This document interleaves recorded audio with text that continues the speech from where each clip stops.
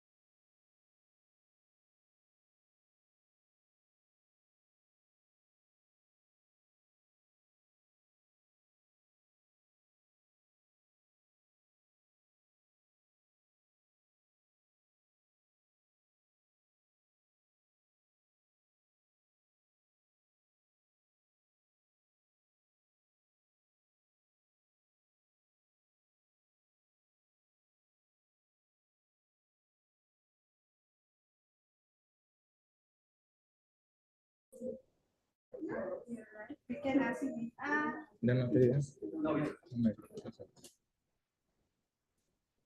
Itu deh.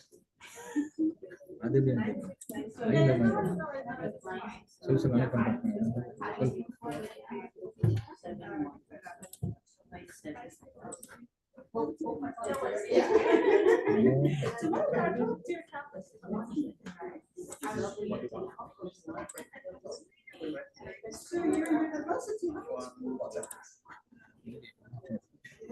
Bukan persoalan.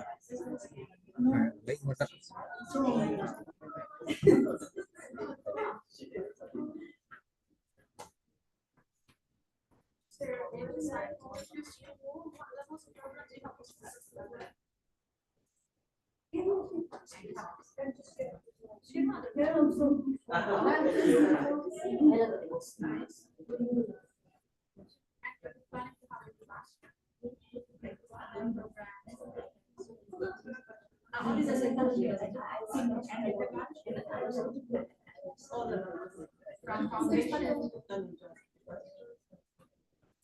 Nah,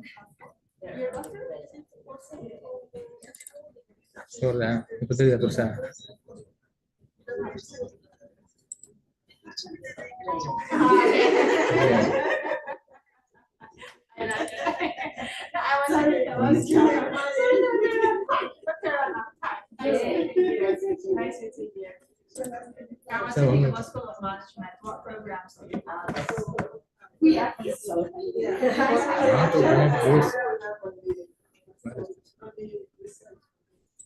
You're a doctor.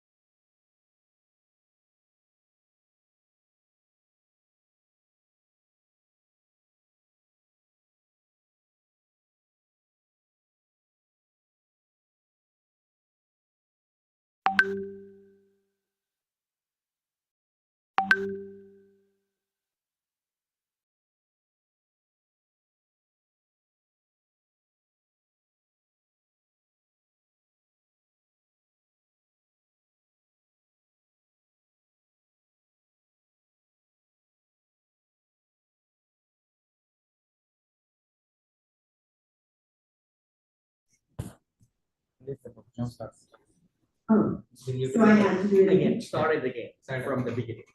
Okay, one more time. Let's do it. Now, this is what we call fun. Now, good morning, everyone. A warm and energetic welcome to all attendees of the first Asia Pacific Conference on Engineering, Education, Social Science, and Humanities, or APCEESH-2025. It is wonderful to see professionals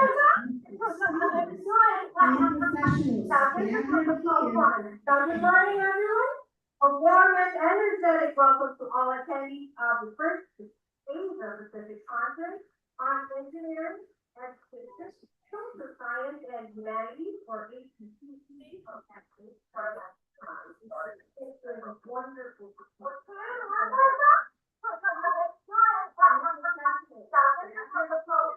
Good morning, everyone. A warm and energetic welcome to all attendees of the first Now this is better. Okay. So our theme today.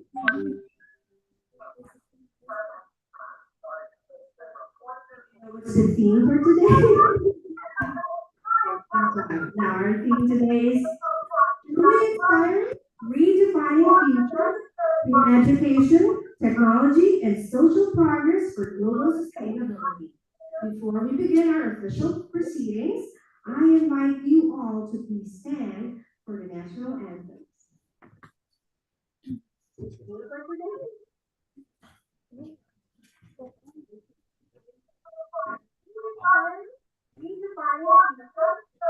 Education, technology, and social progress for global sustainability.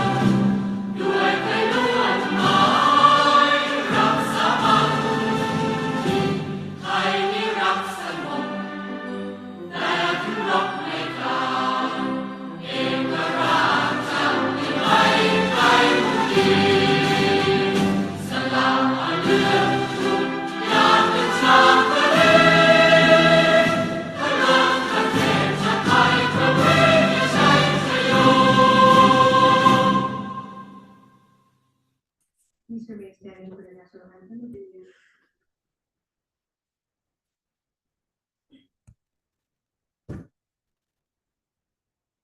जनगण मन अधिनायक जय हे भारत भाग्य विधाता पंजाब सिंध गुजरात मराठा द्राविड उत्कल बंगा विंध्य हिमाचल यमुना गंगा उच्चल जलधि तरंगा तव शुभ नामे जागे तव शुभ आशीष मांगे गाहे तव जय गाथा जन गण मंगलदायक जय हे भारत भाग्य विधाता जय हे जय हे जय हे जय जय जय जय हे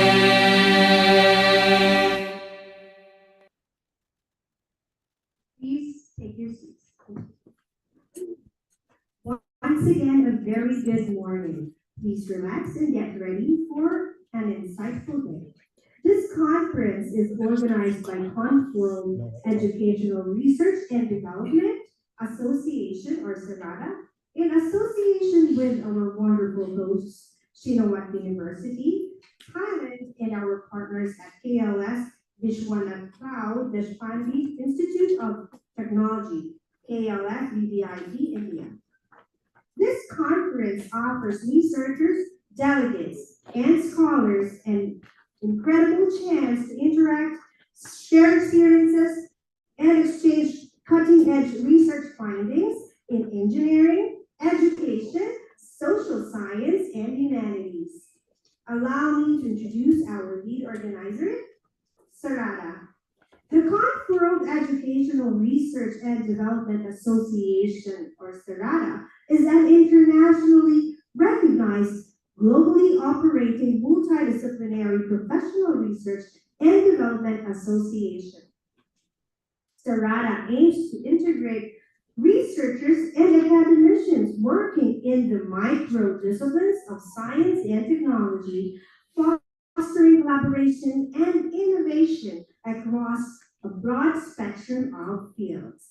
SERADA is dedicated to building a dynamic community of professionals, educators, researchers, and innovators in the realms of engineering, science and technology, business and management, social sciences and humanities, and education.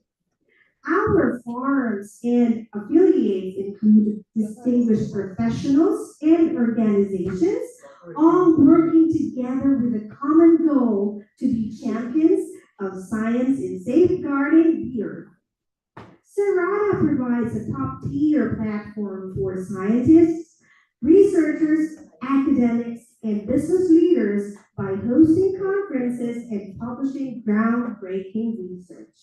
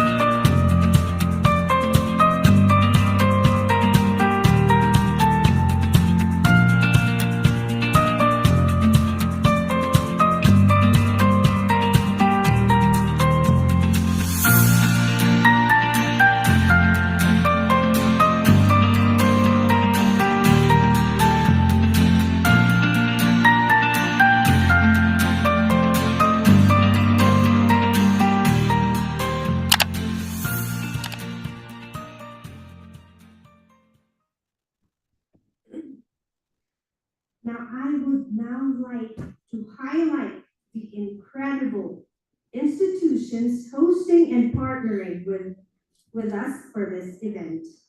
First, our gracious host in Thailand, Shinawat University. Established in 1999, Shinawat University functions as a premier international institution dedicated to advancing sustainable innovation and global leadership.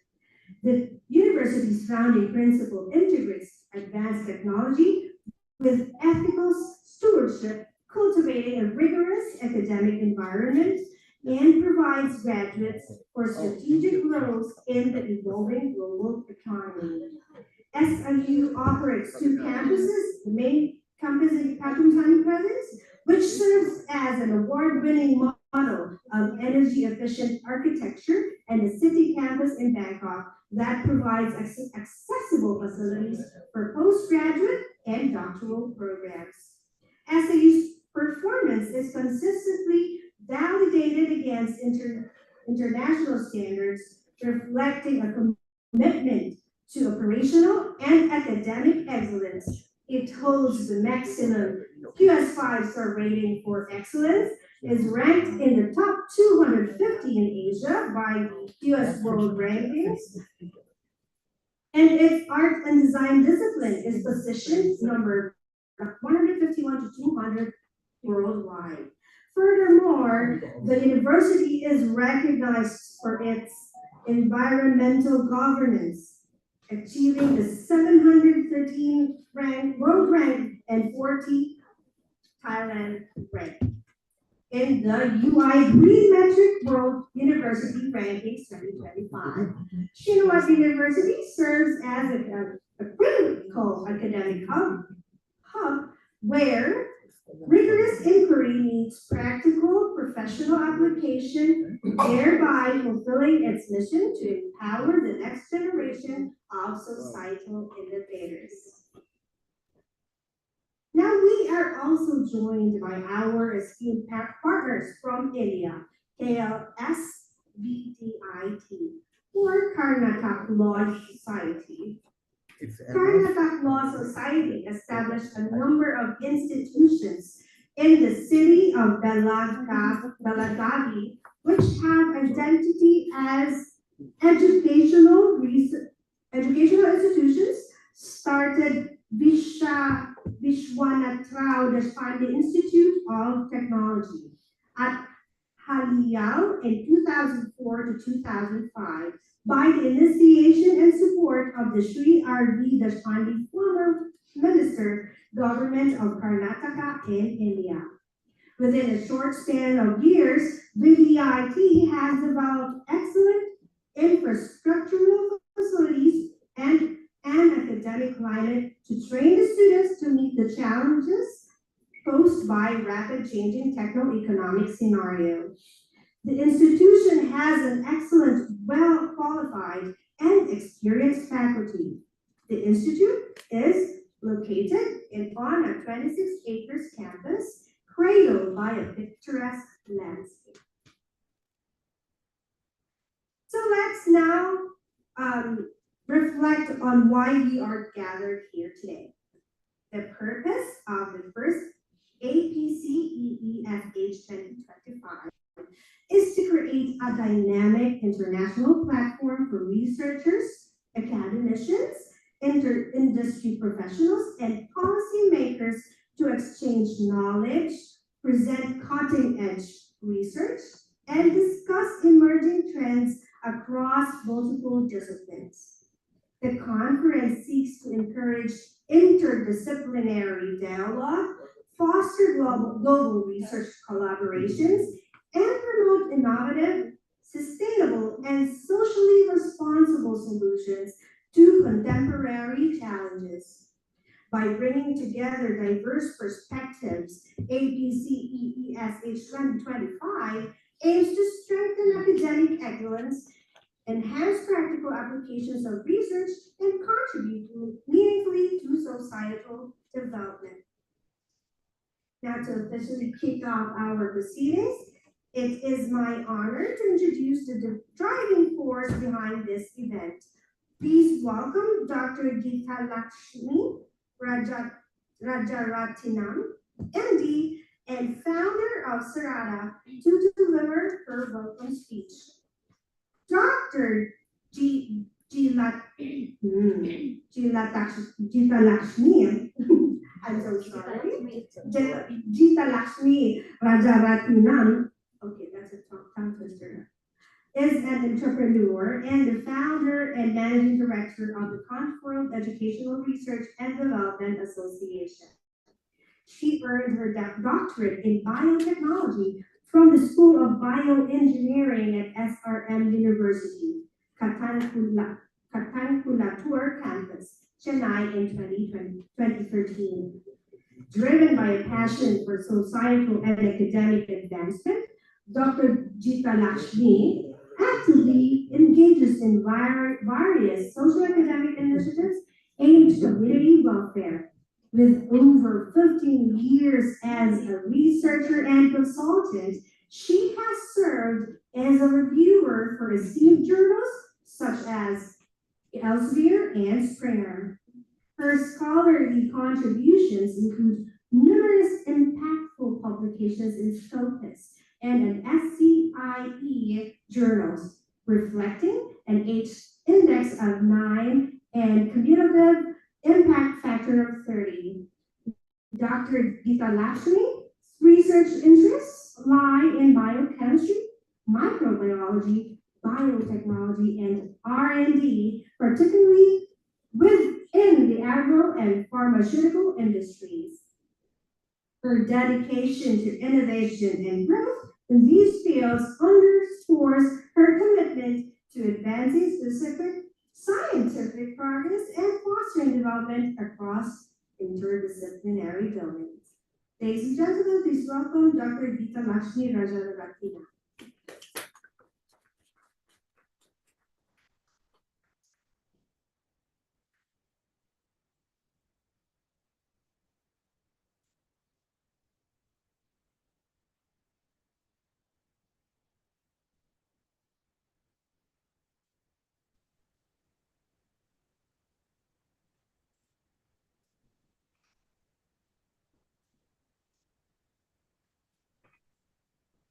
Good morning, ladies and gentlemen, distinguished guests, esteemed speakers, fellow delegates, and participants.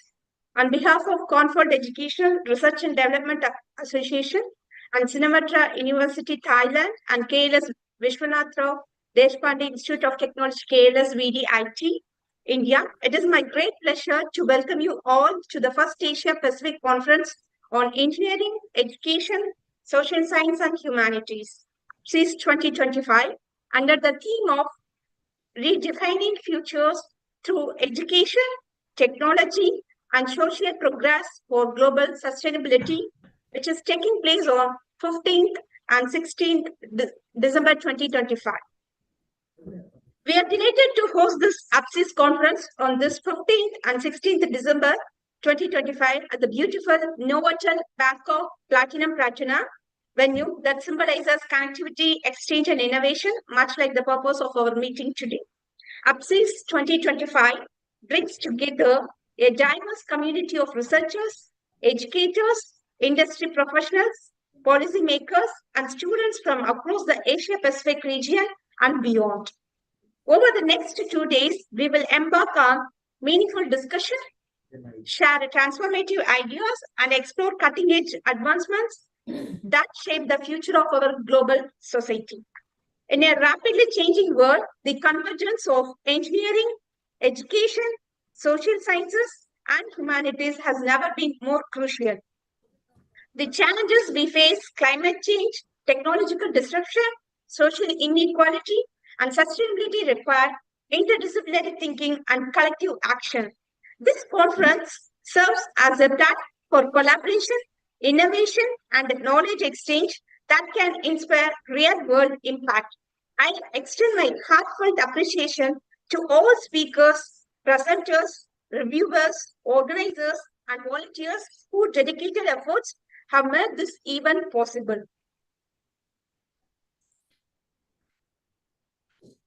Your commitment to academic excellence and global cooperation is the fount of this conference. I extend my heartfelt appreciation to all the speakers, presenters, reviewers, organizers, and volunteers whose dedicated efforts have made this event possible. I would also like to express sincere gratitude to the organizing committee of Sarada and our academic partners, Sinamatra University, Thailand, and KLS VDIT from India for their dedication, professionalism, and months of hard work in bringing APCEESH 2025 to execution. Your unwavering commitment has made this conference a reality.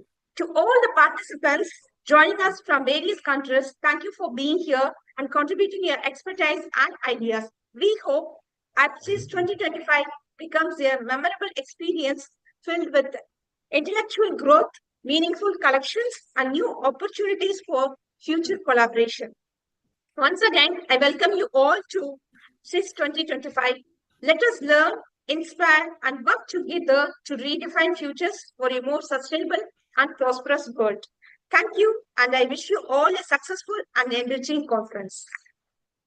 Thank you so much, Dr. Geeta for setting such a positive tone for our event. Moving forward, I am delighted to invite our guest of honor, Associate Professor Dr. Rana Altunji, Program Leader, School of Business, Global Next University, Malaysia. Associate Professor Dr. Rana Altunji is, did I say it right? Perfect. Is an accomplished academic and educator with over a decade of experience across the academic and corporate sectors. She currently serves as program leader in the School of Business, Global Next University, Malaysia, where she specializes in accounting and finance. Dr. Rana holds a PhD in management from University Kuala Lumpur 2019 and a master's degree in accountancy from Aleppo University. Her strong academic foundation has fueled her passion for teaching, research, and educational innovation. In addition to her academic endeavors, Dr. Rana has a robust corporate background, having contributed significantly to an accounting consultation firm in Syria, a family venture where she continues to play an advisory role. Her diverse expertise spans education technologies, strategic planning, soft skills training, and advanced Microsoft Office applications, particularly Excel. Dr. Rana's leadership and vision were recognized through the Magix Digital Award, honoring her pivotal role in leading Global Next University's digital transformation during the COVID-19 pandemic.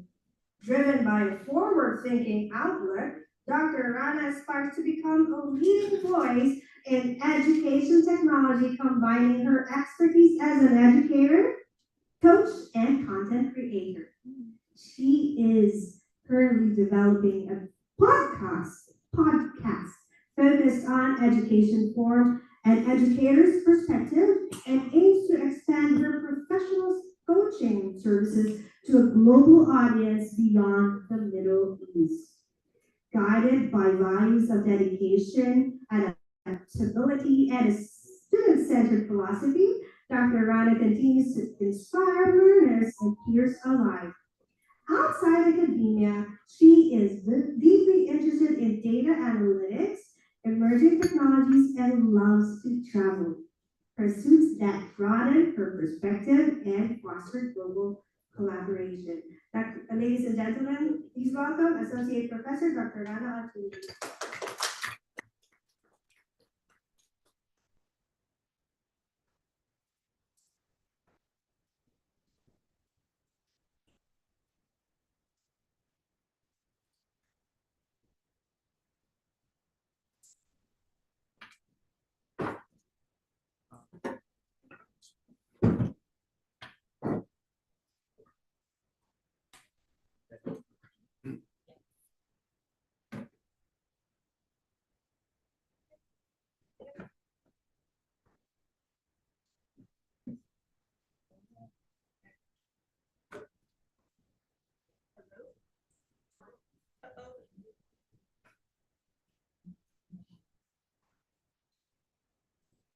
Good morning. Okay, now, but this one is okay.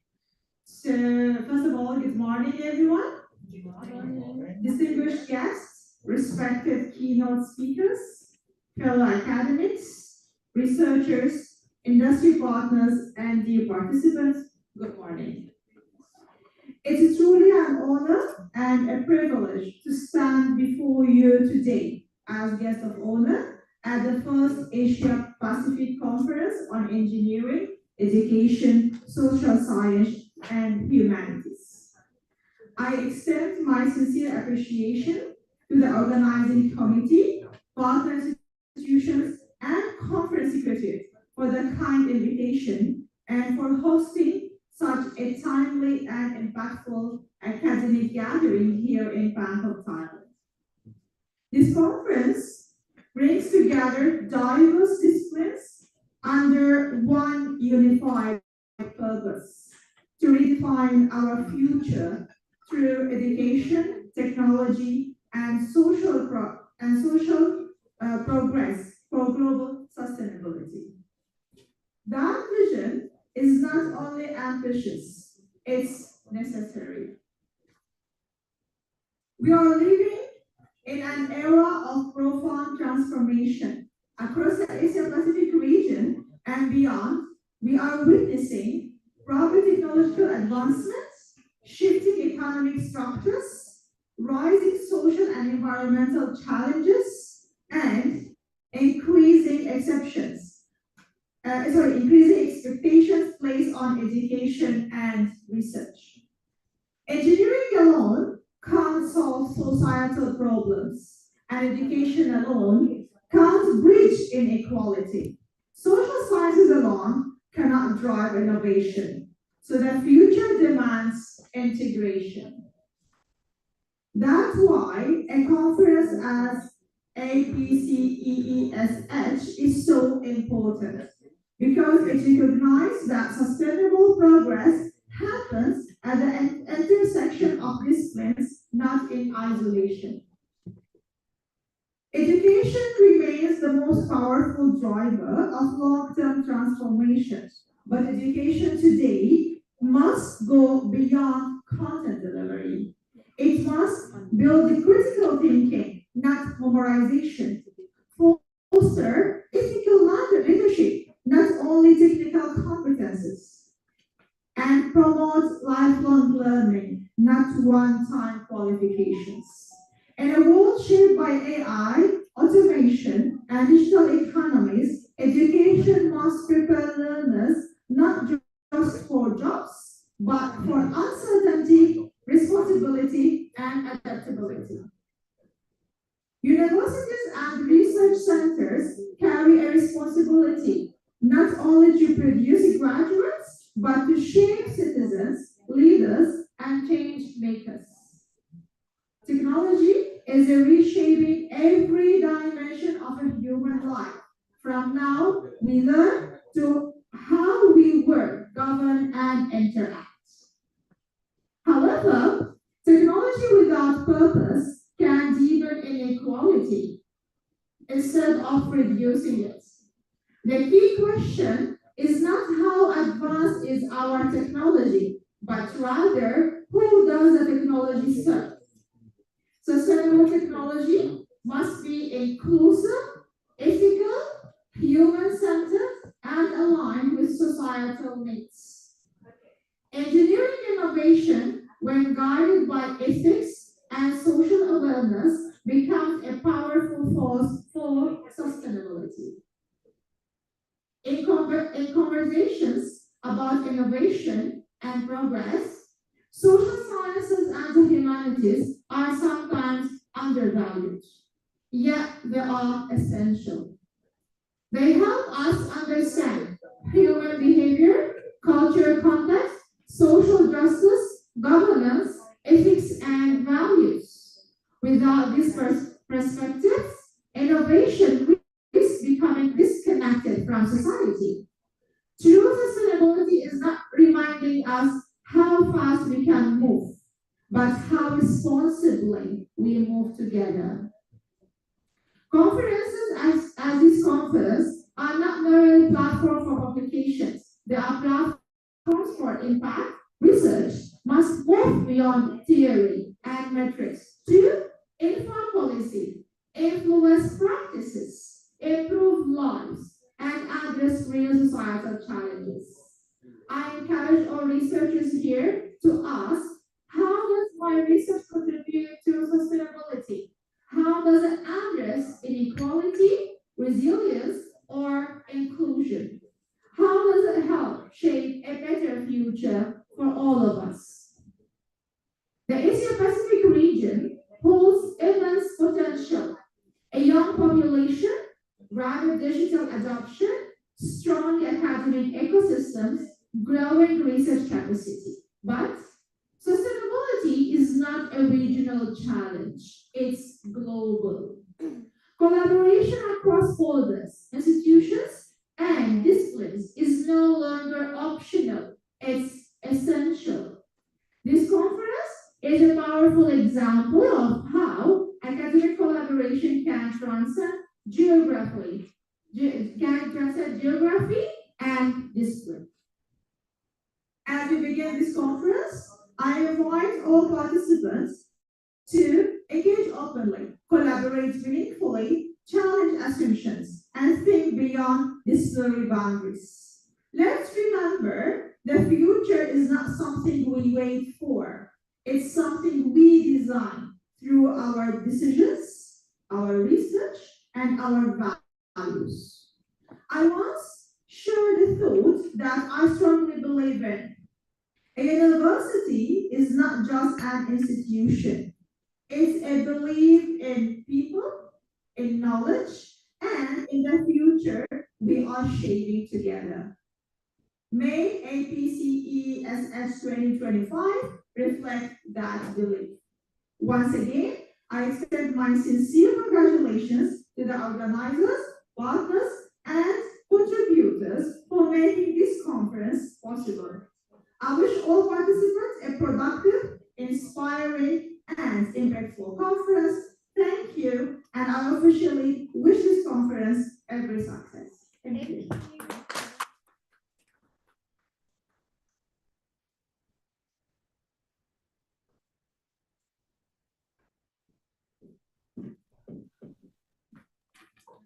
Thank you so much, Dr. Rana. Now I would like to call in Mr. Sohail AK from Sarada to present the book proceedings to Dr. Rana Altunji. Dr. Rana, may you please come back here on stage? Oh. Okay. Everybody, please clap your hands.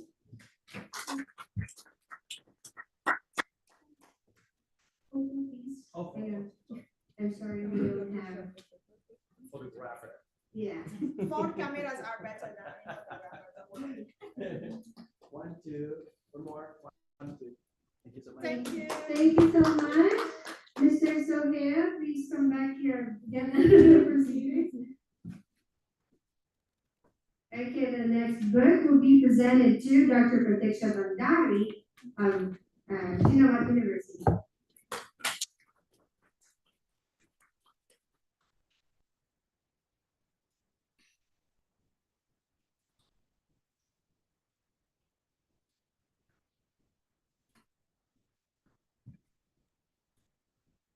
One, two, one more. 1, 2. Thank you.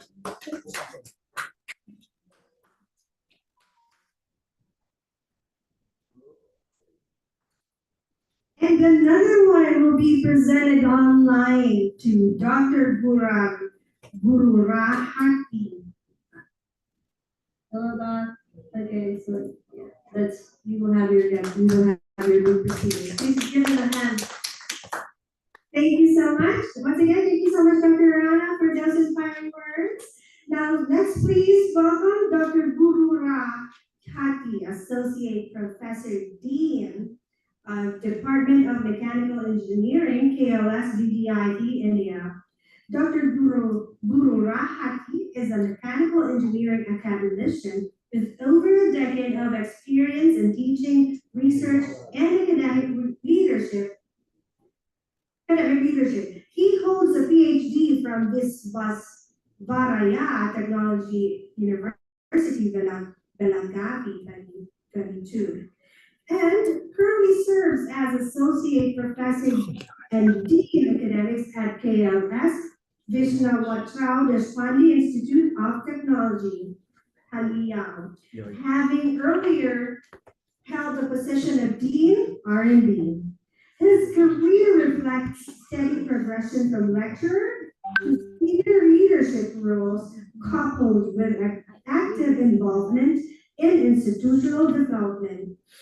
Dr. Hatti is a life member of several reputed national and international professional bodies and has made significant research contributions with more than 15 publications in reputed Scopus, SIE, and WOS index journals, largely focusing on composites, tribology, green materials, and sustainable engineering solutions.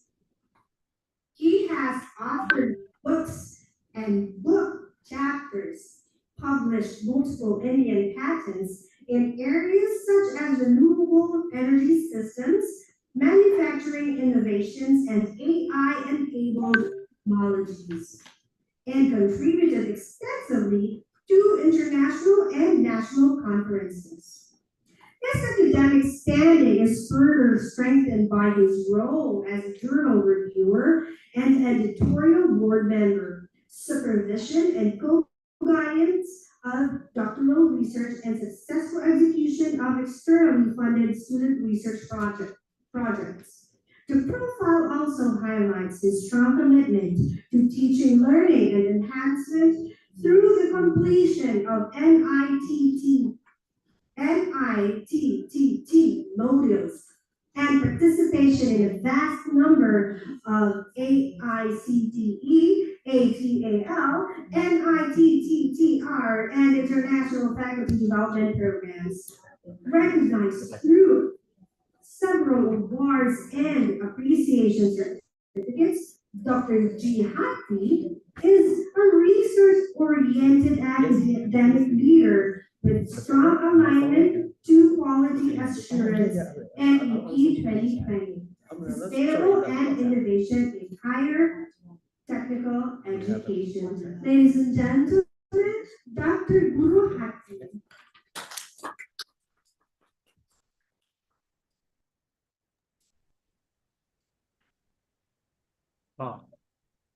Good morning, everybody.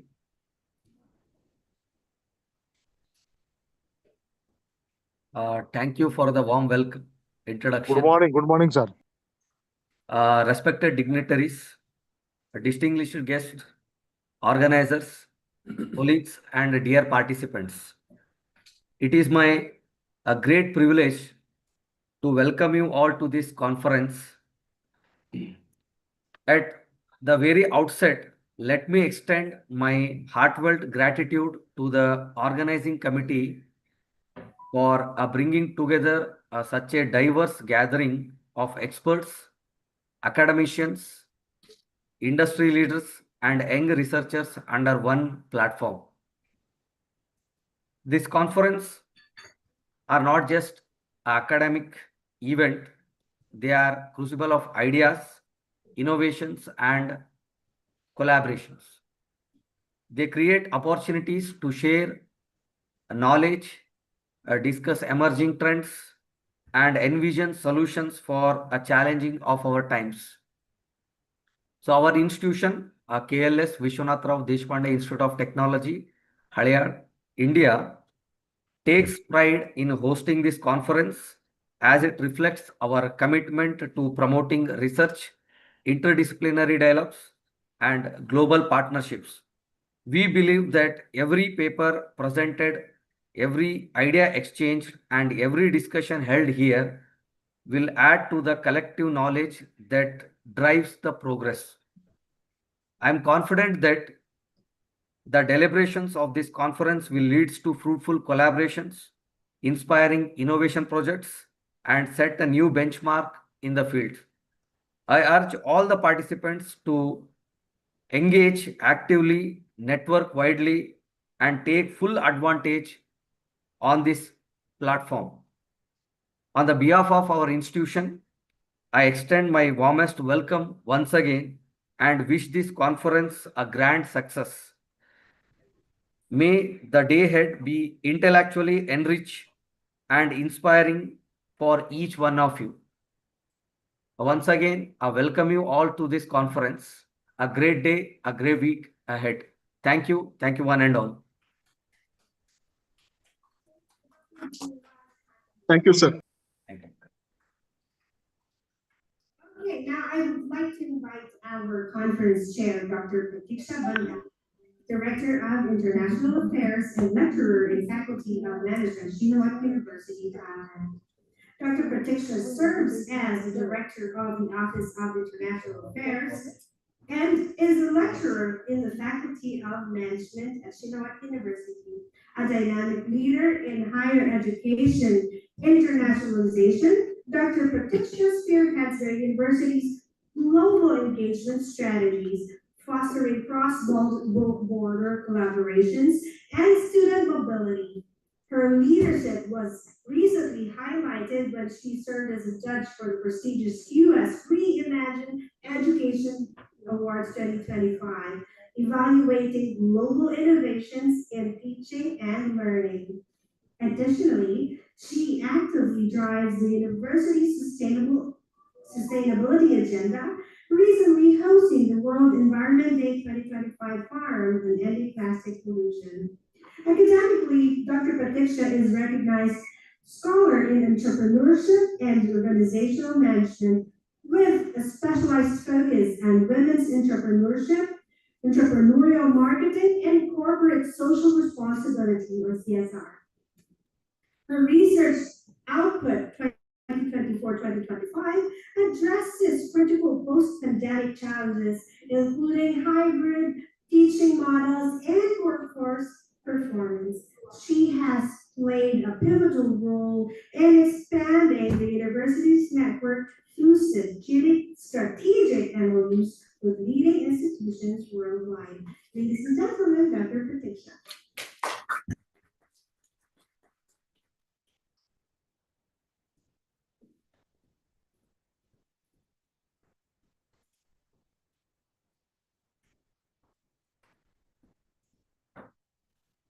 Thank you so much, Hussaina. Good morning, our distinguished guests, our notable speaker, and our researchers, our participants, and our colleagues from our National University. So today we are here, so it's our pleasure to welcome you in the first Asian Pacific conference on engineering, education, social science, and humanities. So this is the first Asian Pacific Conference that is held in Bangkok, the beautiful city, the city that never sleeps, and hope you all have the same thing. Because I'm also here as a foreigner, so I fully enjoy the city right now.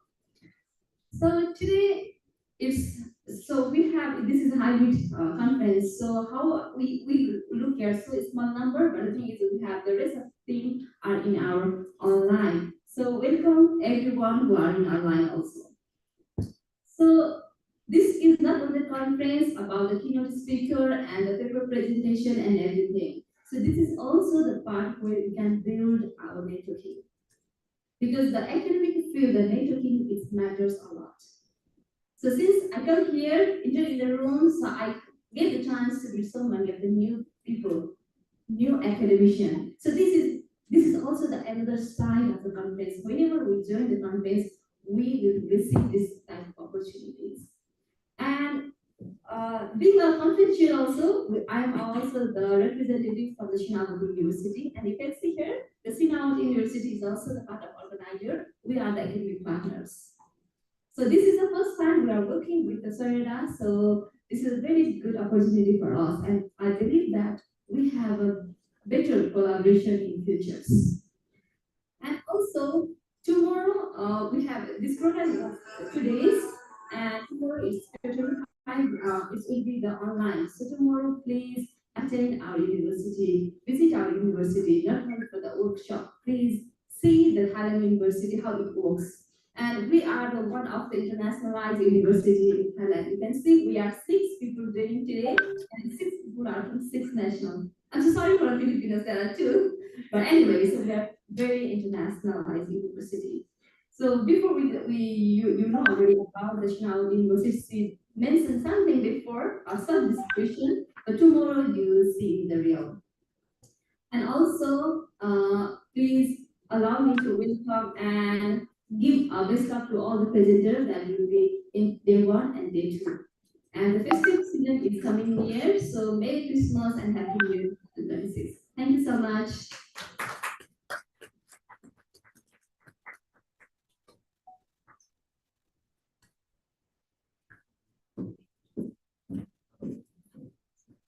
Thank you so much, Dr. Pratiksha, and for that invitation to visit our university tomorrow. Now, again, so we will start with our keynote sessions featuring some of the brightest minds in our field. share their expertise. I would like to invite. Hello? Yes? Yes, ma'am. Sorry to interrupt. Now it's a memento ceremony, ma'am. Please go through the agenda. As per agenda, please go the program, ma'am.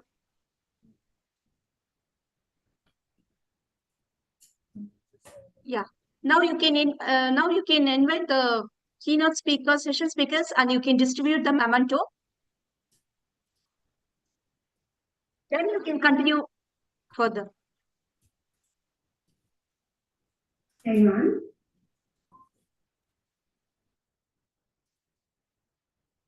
Alrighty. So we move on to the memento ceremony. I skipped that. I'm so excited. Now, okay.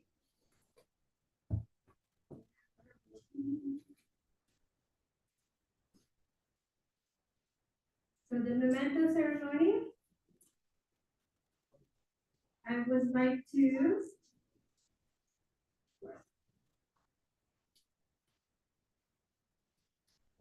we will have the group photo, right?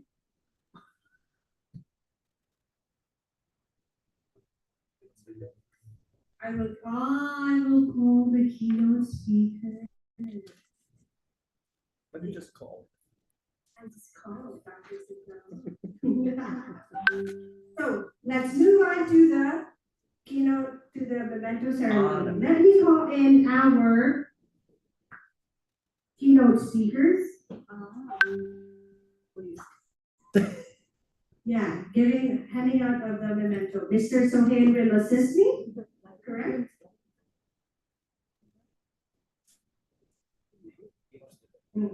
Okay, so I will start with Dr. Sidlarong Tantarong Paisa. It is me?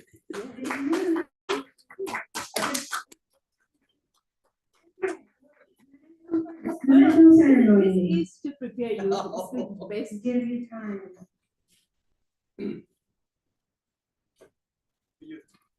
Please. Don't worry, I'm here. Okay. Oh, it's good. Yeah. 30. 1, 2.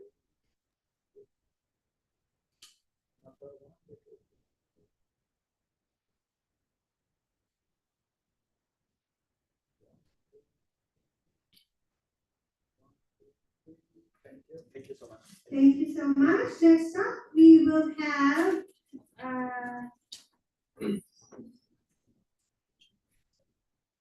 Dr. D.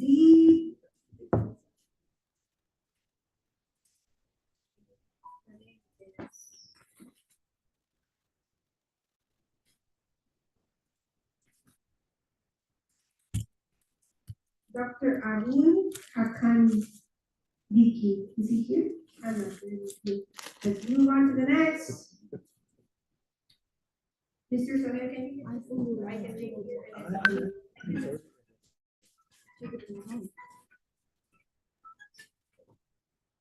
Deepak Waikar.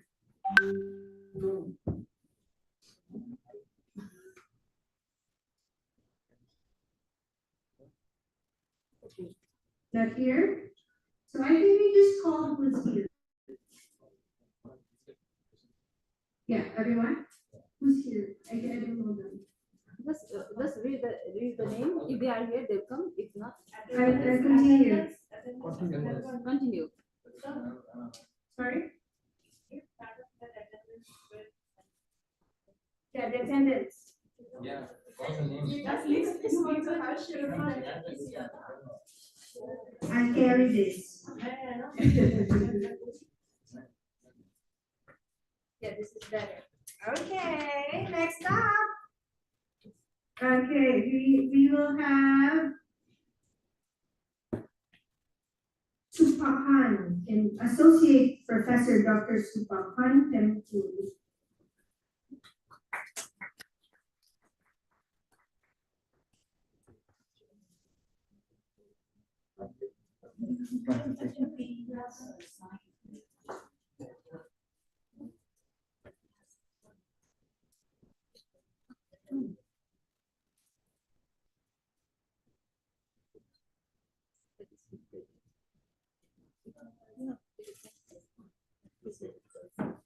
Dr.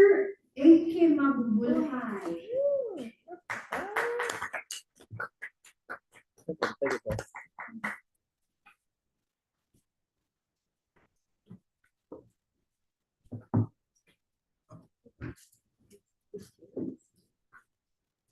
Get the camera. 1, 2. One more. Here.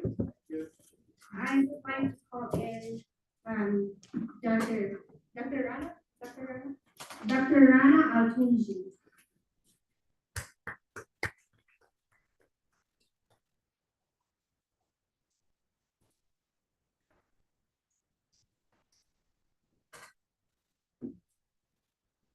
Camera 10. 1, 2. One more. 2. Thank you. Next up, Dr. Pratisha Bandari.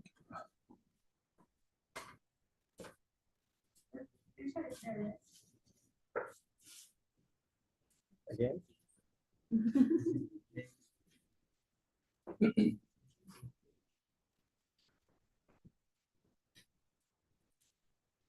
Camera, please. 1, 2. Dr. Doris Aguirre.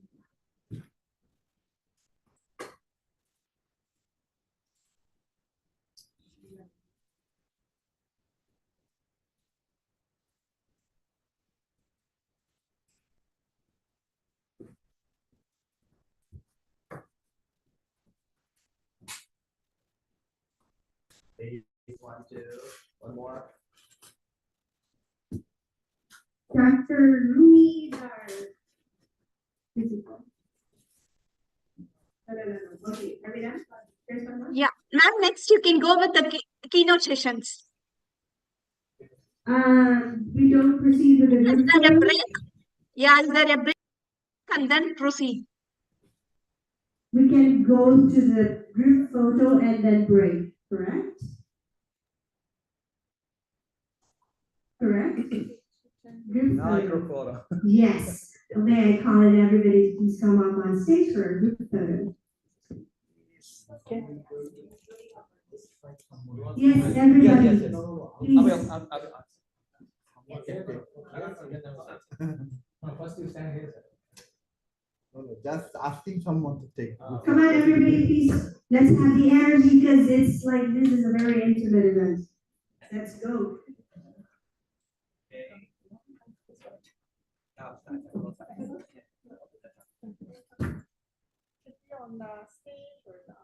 Please come up on stage, everyone.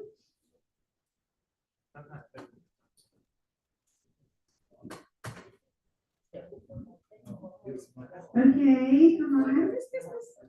Yeah, let's make it. And let's smile. And we will have our break and toilet break, and then we will have the session. Correct? We have 3 male members. You are so lucky to be with all those beautiful ladies. Beautiful ladies, yes. Yeah, Very see how cute. lucky they are? Exactly. So you have to take this moment, you know?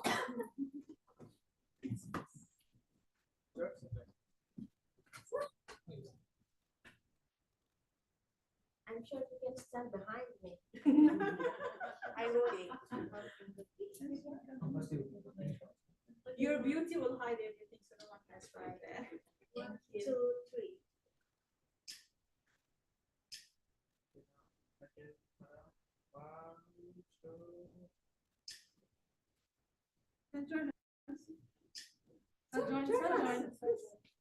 I can keep a little bit here on the side so you can. Yeah, okay, perfect. 1, 2, 3. Smile, 1, 2, 3. Thank you. Thank you so much. Does anybody need to go to the toilet, or we will have a toilet break? How long? I'll give you 1 minute.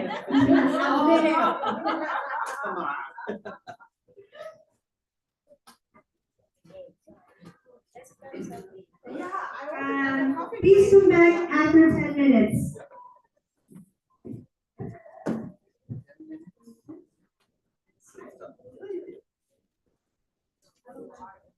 This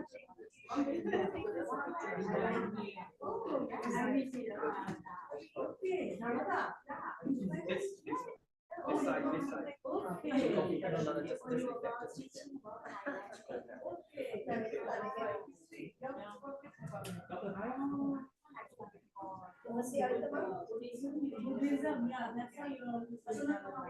Yeah, that's why I'm asking. I mean, my daughter. Okay. Nice to see you. Just share your number now so that I can take the picture.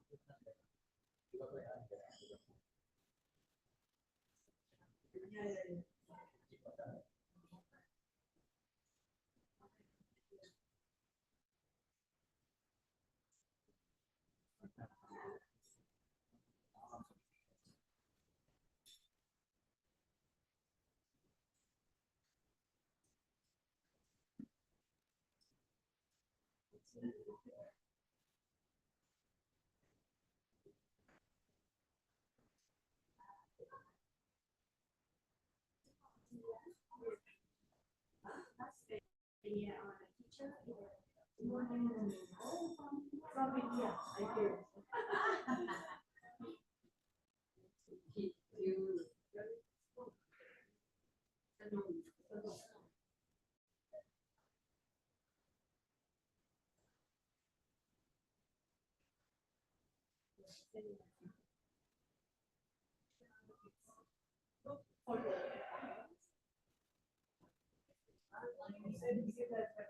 Let's go upstairs. Let's see.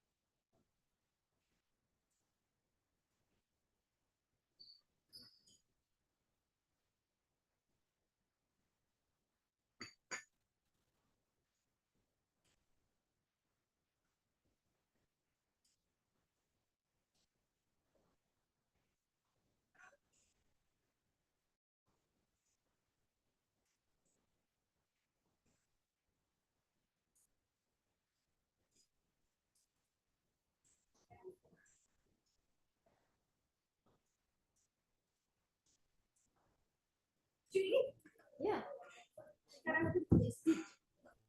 What did they show you? They changed the agenda. No. They did not change. They did not change. I overlooked. My fault. Mine. I did not print the agenda. In the display. I toilet. Okay. Oh, you need to fix it.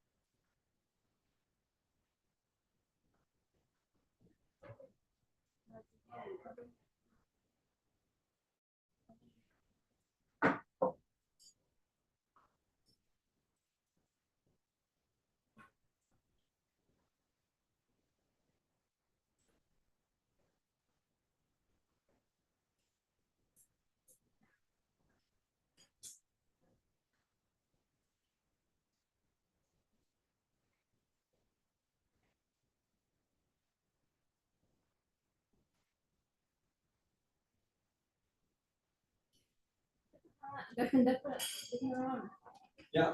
How is the voting going on? Sorry. How is the voting going on? The voting? It's good. It's good. It's alright. It's easy. Yeah, it's tangible.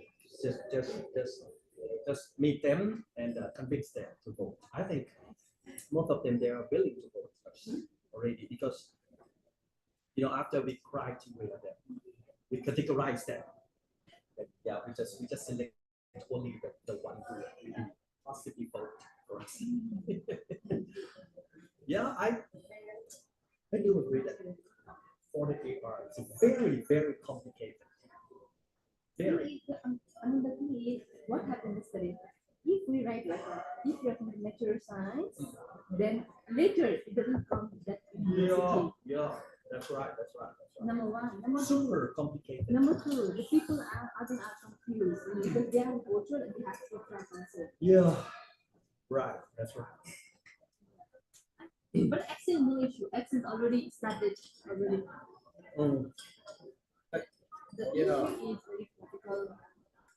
And we have a gap, a time gap from now to the next month, right? That you will send the people to meet them, to see them in person. I do worry that between now to then, they will already vote. No. Actually, the people to send out for what you call for actually they are for like a in Philippines like that only, but for me they are sending to my for me the way I say no need to do because for my side because it's exchange. So exchange it's about the trust. When I go there also they want give my Right. screenshot. So for me I need to send out. And yeah, for good, two university. One is a extension and one is a last and extension. And as all in, I just sent some of the email. I mean, a few emails, yeah, to remind them that ask them to hold it. But it's, some of them they cannot hold it. They cannot wait. They already voted. Yeah. Even other models, I create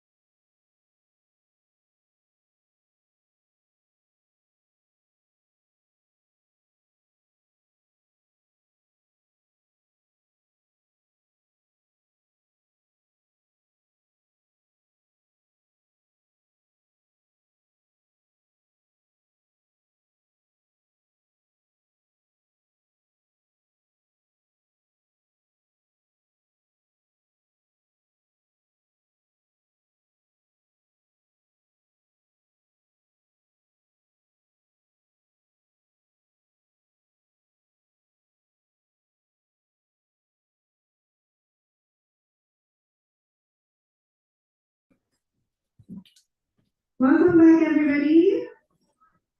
Hi.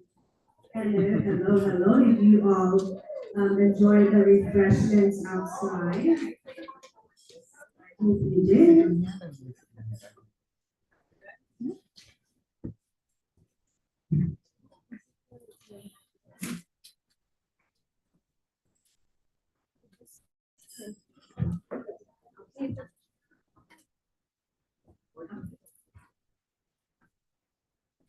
Okay, welcome back, everyone. We will now move into our keynote sessions. Finally, it is really now the keynote sessions. No more mistakes this time. So featuring some of our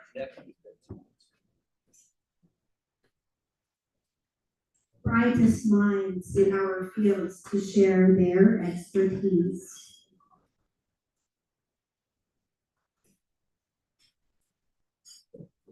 Good morning to our guests online.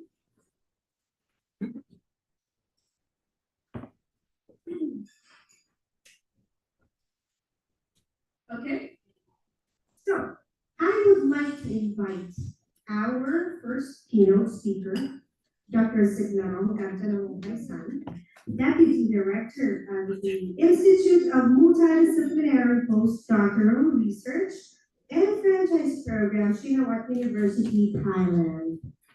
Dr. Signarom Gantanamokai-san is the Director of Career Service, Associate Dean of the College of Politics, Government and Administration, excuse me, Deputy Director of the Institute of the Multidisciplinary Postdoctoral Research and Franchise Program, and Lecturer of the Faculty of Engineering.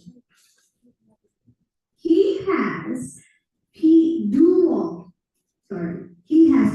PhD degrees in Business Administration and Political Science, a Master of Business Administration, and bachelor's degrees in Law, Economics, and Arts.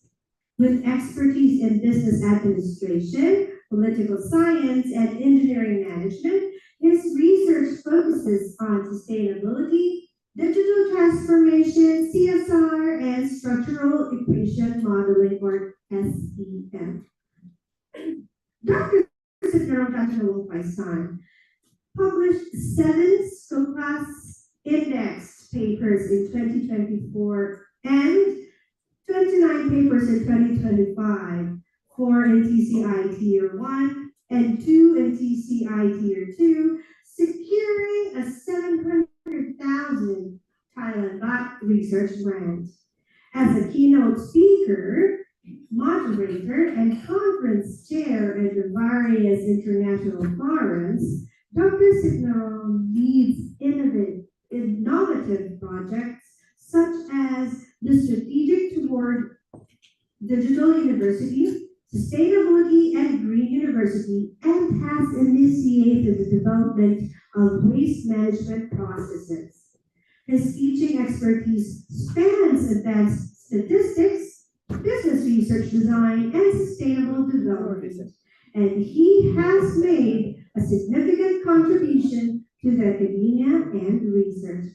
Ladies and gentlemen, please give a hand to Dr. Signarom Gantanamokai-san.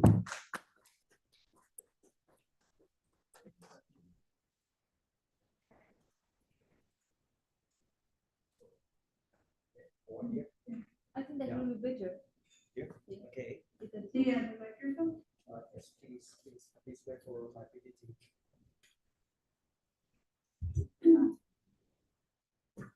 Okay. Good morning. สวัสดีอรุณสวัสดิ์นะครับ สวัสดีครับ Actually, I thought I would be the only one Thai, but fortunately that we have 2 Thai. Oh. Yeah. Welcome. You're not the soul Thai anymore. Professor from the Mahachula University. Welcome, Professor. So please wait for. Can I take over? Microphone, please. Sure, it's better, right?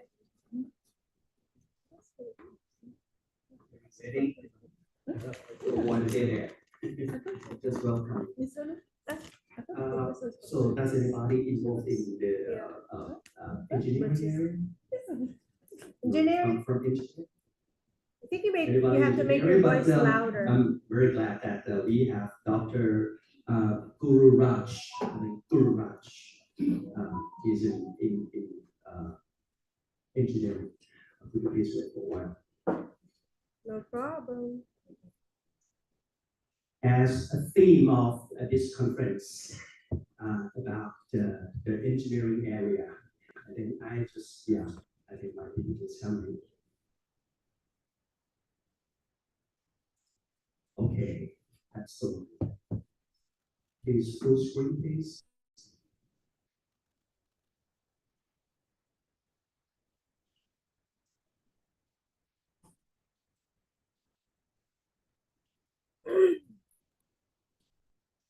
Wait for Can you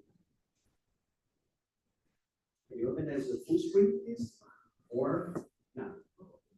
Yeah, somebody's You controlling. can have it. Just tell me. Or we can stop. Where's the full screen? Okay, back to the first page, please. Back to the previous, please. Yeah, okay. I think we better start up. By the way, today, as I got the theme of this conference is about the engineering and the future of the technology. I just share my study and in my field and also my experience in the factories right now. That's we already have a technology AI involved. Honestly, I'm a bit of the lagging of the knowledge about the dark factory. Does anybody know about the dark factory? Me too. Yeah, I meant some of the MD or the CEO that they're talking about the dark factory. They said, "Excuse me, sir, I have a stupid question. What is the dark factory?" He said, "Oh no, now our world is about to coming off this term. All the factory is coming to be a dark factory. The dark factory means there is no human anymore. All process will run by the machine. They don't need light. Because when a human work, we need a light to work, right? But no, in the future or right now, some of the factory they already run in dark factory already. That's why it's interesting because now we have an AI involve our factory, involve our business, and AI around surrounding us. Okay, thank you for running. The industry, we call industry 4.5.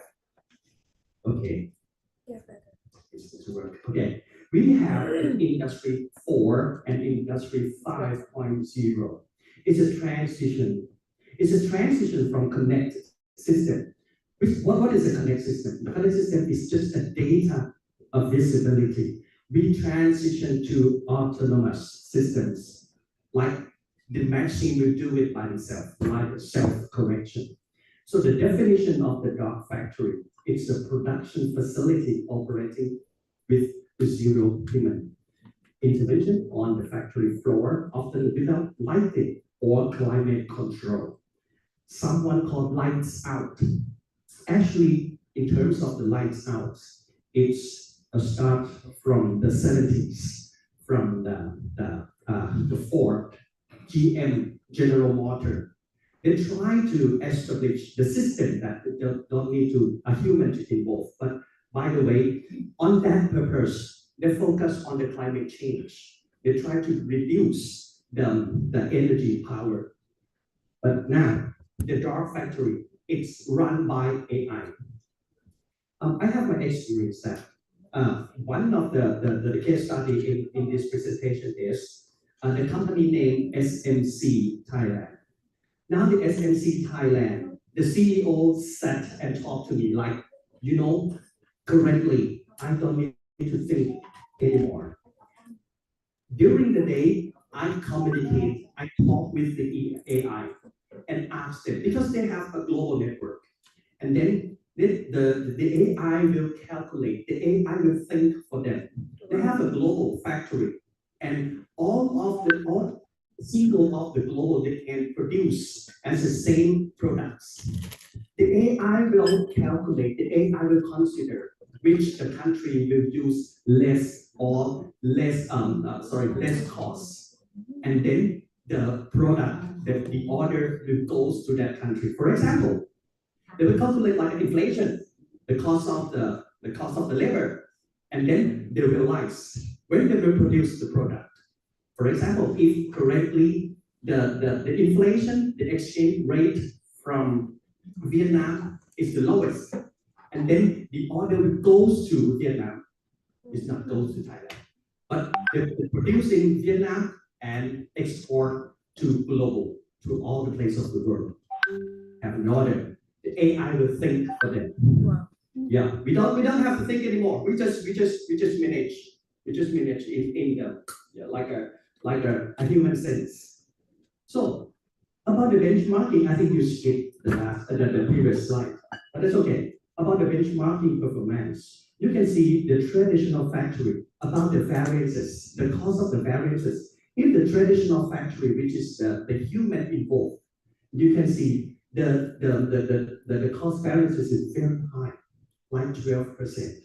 But smart factory, which means the factory 4.0 will low, approximately 5%. But if the dark factory will be minimal like approaching, we really trying to approach 0%. But I need to emphasize the flexibility. The traditional factory, as I say, that it's a flexibility, very, very low flexibility. But now, if you look at the dark factory now, the autonomous, the flexibility can be higher, like a mass production focus, like I said. Could you please, you can go to the next slide. And energy efficiency as well. Before go to the next slide, please go back to the previous slide, please. Oh yeah, okay. Focus on next, please. Can be next slide. Next one, please. Yeah, okay. Okay. Previous, please. Just one. Previous slide. Yeah, okay. Focus on the energy efficiency. The dark factory will maximum no HVAC. HVAC stands for heat, ventilator, air conditioning, and lighting. We can maximum it, right? And yes, go to the next slide. Yep, this is a global benchmark. For example, Xiaomi is at Beijing. They have war of velocity. It's changing smart factory. It can produce, look at that, the number. It can produce one smartphone every second. Wow. Which means 10 million smartphones a year. Yep. Which dark factory. And for the Fanuc from Japan, the Fanuc is an industry who building robots. They operate unsupervised for up to 30 days per one robot. And lights out because they operate and turns off the HVAC because there's no human anymore. Go to the next slide, please. Next slide, please. Yeah, okay. This is a case study that I was visit and I was taught, and we do together with research together.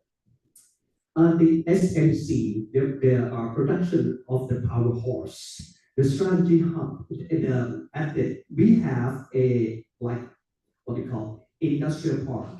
We call WHA, Warehouse Asian Eastern Seaboard.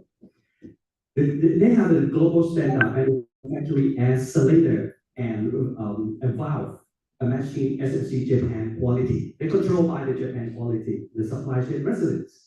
But The take for the dark factory. Now they have an air management system we call AMS. It's autonomous standby solution mode automatically shut off the compressed air when idle without the human intervention, which means they can lower down the pressure pump. Actually, the generally level of the pressure pump is 6 bar, and now under the SMC, they can lower down the pressure pump to average 4 bars, which means they can reduce the consumption up to 62%, which is from the dark factory idea. Next slide, please. Okay, this is the place that I visit, SMC. Next, please. Next, please. Yeah, okay. Now, the case study. This is the biggest company in Thailand who produce the food for all the supermarkets in the Thailand market. They have a cold chain automation. They implement of the Thailand first cold storage. They can operate under 25 Celsius degree environment, which is the place that the human cannot work there, right? They replace the human labor in dangerous airs and conditions, and the capacity handling 12,000 cases a day. Then for the AI agriculture, they have a smart farming utilize AI monitoring. They're monitoring the farm. They monitor the animal health based on the 5 freedoms principle. When you feed the animal, you have to follow the five freedoms principle, and they can reduce the antibiotic use and ensure the higher food safety standards. Go to the next slide, please. This is all AI control. Go to the next slide, please. Hello? Are you there? Oh, okay. So for the challenge and the future outlook, this cybersecurity, this is the most that we have to concern about that.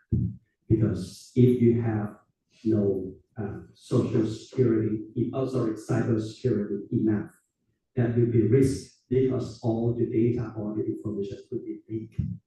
Then you have to follow the principle of the IEC 62443 standard. And yeah, the requirements that you have to focus on the security on level 3 to 4 in the engineering area would know that.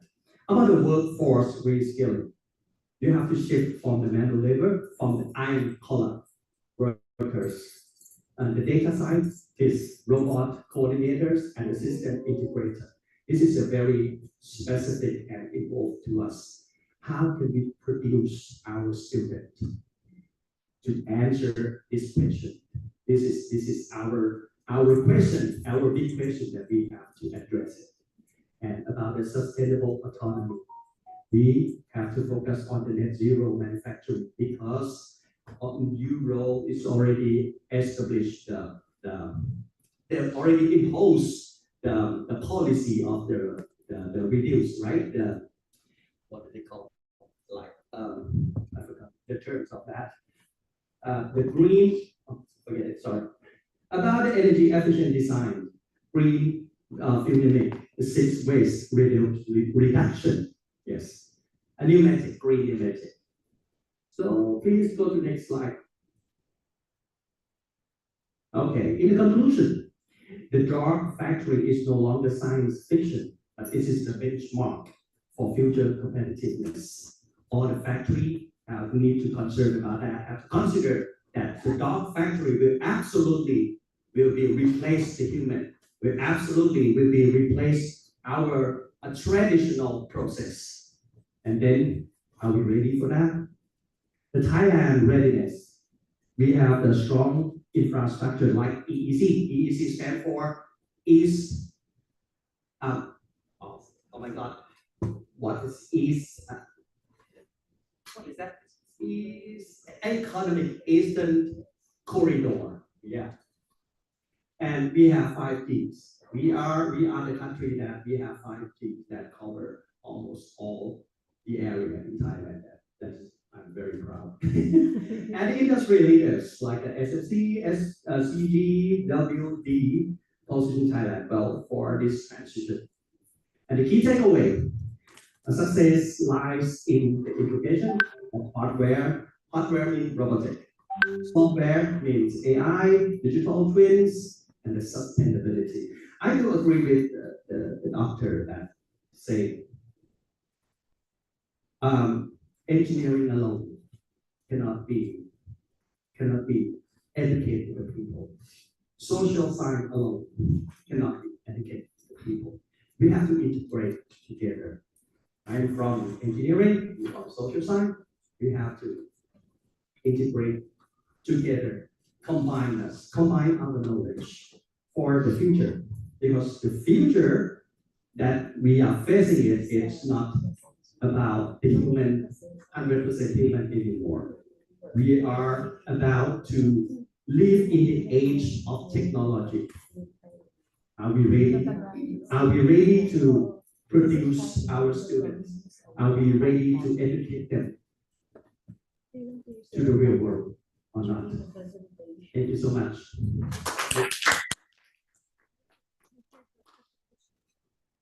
Yes.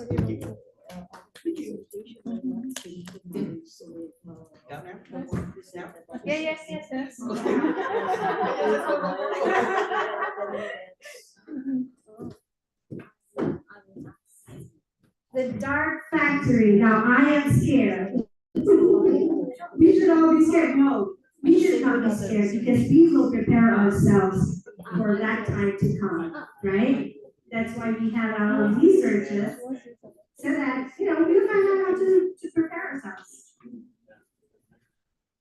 Thank you so much, Dr. Sidnora, for that eye-opener speech. Okay, so next I would like to invite our keynote speaker, Dr. Deepak Laikar, Chair, IEE Education Society Chapter, Singapore. Dr. Deepak L. Laikar has been involved in education, training, research, and management fields for more than 3 decades. He has been associated with the premier institutions, polytechnics, colleges, and academies in India and Singapore, as well as with British and Australian universities offering courses in Singapore. He has authored and co-authored books, book chapters, research articles, and policy papers on power, energy, management, sustainable development, virtual digital teacher, e-learning, leadership, and education-related topics. He has served on various committees in professional bodies such as Chair of the Institute of Electrical and Electronic Engineers, IEEE, Power and Energy Society, EES Chapter Singapore, and Chair of IEEE Education Society Chapter Singapore. He is a recipient of IEEE PES Outstanding Power Engineers Award and SP Green Buddy Award. He has served as editors and reviewers for the conferences and journals and external examiner for assessing master dissertations and doctoral theses. He has delivered hundreds of invited keynotes, plenary, panel session presentations at the international conferences, seminars, and forums in North and South America, Europe, Australia, New Zealand, Middle East, Africa, and Asia. He has been providing a range of advisory, training, coaching, mentoring, and consultancy services for colleges, institutes, organizations, and individuals. Dr. Whitear has conducted several students, faculty, and management of development programs. He is a senior member of IEE USA, a life member of the Institute of Engineers India, and a mentor for Teaching and Education Research Association, TERA, fellowship program with PhD from the National University of Singapore, MS from the University of Saskatchewan, Canada, MTech from the Banaras Hindu University, India, and PhD certificate in university teaching from the University of Newcastle, Australia. He obtained PG, DVM, and BE degrees from the Nagpur University and the Government Engineering College, Aurangabad in India, respectively. His research interests include sustainable energy and green transportation systems, decarbonization and net zero policies and framework, reinventing and transforming tertiary education, smart model for talent and leadership development, smart and microgrid. His hobbies include cricket, chess, and poetry. Ladies and gentlemen, Dr. Deepak L. Waikar. Madam Chair, thank you very much for that kind introduction. It is indeed my great pleasure and honor to be joining you virtually, not in darkness, okay? I hope there is no dark conference happening, okay? Can I share my slides? Yes, sir, you can share it. Okay, thank you very much. Okay. This is what I'm going to share with you. I'm very happy. My previous speaker did mention about sustainability. Now, how to incorporate sustainability in curriculum and teaching? That is what I'm going to share. Being a chair for IEEE Education Society Singapore chapter, we have been promoting the use of sustainability in curriculum, teaching, research, projects, consultancy, and you name it, okay, more and more. Okay. So those who are interested to later on interact with us, please connect through my coordinates here, through email address, WhatsApp number, or you can connect with Dr. Geeta ji, if okay, who is the conference organizer for this conference. Okay. Are you able to hear me, ma'am? Yeah, I will be asking this question because sometimes what happens is due to connectivity issues. Yes, sir, you are audible. Thank you. Wonderful. Thank you very much, ma'am. Before starting it, I would just like to take the blessing of Goddess Saraswati. Om Saraswati Namastubhyam Varde Kamarupini Vidyarambham Karishami Siddhir Bhavatu Mesh. What we are doing is we are invoking the blessing of Goddess Saraswati, which is revered, prayed in almost various countries. I am showing you all aspects, okay? Also in, Thai, Chinese, and other languages, okay? What we are saying is getting the blessing of the Goddess Saraswati to make this conference, my presentation and conference very, very successful. It is already on the way, okay? Agenda for my presentation will quickly look into sustainable development dilemma. Okay, what is it that happening? Recently in Brazil, the COP30 has been concluded. There were challenges in that agreement during the conference. And how we can infuse sustainability. For that purpose, we conducted pre-survey. We have also shared this one through organizers. If you want, I can again share later on that.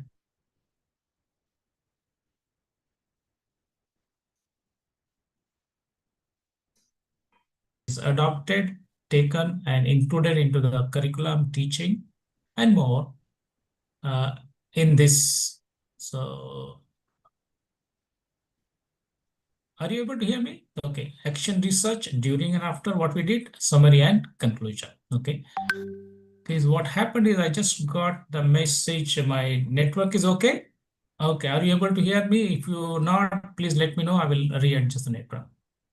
My question to all of us, those who are attending face-to-face and those who are attending virtually, is there a scope for hope? Considering our quest for modern luxurious lifestyle. I know the benchmark is quite high. We want to follow them. Geopolitical conflicts, what is happening in Russia and Ukraine, continuing it, and other places. Rising population. Globally, we already crossed 8 billion. And if this trend continues by 2030 or 2050, we'll have more than 10 billion people on this planet. Our addiction to the oil. Though we want to go for sustainability, but still most of our transportation system and power plants are running on fossilized energy. Yes, there are inroads coming from other renewable sources of energy, but I will share with you that they are comparatively low. So what is your hope? Okay, scope for hope? If yes or no, or maybe you can put in chat box, okay? So what we did was to know this one, we utilized our experience of more than 25 years in teaching research in sustainable energy, consulted one of the major stakeholders and carried out pre-survey, okay? And then done the quantitative and qualitative analysis based on that. Then propose a sustainability framework to them, how they can infuse sustainability in curriculum and teaching. And then we applied action research while conducting these intervention strategies, okay? Focus discussion and surveys, and I'm going to share those results with you. Because of limited time, I will be only sharing selected one. But those who are interested, we will be happy to carry out same thing for your university or college, okay?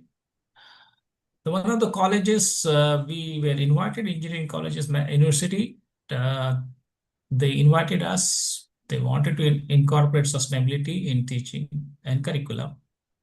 Around 50 participants were there.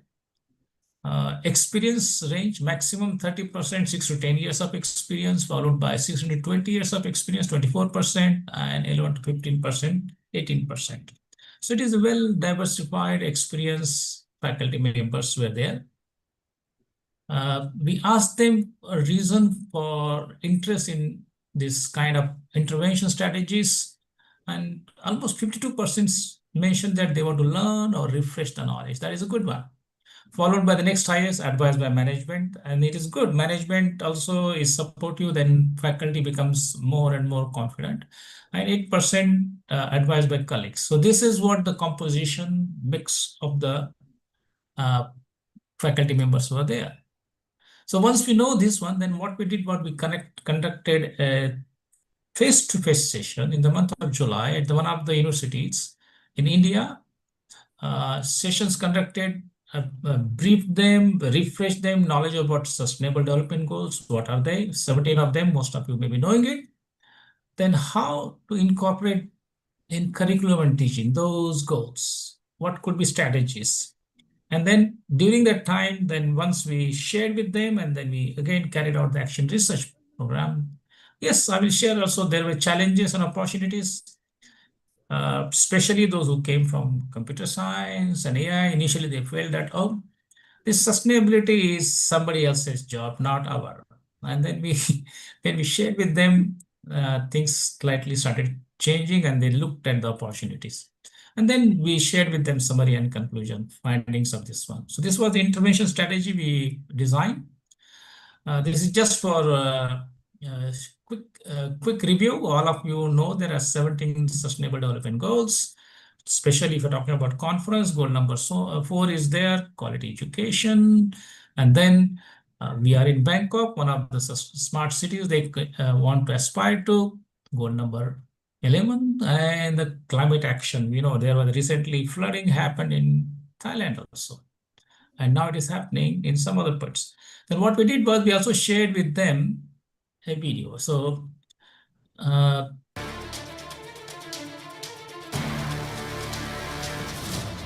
Strategies for accelerating energy transition towards net zero vision.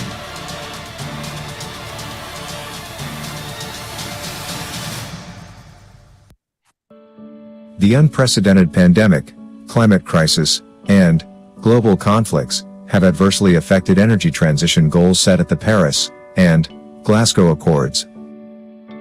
The top 3 most significant greenhouse gas emitters, China, the United States of America, and India, have, in principle, set a goal for net zero emissions by the years 2060, 2050, and 2070 respectively. As the world economy attempts to recover from unprecedented pandemics, demand for energy is increasing, and is expected to increase further. Consequently, energy prices and inflation have been rising. While attempts are continuing to address supply-side constraints, they are predominantly focused on fossil energy. In view of almost negligible greenhouse gas emissions and energy security issues, proponents are once again promoting nuclear energy. On the other hand, efforts for the substantial deployment of clean energy resources, including green hydrogen, to address the energy supply, have been made. They are constrained by low reliability, storage, higher cost, and transfer of technology. Measures such as energy conservation, energy efficiency, and clean and green energy technologies in the entire energy supply chain have to be adopted as advocated in the International Energy Management Standard, ISO 50001. In addition, research, development, and deployment of smart, clean, and green energy technologies need to be accelerated. Smart grids, microgrids, smart meters, data analytics, artificial intelligence, and digital twins have a crucial role in the efficient management of the power and energy sector. What strategies can, therefore, be adopted, adapted, and accelerated for an energy transition towards net zero vision is the theme of this presentation. I would like to appreciate my colleague Ajay Venepu who helped prepare this special video based on the script we prepared. So we are very happy to share this one. I think this is, as I mentioned, very quickly, Sustainable Development Goal is there, which meets the needs of the present without compromising the ability of the future generation to meet their own needs. And net zero concept is emissions minus absorptions. We want to balance that. If you are able to balance that, then we are net zero, which is very challenging one. Most of them are setting goals 2050, 2060, 2070 like that, because it's not easy to do it. Okay.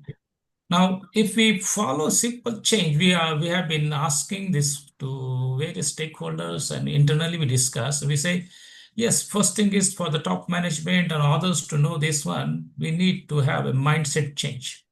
What is that mindset change? Okay. We said, okay, after deliberation, discussions, and consultations, we added 2 words. Okay. So and this definition has not been changed yet, but we would like United Nations to consider this. Sustainable development can be defined as a development that meets the needs, not greed, of the present without compromising the ability of future generation to meet their own needs, not greed. And that is exactly what, when we add these 2 on, then we'll be going towards net zero. At present, we have major problem and issue because of our greediness. They want to maximize profit. They don't care about environment. They just want to build and produce and produce.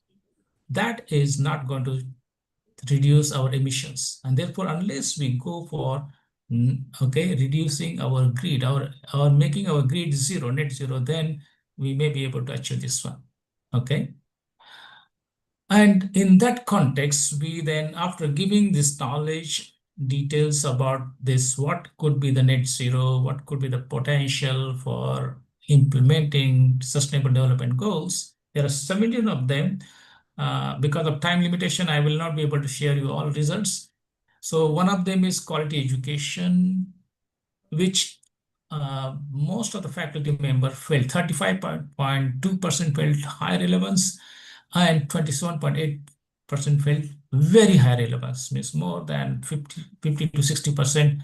They are focusing on this. It's good to know they want to provide quality education to the students, which is the future, okay, youth. Then we also ask about their perspective and relevance on the sustainable cities and communities, okay.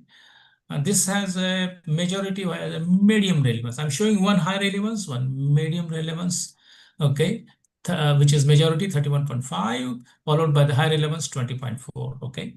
So it's good to know sustainable cities still have them in mind, communities. And the one more I'm going to share with you is a climate action, which majority field has a low relevance somehow, okay. Our engineering curriculum, management curriculum, others, they feel it has a low relevance as far as the curriculum and teaching part is concerned.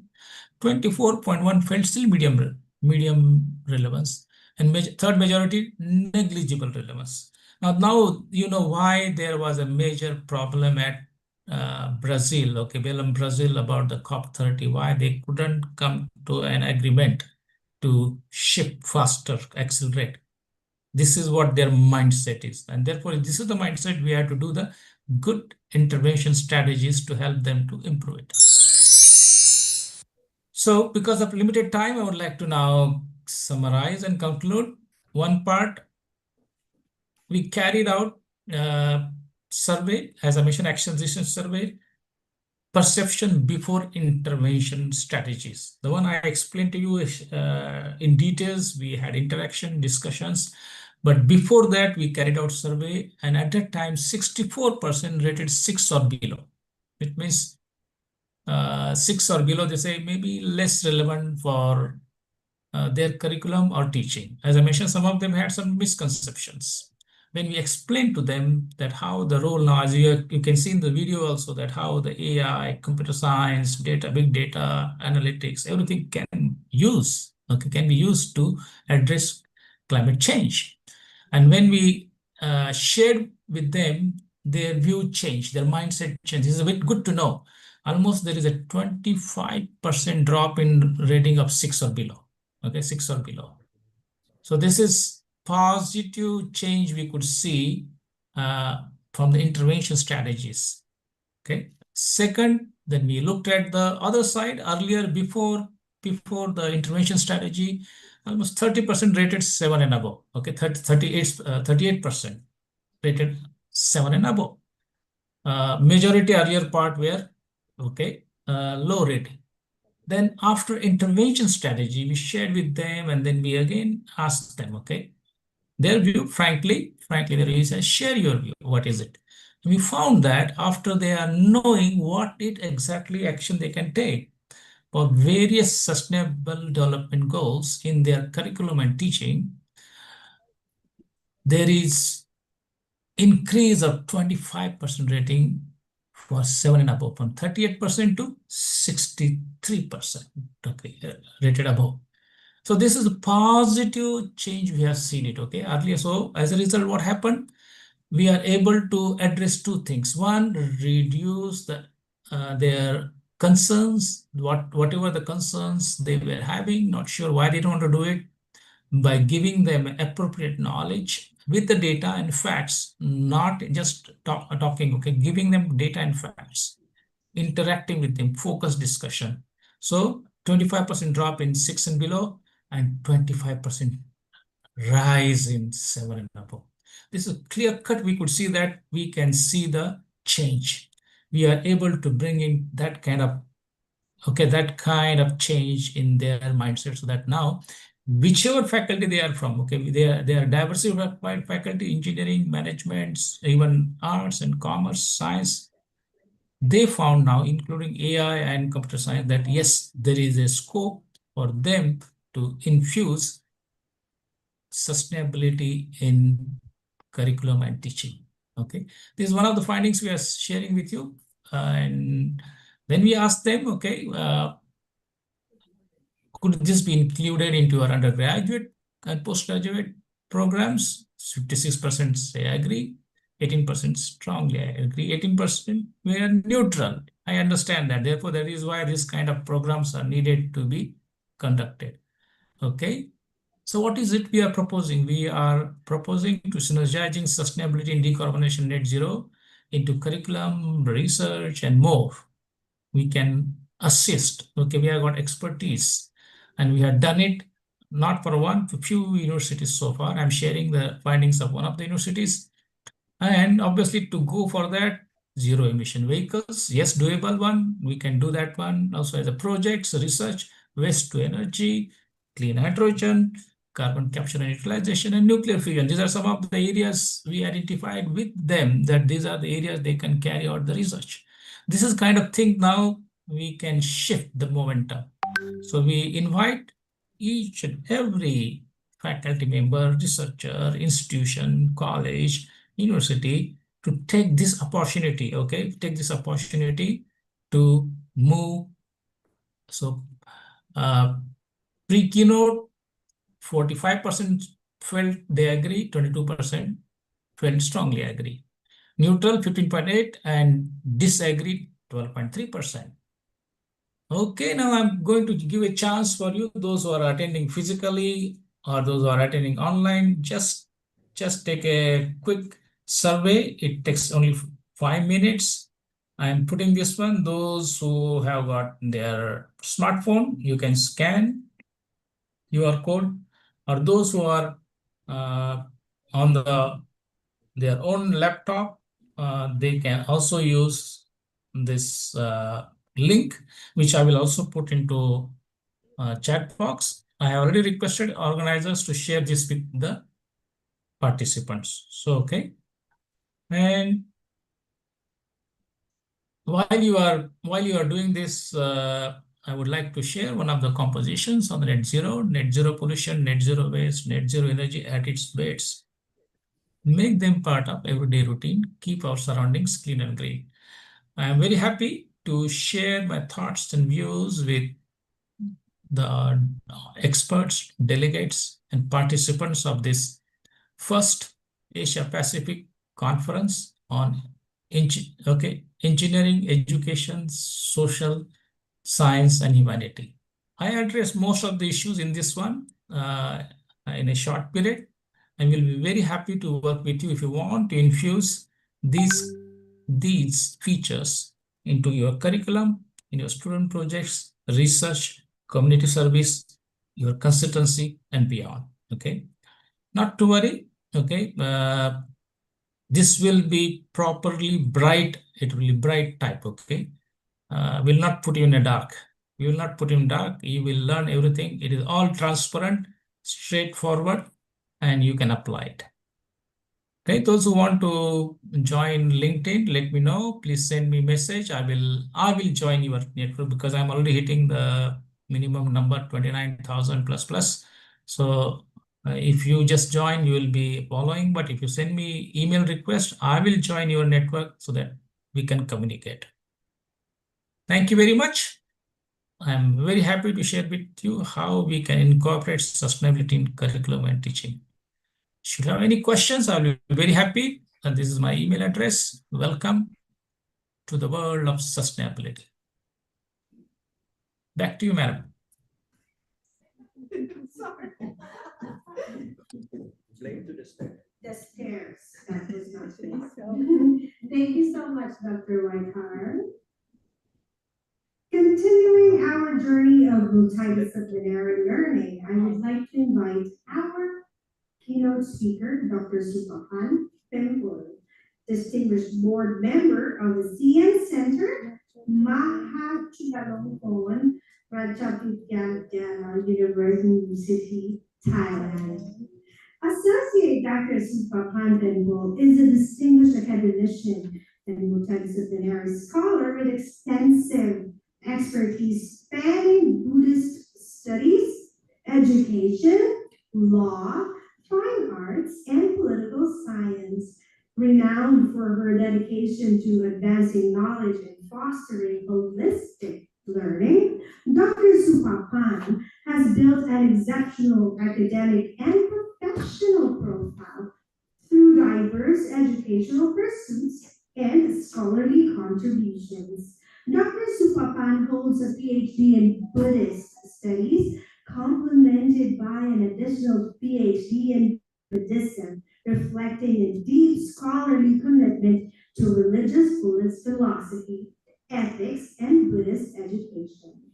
Dr. Supapan also earned a Master of Laws and a Master of Arts in Political Science, expanding her academic influence into legal systems, governance, and social political research. With strong roots in the field of education, Dr. Supapan completed a Bachelor of Education and a Bachelor of Educational Technology, strengthening pedagogical and instructional design expertise. Additionally, Dr. Supapan holds a Bachelor of Laws and a Bachelor of Fine and Applied Arts in Theater Education. Oh wow! Underscoring a unique blend of legal, artistic, and educational proficiency. In recognition of scholarly excellence, Dr. Supapan has been awarded as an honorary doctorate from the Linguistics Department of Mahachulalongkorn Vidyalaya University of MCU, a testament to her impactful contributions to the linguistic studies and academic development. Throughout her career, Assistant Dr. Supapan Penpul has demonstrated an unwavering commitment to research, teaching, and the promotion of multidisciplinary learning. Her academic journey reflects a rare integration of humanities, law, education, and the arts, positioning Dr. Supapan as an inspiring leader and contributor to the global academic community. Ladies and gentlemen, Dr. Supapan.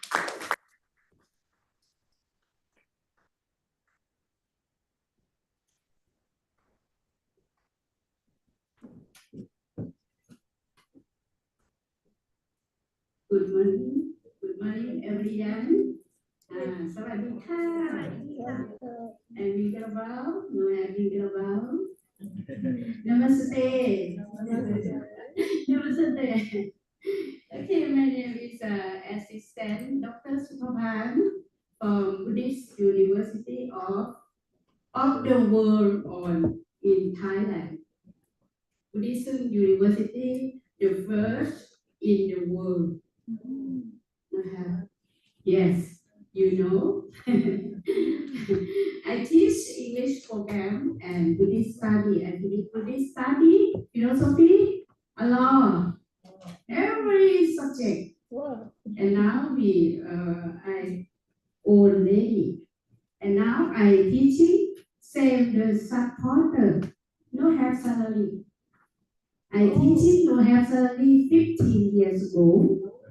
The first person for supporter of the month, man and layman and lady. University of Buddhism no have a lot of budget and salary. And now I early the supporter 15 years ago, my money and my daughter money.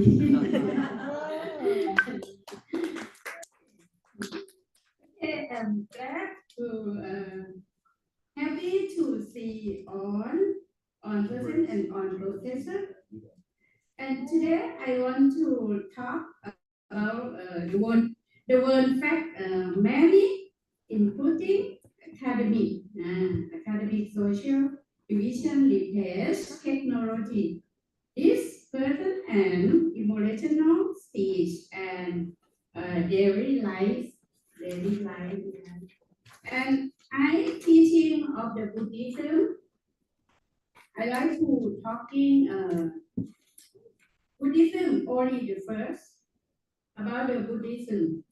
And Each issue remind on solution must be holistic, covering knowledge, innovation, explore value, and spiritual understanding. And education should not only teach us how to build a system, but teach us how to live meaningfully and perfect full, grow with compassion. And now I think in the digital age, and now we have you can see in Thailand and all in the world talking about AI, digital AI sometimes and very good and sometimes no and not good for us and many people, many young people. And now we are the last slide. I think that the last slide, the last slide about our own, our age. And now we can see many children study by AI. And sometimes it's very good and sometimes not good. I think two way. And now I am a researcher. I'm going around the world to writing a research. And my student, PhD student, doing research by AI. I think not sure and not good. And my PhD student in MCU, I give the year 3 year, the first step 3 year. The first time 3 years you can finish research. If you finish research by AI 1 year finish, a student not sure everything about the document. Yes. And in the digital, education must have human being, not only product, skill, worker. And skill without the S human full and without empathy can be destructive. In the social society in not good and sometimes. In Mahachulalongkorn Rachvidyalaya, we have about 20,000 students. Monk, Mechi, Bhikkhuni, and layman and lady from another country. A group ASEAN, 10 country, many students study with our university.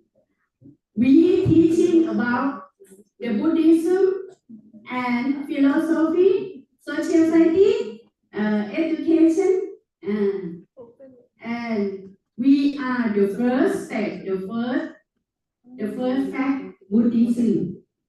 The Buddhism important about us in Thailand. And as MCU, we work with monks and students from many countries. Education important became in between culture, ranked culture of Thailand, culture in ASEAN country. Important the first step, the first detach. I remember in online class I have we are open online class. In our university, Thai language the first, the second English language, and the third Myanmar. We have Myanmar, so many students. The first group Myanmar students, from many Myanmar students, and the second Bangladesh. The third India, Vietnam, Mahayana. We open class, study Buddhism, Theravada, Mahayana, only two ways. And we have many. And Mahayana is the first. Mahayan from Vietnam, China, Hong Kong, Singapore. Stay in with us in our student. Yeah, so many. And now we check the last on 7. We have big ceremony of gift education certificate. Many students in another campus, Mahachulalongkorn, we have a lot of campus in another province. And now 40 province. 40. Yes. And in another country, Hungary, India, Singapore, China, Hong Kong, Canada, campus. We have many students, and by online MOU side about teaching Thai language to share only Thai language. Yes, we have so many students, and sometimes in the society, the policeman and embassy asking why MCU too many students. Myanmar student, Bangladesh. Myanmar student first, more. You from audience the monks, audience monk to student, only layman. And now we have Myanmar, Sri Lanka, Vietnam, Thai student, Cambodia a little bit now. We haveคนไทย in the war with Cambodia, and Cambodia not coming to study. And if Cambodia student coming, okay, we reject. and now, and the part time many years we have students from Cambodia, so many students, and now we can choose. Many students in Cambodia we can choose monk, study of the monk. If layman lady we cannot to accept. Yes, and this education we don't have Cambodia. Yeah, and Cambodia finish, okay, you can go back your country. We accept only monk. Yes, only monk. We don't have layman from Cambodia. We have layman Cambodia and some students, but the problem about they study in our university. We have chanting all the time. We Vipassana Bhavana all the time. And now we are 5 faculty to many paid for the mediation paid 10 days. Yes, 10 days. If you want to study BA 4 years, you keep the day for mediation 40 days. If you not keep the day for mediation 40 days, you cannot to finish class education BA. If you want to study MA degree we are freestyle, but you keep before you finish class 30 days. Vipassana Bhavana, Arahan Samma Vipassana all the time. Yes. If you want to study PhD, you can study 1 year half and 2 year half, and study by document. Yeah, but you keep the day 45 days Vipassana Bhavana. Wow. Yeah. Yes. If you don't keep the day, you cannot to finish task. And it's important the first time. And the step 2 step, you pass MCU language. Same ธรรมศาสตร์ MCU. อันนี้เป็น MCU language.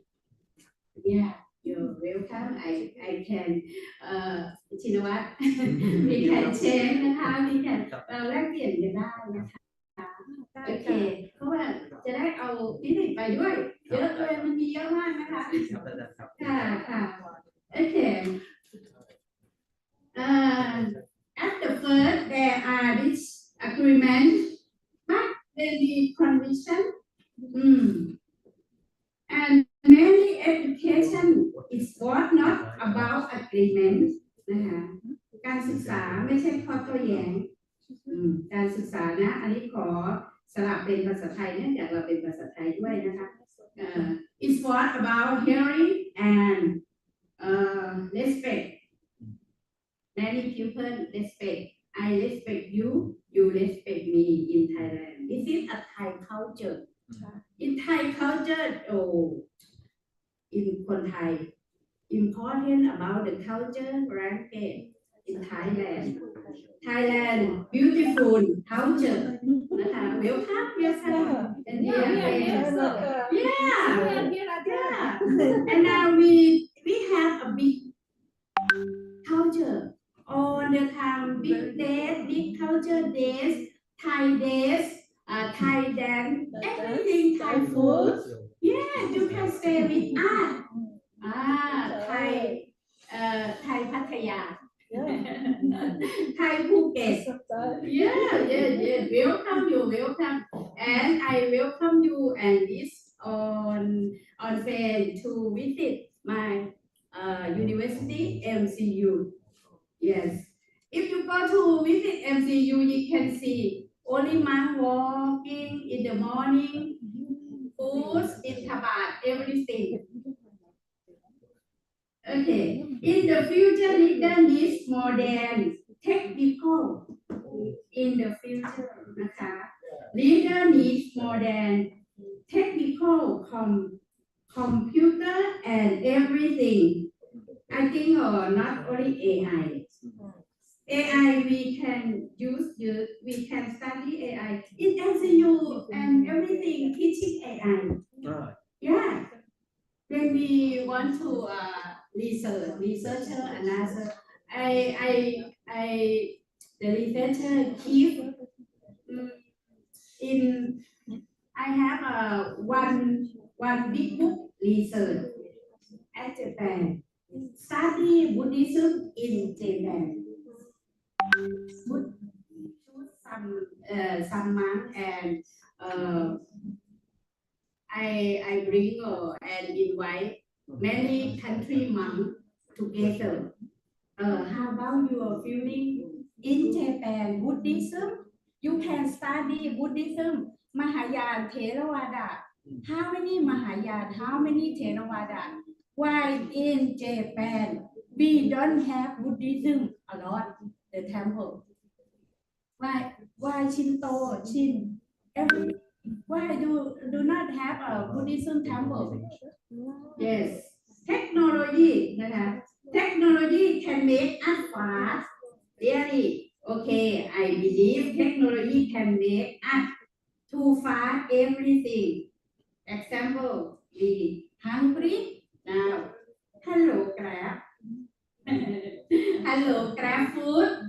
Yeah, and now fast 10, and now Grab food, Grab driving.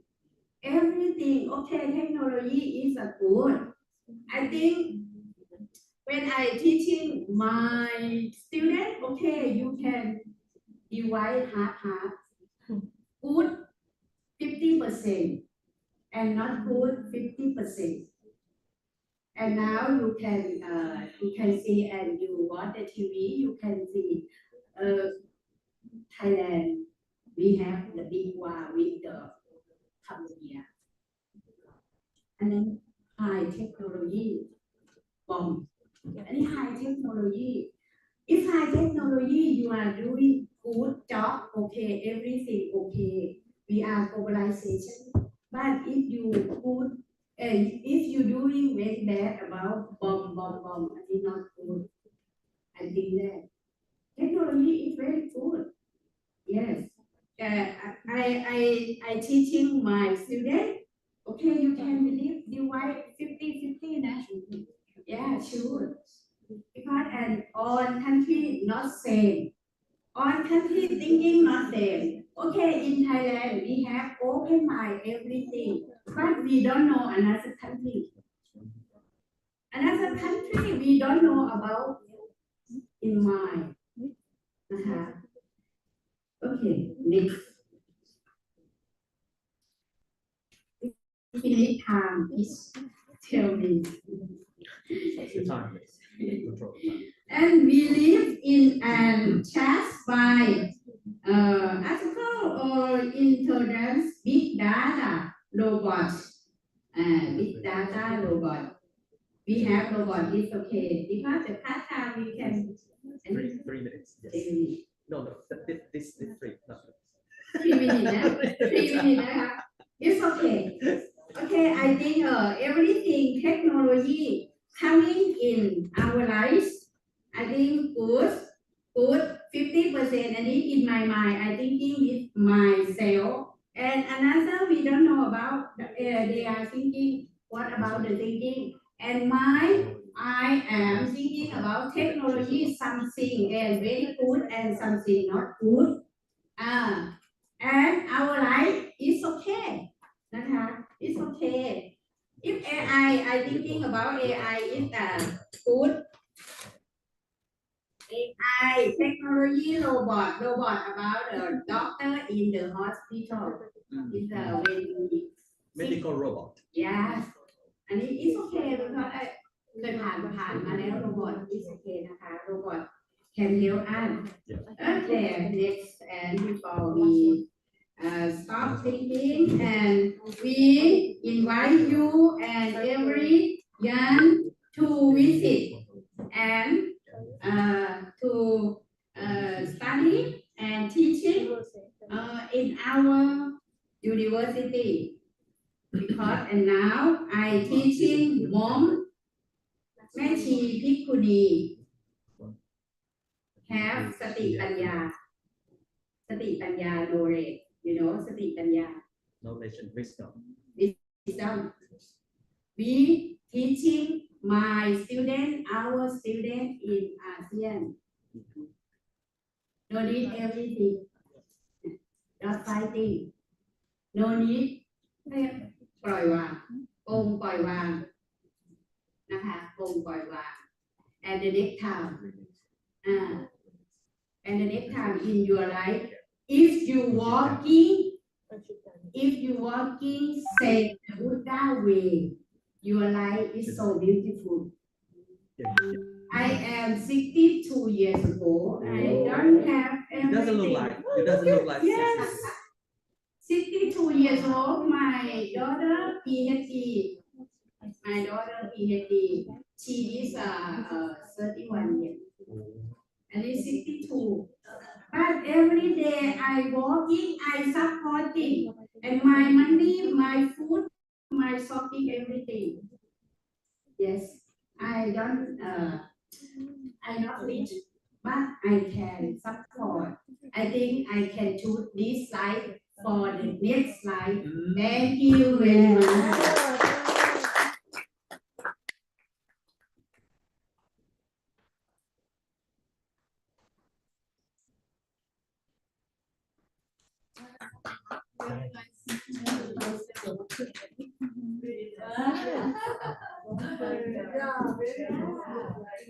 Thank you so much, Dr.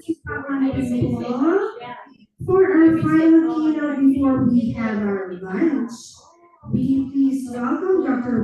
Wendell Galapate, Director, Research, Innovation and Development, Program Chair, Hospitality Management, St. Dominic College of Asia Philippines. Professor Wendell L. Galapate is a distinguished academic and practitioner in international hospitality management, holding a PhD in international hospitality management from Lyceum of the Philippines University, Manila, a master's in international hospitality management from the Emirates Academy of Hospitality Management, Dubai, and a bachelor's in hotel and restaurant management from Colegio de Santa Rosa de Avila, Quezon City.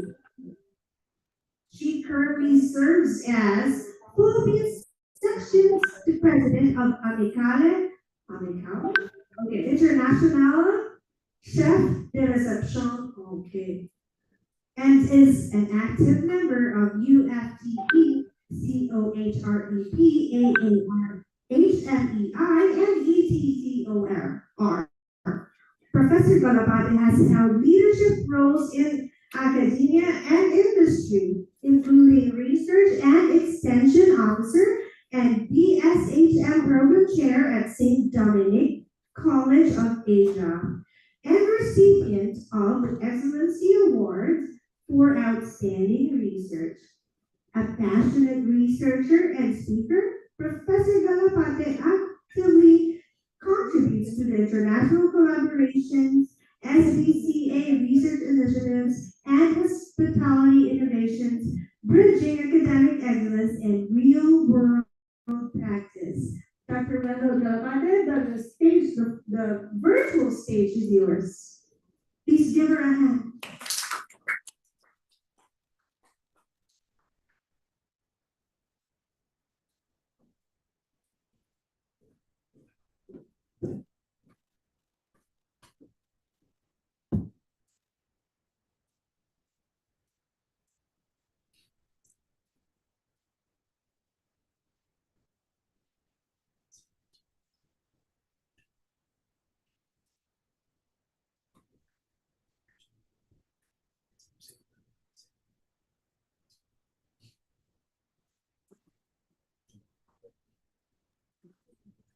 Okay, good morning, everyone. No, welcome to our researcher series, no, brought to you by Bright. Okay, so we'll have today's session is about elevating the AI tools for research writing. No, so imagine having a personal assistant no available 24/7, 'di ba? So who never gets tired always provides fresh no ideas, okay, and helps you ace every stage of your research writing process. So it sounds like a dream, right? So well, today that dream becomes a reality, as we delve into elevating the AI tools for research writing. No, so this is a journey into the world. No, our focus today is simple, but of course powerful. All right. So how can we maximize no this AI tools? No, not just aid us, but actually elevate no the entire research writing.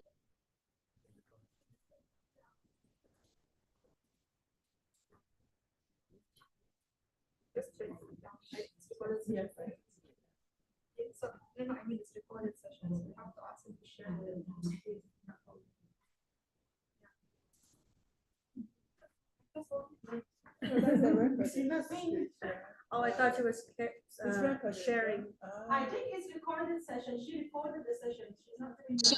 So where artificial intelligence no takes the wheel to simplify, what else, amplify and redefine how we write. No, okay, so now that we're geared up to elevate our research writing with the AI tools, no, let's set okay the stage with what we aim to achieve today, no, for our first researcher series. Okay, so these are not just bullet no points that we're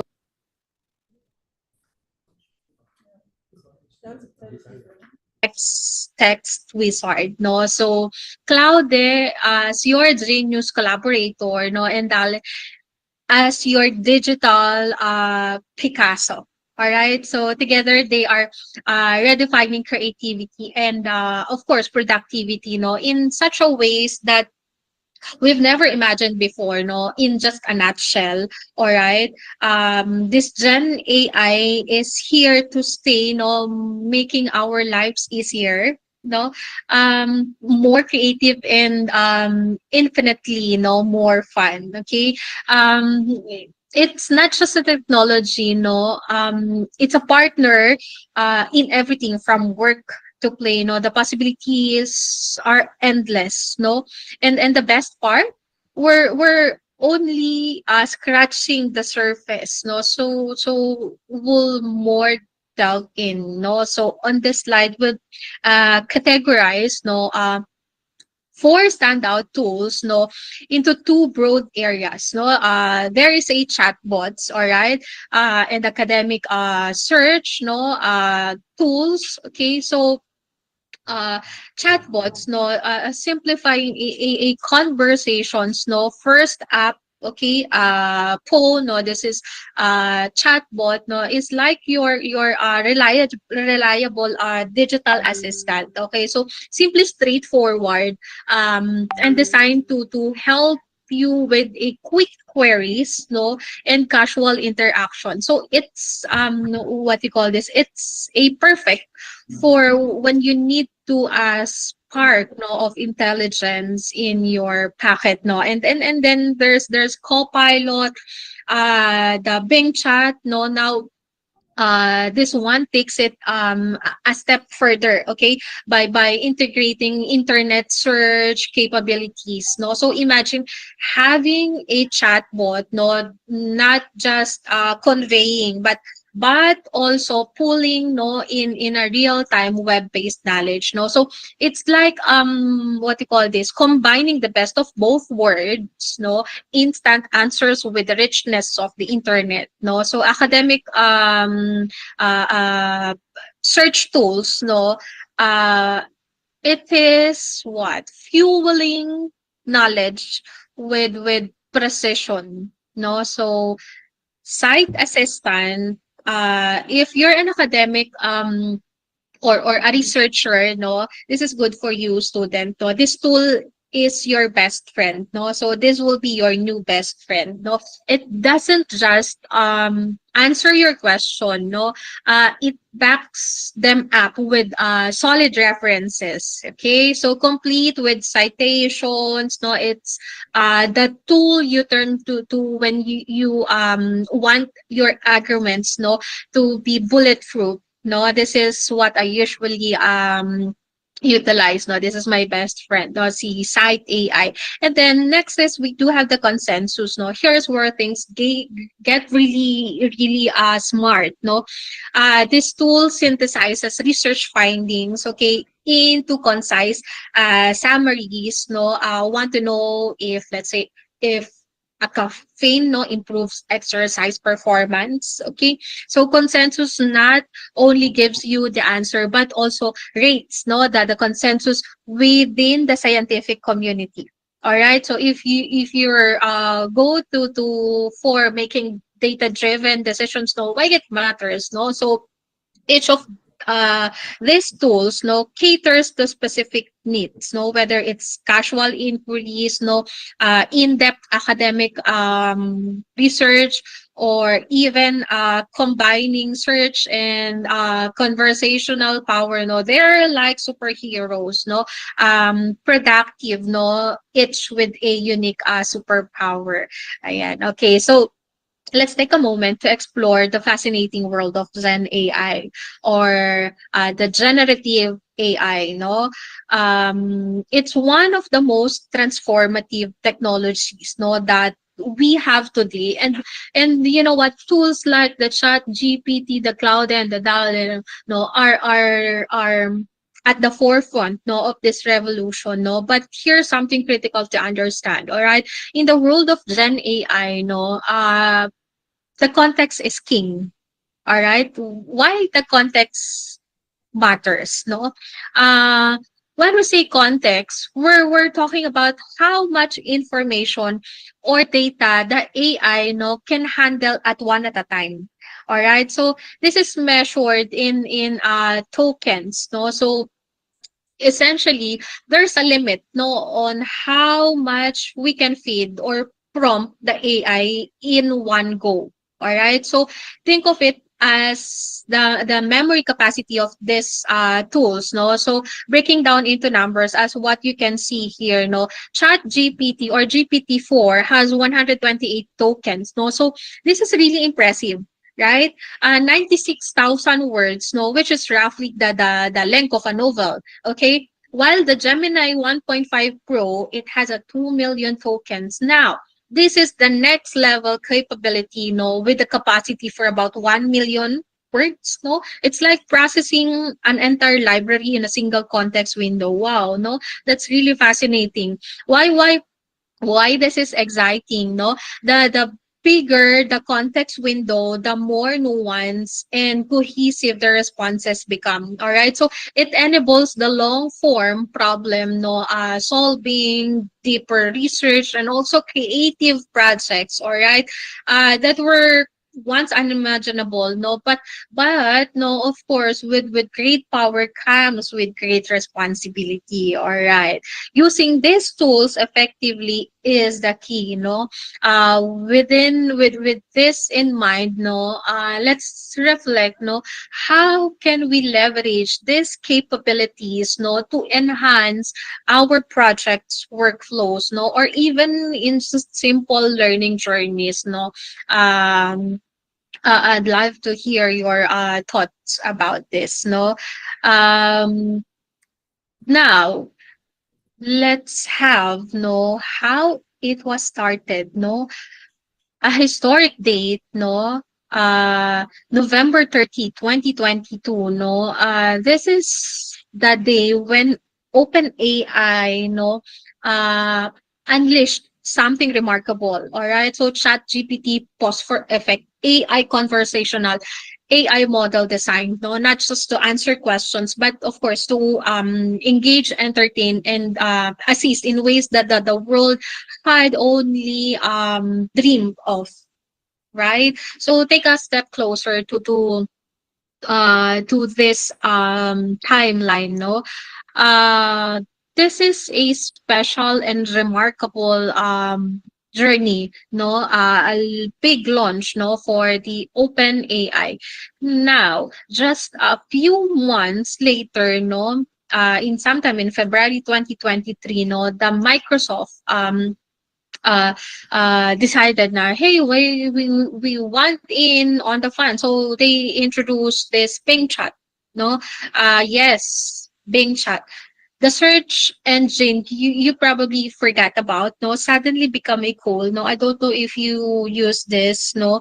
uh because, no, the Microsoft partnered, no, with the open AI. Okay, and the Microsoft, no, teaming up wasn't just a business decision. All right, it was a statement. No, why a statement? A statement that collaborates, accelerates innovation.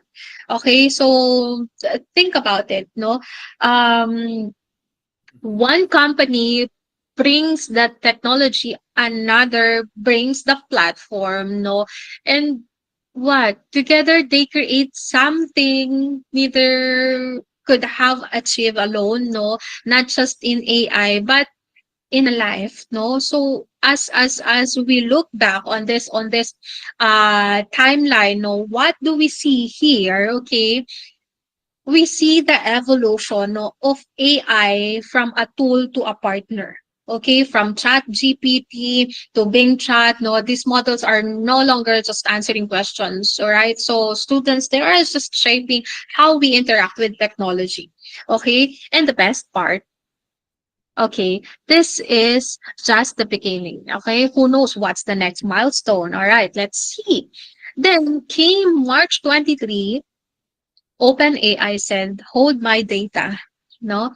Enter ChatGPT or GPT-4. This is the next evolution in conversational AI, no? So think of GPT-4, no, as GPT's older, wiser sibling. Okay? So more knowledgeable, more nuanced, and more capable of handling even the toughest decision, no? With GPT-4, you could have deeper, more meaningful conversations. Okay, it could what analyze complex topics, generate stunningly creative work, and even handle context like, no, a pro. That is GPT-4. No, not to be left out, no, our Google, but step onto the stage with Bard, no, their generative AI model, no, it's designed to compete, no, with the best. Okay, so Bard's mission was simple. Okay, just bring Google's vast knowledge, all right, based into the realm of the conversational AI. So Bard was sharp, no? Bard was fast, no? And deeply integrated into the Google ecosystem. I don't know if you utilize or you use Bard, no? Need the real-time data or insight, no? Straight from the web. All right? Just is that is Bard, no? Had your back. All right, that is Bard. Okay, so shift to the cloud models. Meanwhile, all right, the Anthropic was quietly working on its masterpiece. What is that? That is the Claude, no?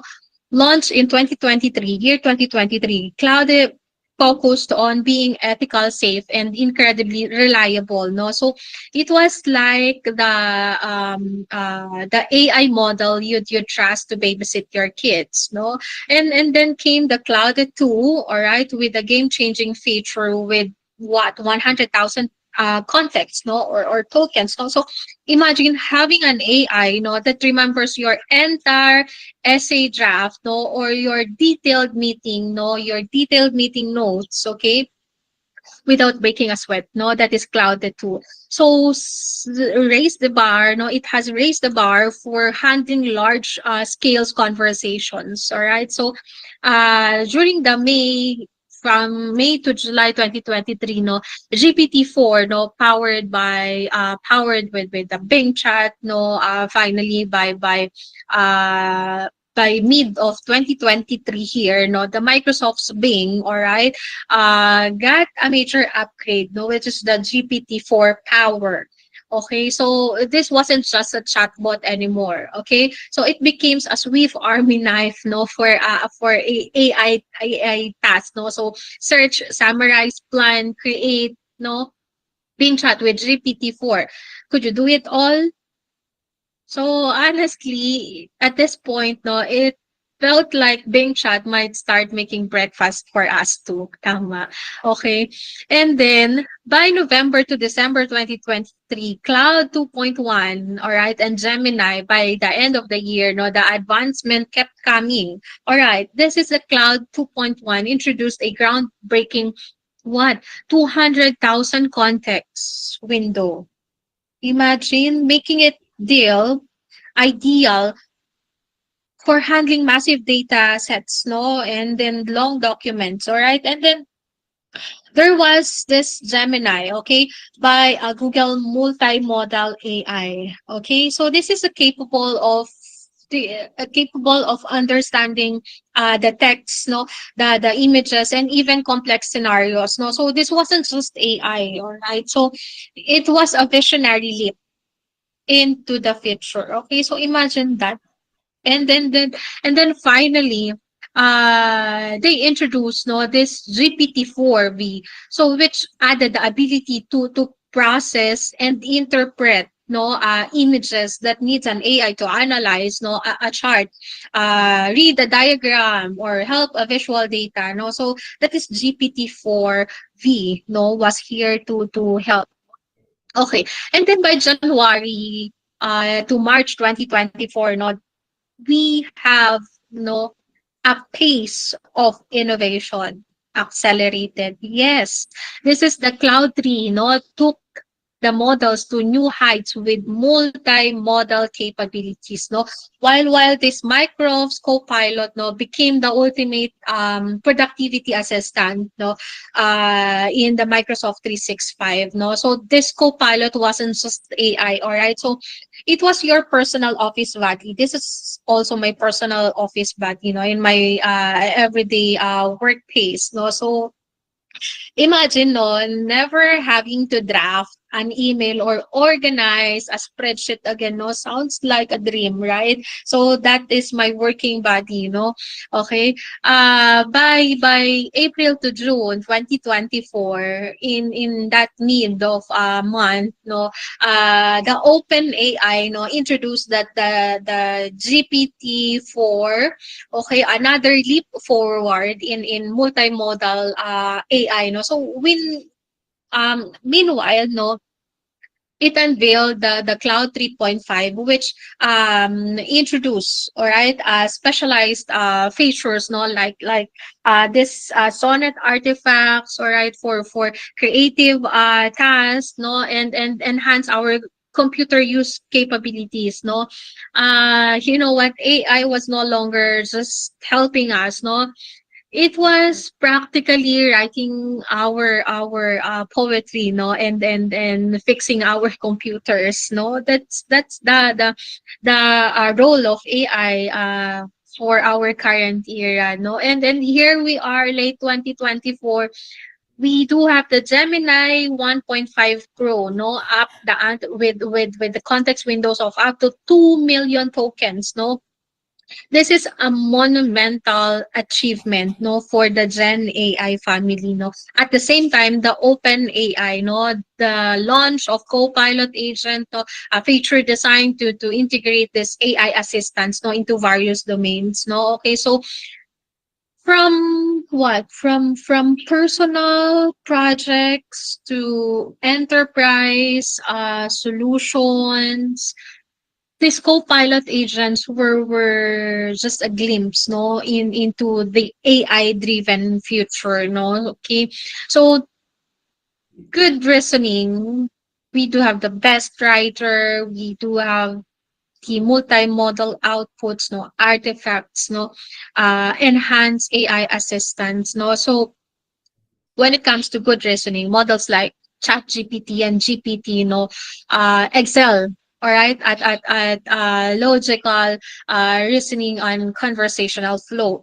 While if you're looking for a best writer, no, if you're looking for a best writer, advanced models like the Cloud 3, Cloud 3.5, no, have refined writing capabilities, particularly for generating long and complex text, no. While if you are looking for multimodal outputs, no, the Gemini multimodal, no, GPT-4 and other similar models, no, that will incorporate that really incorporate, no, image processing and generation expanding, no, the AI beyond text based outputs, no.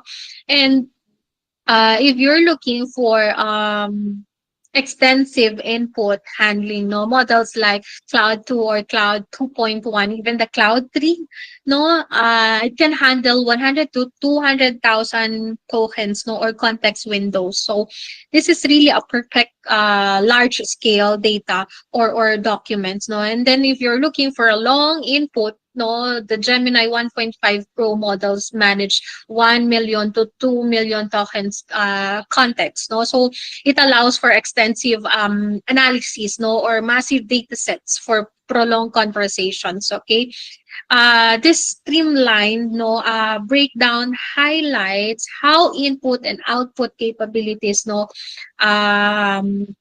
evolve, no, to support increasingly the complex and creative and practical applications of this AI family, no, the generative AI family. Now, why should you care about Poe? All right. So the host, no, 110,000 plus official bots, no. Imagine having, no, access to more than 110 bots, no, each tailored for each specific task. All right. Whether you're writing, you're researching, or just playing around, Poe has got your back. Okay. Timely updates. No, these aren't just static bots. Okay. Poll keeps you them updated with the latest versions. All right. Ensuring you're always working with the cutting edge technology. Okay. So even Poe is good at task collaboration, no, across multiple models. No, and here's the best part. Poe lets you call on multiple models, no, for a single task, no, while limit yourself to one tool when you can use the entire toolkit. All right. And then now let's talk about the real stars, no, of the show, the latest, most popular models on Poe, which is the 01 preview and 01 mini. These are the fast, efficient, no, and then perfect forecast or where speed and basic reasoning are the key, no. And then here comes the Chat GPT for the latest model. No, this one is the popular one for you, I think. No, this is a powerhouse for tasks requiring no reasoning, creativity, and of course deep insights. No. Oh, and then did I mention you that it's free? Yes, it's free. No, the Open AI and Co. No, basically whatever you need. No, Co has bought for that. No, it has bought. No, the literally the bot. No, now Po didn't stop at hosting external bots. No, they created two of their own. No, the assistant and the web search. Okay, so um, all right. So a generative purpose bot, okay, that can access the internet for real time data. No, it's perfect for answering up to date queries, no, or providing precise information. So that's technically the purpose of the post assistant. No, and then while you are having a web search, no, you need deep, no, web based insights. Okay, this bot is your go-to, no, design, no, to score the internet for the best possible answers. No, this is your best friend. No, si web search po. No, think of this bots, no, as your AI sidekicks. All right. Always ready to jump into your action. No, they are always ready. The assistant po and then the web search po. So why does it all matter? Because po isn't just a platform. It's a hub for innovation. Okay. And then we do have also uh here. Okay. So the general chatbot, all right, these are trained on open web. All right, open web knowledge. No, so basically the vast, chaotic, and sometimes unreliable world of the internet. No, they are designed for answering general questions. Yes, they are designed for answering general questions and can be really helpful for our everyday tasks. No, but and this is just no a big but. No, they can sometimes provide fake or inaccurate sources. Why? Because their knowledge is often based on the data, no, with a cut-off date. We say cut-off date, meaning they don't always have the latest or most reliable information. No, some of the best known general chatbots include okay, no, hosting models like GPT-4, MS Copilot, Perplexity, ChatGPT, Gemini. Okay, now on the academic tools, these are whole different breed.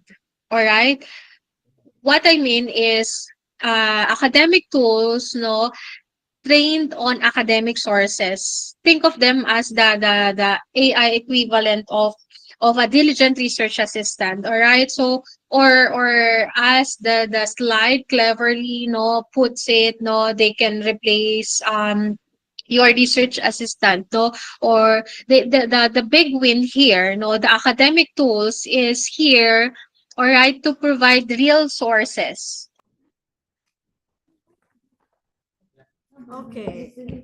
All right. I think it's time for lunch. Just kidding.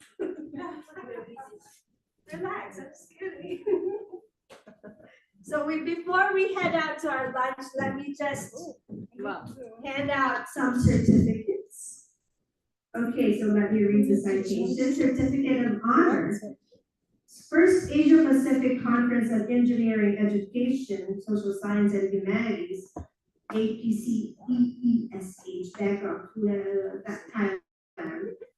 So this is to certify that Shinawat University, SIU, Thailand is an esteemed academic partner of the first Asia Pacific Conference on Engineering, Education, Social Science and Humanities, or APCEESH 2025. Through this collaboration, we jointly promote scholarly excellence, interdisciplinary research, and knowledge dissemination. Your institution's commitment to advancing education and research significantly enriches the conference's academic discourse and impact. We express our sincere appreciation for your valuable contributions towards the success of APCEESH 2025 and look forward to continued collaboration in fostering academic excellence. Signed by Dr. V.A. Kulkarni, Principal of KLS India, Dr. Pratisha Bandari, Director of International Affairs, Shinawat University, Thailand, and Dr. Gita Lakshmi Rajarathinam, MD and founder of Serata.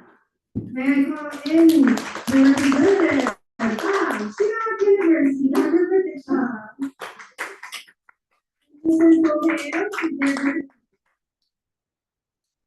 Photo, please. Oh. Photo. So, we have one round of people here from Shinawat University. They can be keynote speaker and also, what do you call this? Photographer. Miss Julie. One more. Yeah, please, give us a few seconds to have photo.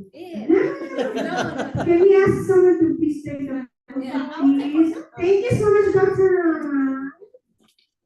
Yes, all Shinawat University. Be in the middle. Because you give us, Yes, you are giving us the certificate. We did it too. Yes. Exactly. Okay. Okay. Dr. Shapiro, Wow. what's So the board is amazing. singing, please join here. Okay, so 1, 2, 3, one more. 1, 2, 3, thumbs up. Yeah. 1, 2, and 3. Thank you so much.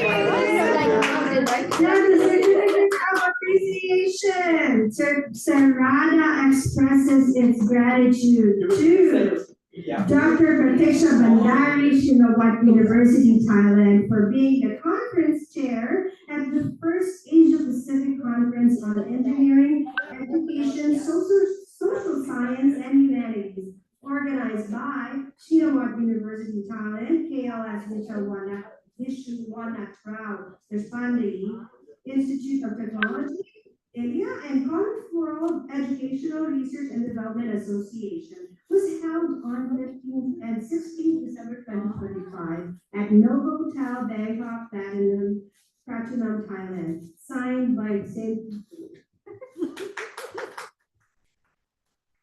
You are lunch, right? You don't need to waste time. Now, this is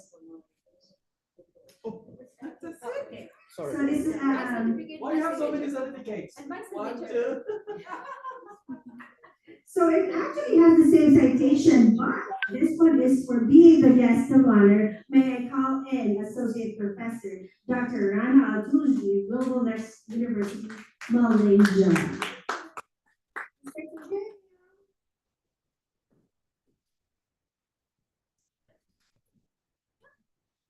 Camera, please. 1, 2. Again. Thank you. Okay, same, but keynote speaker. May I call in Dr. Subnaranjan, my son from Shinawat University, Thailand. Yes, sir.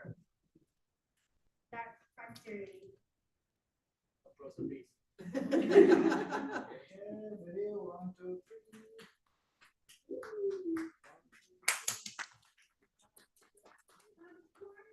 We are also handing out this certificate of appreciation to Associate Professor Dr. Supapan and from Mahathir University, Thailand. Thank you, Dr. Please. 1, 2.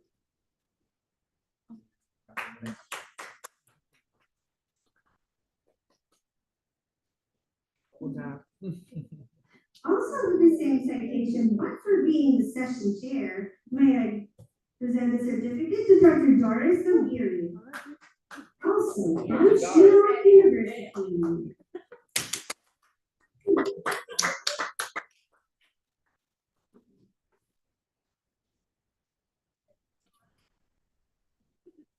Year 1, 2. And of course, also Dr. A.K. Magbubulhay, Illinois University. Hi.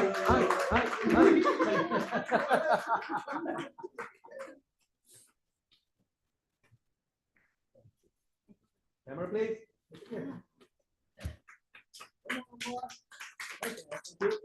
And last but not the least, for yours truly as your moderator for today's conference. Wow. And I'm the ring. Camera, please. 1, 2. More, please. Wait. Can you please give me this memento? Sorry. Oh. He is our keynote speaker and also our assistant and all things. Oh my gosh.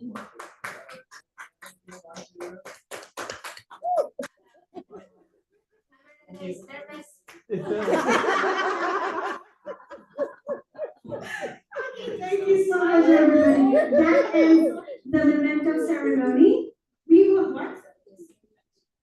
Yes, we will now have our lunch and come back later at 1:15. Okay. Okay, thank you so much. Make sure you have your coupons with you. And if not, coupon. You don't have a coupon? No. I have my coupon. I don't have. Mr. Sophie has your coupon. No lunch for you, Mr. That's why I had to announce it. Please get your coupon from Mr. Sophia for your lunch. Thank you so much, everybody. See you at 1:15.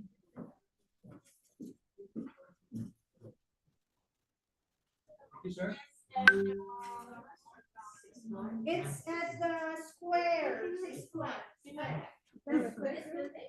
Yeah. Oh, the square 6th floor. Okay. Oh, that floor. Okay.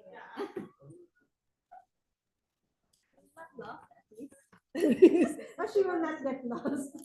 I will try to follow the smell of the food. I got it. Everybody else? Dr. Doris?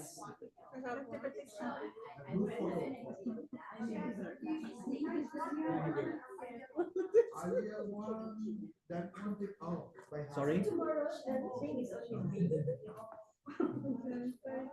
Yes, because we were Everything you get tomorrow will just need But the thing is only me. It's like, I'm shy.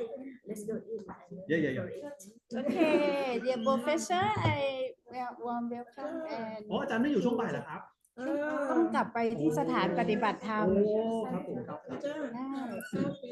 ดีด้วยนะครับ ขอบคุณมากนะคะ มีอะไรก็ยินดี อาจารย์ทำเป็นซีโร่หรอคะ ผมทำอยู่ด้วยครับ เอานี่ประสาน ผมเพราะว่ามหาลัยมีภารกิจให้ทำ University ครับก็เลยต้องทำพวกนี้เยอะเลยครับ พอดีโนอยู่ UN Global Compact Network Thailand นะคะทำงานกับภาคธุรกิจในไทยใช่แล้วก็มันจะมีข่าวที่เป็น NY แต่โนดูฝั่งโซเชียลที่เป็นเรื่อง Human Rights อะไรอย่างเงี้ยซึ่งอาจจะแบบว่าเราอาจจะต้องการเหมือนแบบสปีกเกอร์หรือว่าคนที่จะมาสอนภาคธุรกิจในเรื่องนี้หรือว่าในเรื่อง climate change อะไรอย่างเงี้ยค่ะ ได้เลยครับ เราจะไม่ได้เก่งแบบว่าเรื่องฝั่งสิ่งแวดล้อมแต่ว่าอาจจะ ได้ครับมีอะไร อาจจะขอนำบัตรอาจารย์ ได้เลยครับ โนไม่ได้นำบัตรเพราะว่าวันนี้ ไม่เป็นไรครับไปเลยติดต่อได้เลยนะครับผมครับ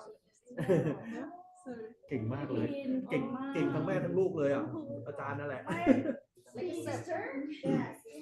Yeah. ถ้ามีอะไรยินดีรับใช้ เช่นกันครับอาจารย์ครับ จะมาประสานคอนแทคด้วย ได้เลยครับอาจารย์ครับมีอะไรเรียกใช้ได้เลยครับ เคยไปเยี่ยมตอนสมัยก่อน ครับจริงๆเมื่อกี้ผมมีคำถามจะถามอาจารย์ด้วย อาจารย์สอนยังไงคือสอนคนละนิกายสอนยังไงผมก็เพิ่งรู้เนี่ยว่ามจรสอนทั้ง2นิกาย ใช่ วิธีปฏิบัติ ถือเวลาต้องสอนคู่ในวิชาในรายวิชา คือเราต้องให้เขามาเรียนด้วยกันเราจะไม่แยกว่าอันนี้มหายานนะแล้วคุณต้องไปอยู่มหายานไม่ใช่เป็นแยกเลยชิ้นมหายานแอนเทรวดา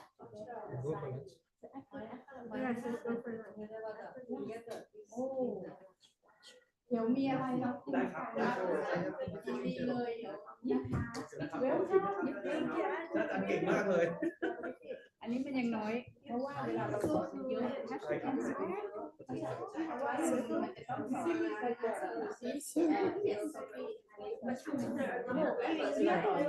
อยู่กันแล้วก็เรียนจากอาจารย์และสิ่งที่เราเรียน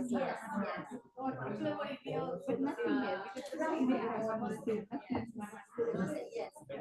Also, actually, we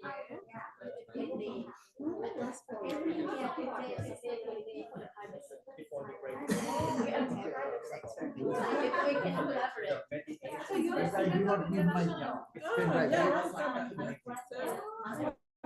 I do not want to. Oh, now you're busy. Otherwise, I cannot go to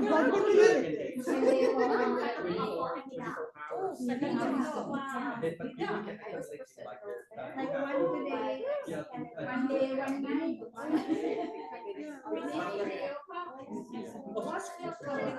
I'll see you.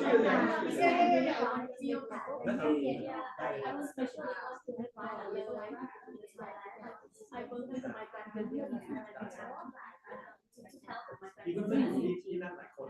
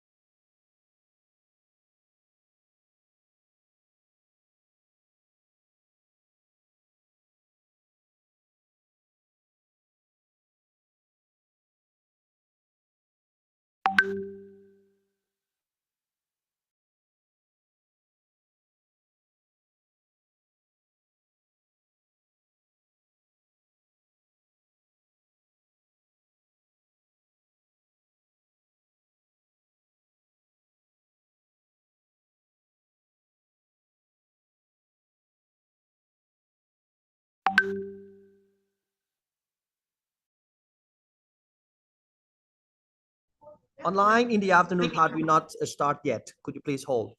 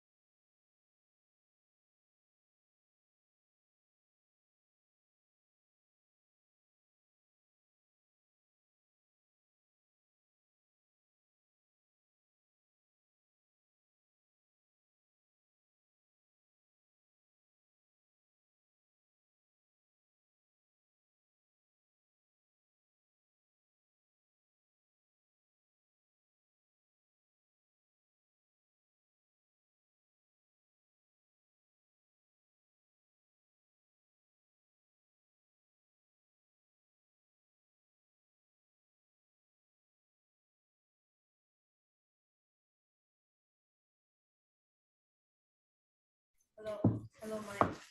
Hello, Mike. Good afternoon and welcome back. I hope you all enjoyed your lunch and the networking opportunities. We are now ready to dive into our specific session topics.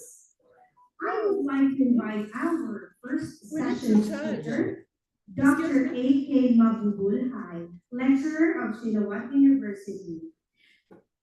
A.K. Mabubulhay, PhD, is currently working as a lecturer at Shinawat University in Thailand. Dr. Hai has finished his PhD from the Department of Decision Science, School of Quantitative Science, University Utara, Malaysia, UUM. He has finished the Master of Business Administration, majored in Operations Management from American International University, Bangladesh. He has also completed Master of Telecommunications Engineering and BSc in Electrical and Electronic Engineering, or EEE, from the same institution. Right. Previously, Dr. Hai was a lecturer at the World University of Bangladesh. His research interest lies in supply chain, blockchain, operations research, decision science, operations management, and industrial engineering. Ladies and gentlemen, Dr.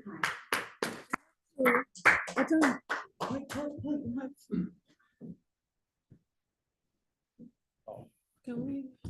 For Dr. Hai? No, for presenter. For the presenter. Let's be ready before. Thank you for the great introduction, Hannah. What's the file name? Good afternoon, everyone. After lunch, I know Regulation. some of you were late. Thank you for inviting me. The first Thank you. Asia Pacific Conference of There's no regulation. Under US. This is the first one, so hopefully there will be many. And the first one is always a special. So I'm lucky to be the first one. Let's wait for like. Oh. I'm sorry. The- Okay, okay. You already have my introduction, so I am not having much time talking about myself. It's already NR described about me. So let's go to the next slide. How to change slide?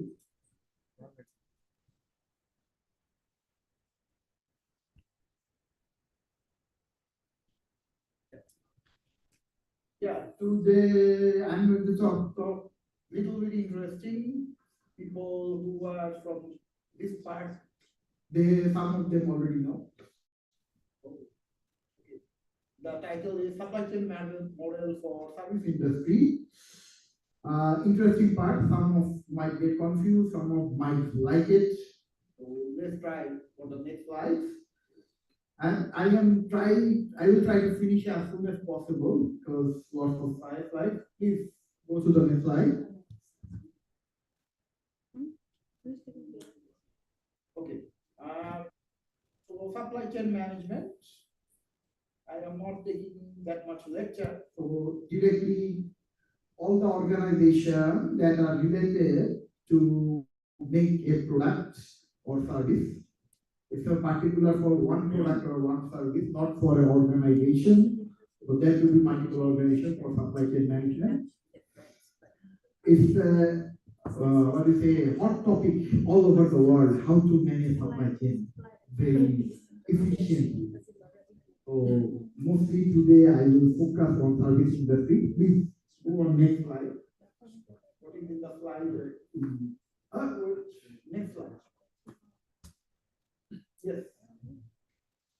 So this is the part, the top one, the basic supply chain for manufacturing industry. Any supply chain book, if you just open it, you'll find this one. Service industry supply chain, this is a little bit uncommon. Not every book tells you about this part, but we are going to talk about today details about it. Of course, manufacturing will be common, but mostly I'll talk about this part, how it is progressing and how much we get further. Okay, next slide. The problem, we cannot control. No, it's from them. It's from them. It's from them. Yeah. Okay. We cannot control. No. So application of supply chain, you can find it everywhere. If you can manage it, you can manage it. If you do not want, you do not want. But every product and every service, there is a supply chain.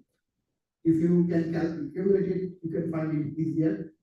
In the class time, I did lots of lectures, but we'll go directly to the models today so that no more, time would be not wasted. Okay, next slide, please. Okay, this is the evolutionary timeline of supply chain management. I am not too much of history, but one thing I am going to mention everyone that supply chain management is very much new topic compared to others in the management sector. Why? Because management, most of the topic are at least 200, 300 centuries old. It started with the industrial revolution those times, but supply chain management started after the logistic concept. It started in 1980s, comparatively very new concept than other, and it is evolving day by day. And the service industry supply chain is started in the mid 90s with the hospitality supply chain. Education supply chain developed back in 2009, and it is going so on. It is one of mine, 2022. Okay, can you go next slide? Okay, just for the purpose for finding the comparison, the service industry supply chain is far more less manufacturing industry. But service industry these days is a big business. You cannot deny. And we are under also education, which is also a part of service industry. So we are looking for how much progress we can make for this one. Next slide, please. Whoever changing slides. So supply chain manufacturing industry, I am giving just two examples because manufacturing industry is quite common. And fishing industry, let's see how it evolves. Please next slide. Well, the typical supply chain for textile industry, that is the old one, the top one, that yarning, fabrication, dyeing, garments, retail, customer. So it is the typical one, is the old one. These days it is little bit modified because we are introducing outsourcing. Like factory could be done by others, cotton could become from others, fabric could become from others. So outsourcing is done too much for supply chain. So this is how actually these days the modern one, they modified and tried to incorporate the supply chain in different manner. Okay, next slide, please. Okay, for the fishing industry, actually, now the fishing industry for the research days, we already turned to the blockchain perspectives. Time people are for the research days. Yeah, every country, every industry is not yet, digitalized that much to put the blockchain, but fishing industry, they are trying for blockchain, and especially if you see the supply chain, pangas, squid, tilapia, these are actually, you can grow in farms, like ponds, and supply chain like hilcha fish, those are only found in sea, their supply chain will be different. So people are trying to do blockchain for this part to introduce as much as possible. When the fish just caught, they are actually planning for it. And for the farming fish, when the fish started farming, they also make the digital footprint about it. Next slide, please. So now manufacturing industry not only introducing integrating the blockchain, they are also trying their best to measuring the performances. So lots of research is going on about how to measure the performance. Because without measuring performance, how to compare that what we are doing wrong. So this type of research is getting common and popular. Next slide, please. Next slide. Yeah. So for service industry, I will maybe talk about these three parts, the tourism supply chain, because we are in Thailand. Thailand is known for the tourism industry all over the world. And education supply chain model, because we are mostly on our education sector. Academic like this is the part of education supply chain. I will not try too much, but try to finish as soon as possible. Okay, please next slide. Okay, this is a typical tourism supply chain. There is always a possibility to make the supply chain more integrated, more digitalized. So that's what people are trying to do. This is a typical one, what makes the service flow. Many people might say that service industry, what is the supply chain? But supply chain is, I told everyone, so ultimately it goes to the tourism for targeted market. So targeted agent, others, how they are giving this service from the supplier one, supplier two, how they manage it, they try to contribute it like this way, so that the tourists, when they come to their area, their countries, they will have the utmost comfort. Next slide, please. Not too much. This one. Let's go for next slide. Okay. Education supply chain is actually developed back in 2009, and for the education perspective, because if you talk about university tertiary education, they have two types of supply and product. One is research, another is students. And their output mostly, when you back to my previous slide, you see I showed a supply chain of the service industry that has a consumer. The ultimate consumer could be someone. There could be customer, one person, the ultimate consumer. Most of the time, service supply chain goes to the ultimate consumer, is the society. So if our graduates cannot do anything good to the society for their country, universities, reputation will not rise. How much we try, but our graduate should have that skill to go out they can contribute in society. And our research, you might do research, but if it doesn't do anything better, then what the research will stay on that part. Next slide. This is the integrated person of the integrated tertiary education supply chain model. So we actually, last one I showed a holistic view. This is the view that actually they have different variables for each of the supply chain, because I told you for particular product or particular subject there is different supply chain. So for university, two supply chain, one for student, one for research. And they actually make it very variable with program establishment, university culture, faculty capabilities and facilities. Yes, if you try to improve, you can improve. I'll talk about it also later about it. Please go to the next slide. Next slide, please. Yeah. This is the holistic view of the academic library supply chain. You can find it in online, but that would be if your organization doesn't buy the annual one, you have to buy for this. This is also the main one that I told that ultimate consumer could be the other person.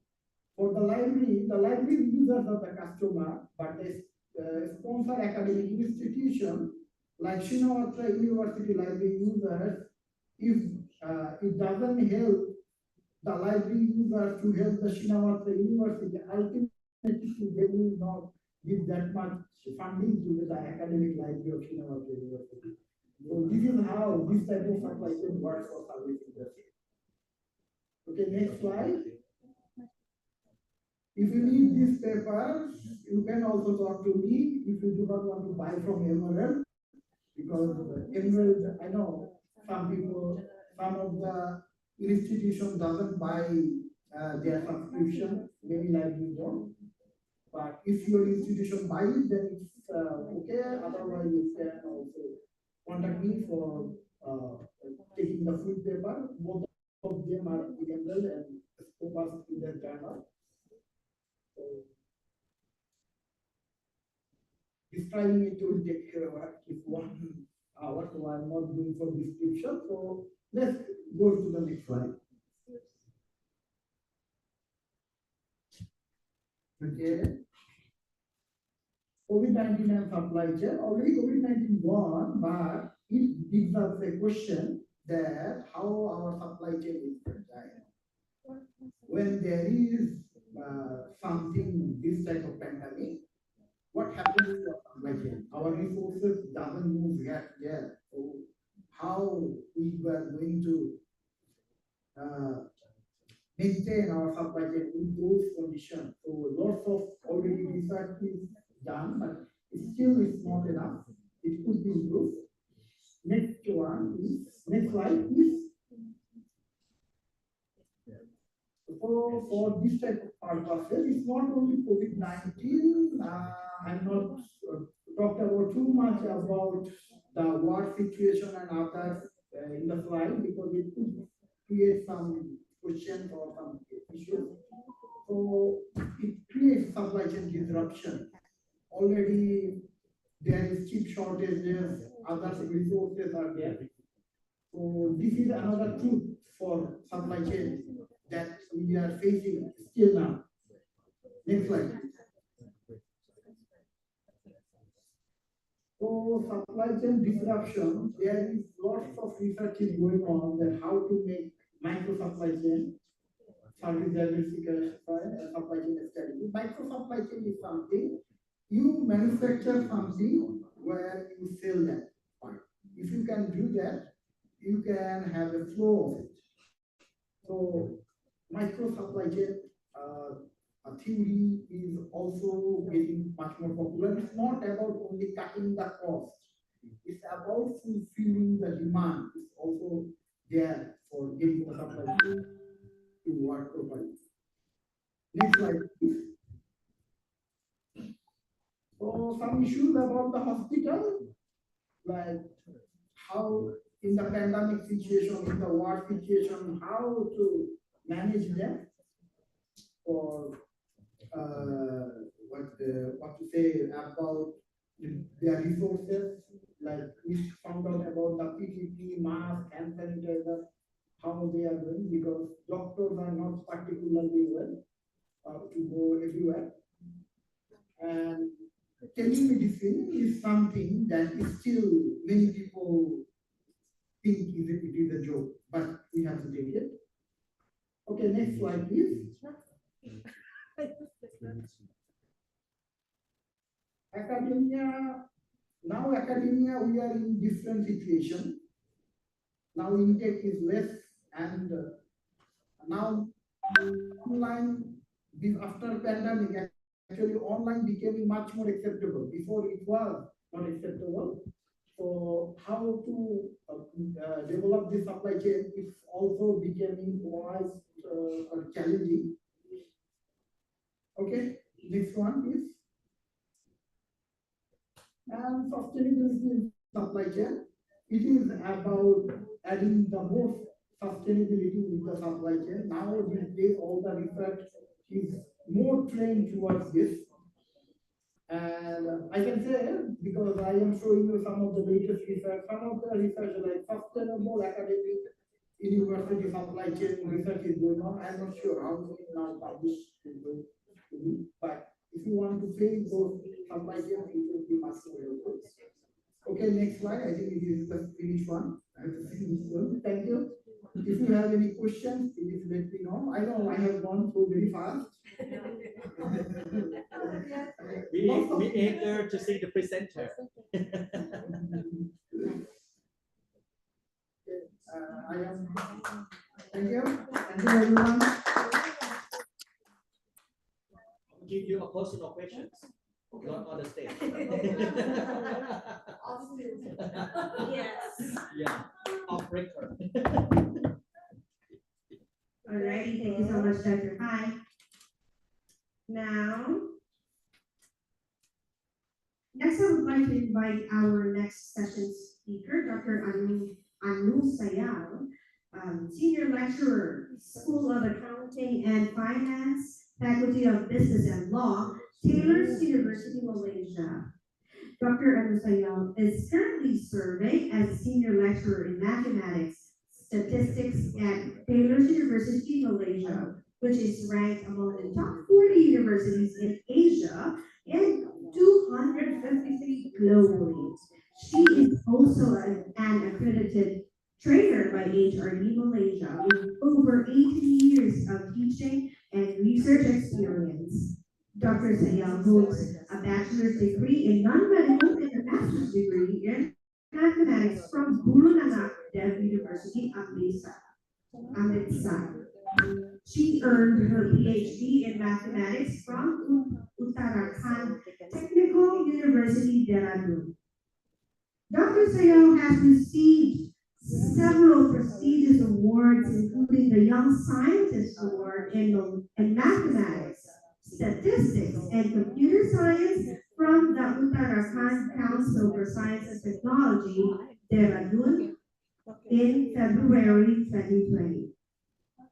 She was also honored with the Teacher of the Year 2020 award by Vidyahim Giri in association with the Uttarakhand Council for Science and Technology, Government of Uttarakhand, and the Commission for Scientific and Technical Technology, MHRD, Government of India.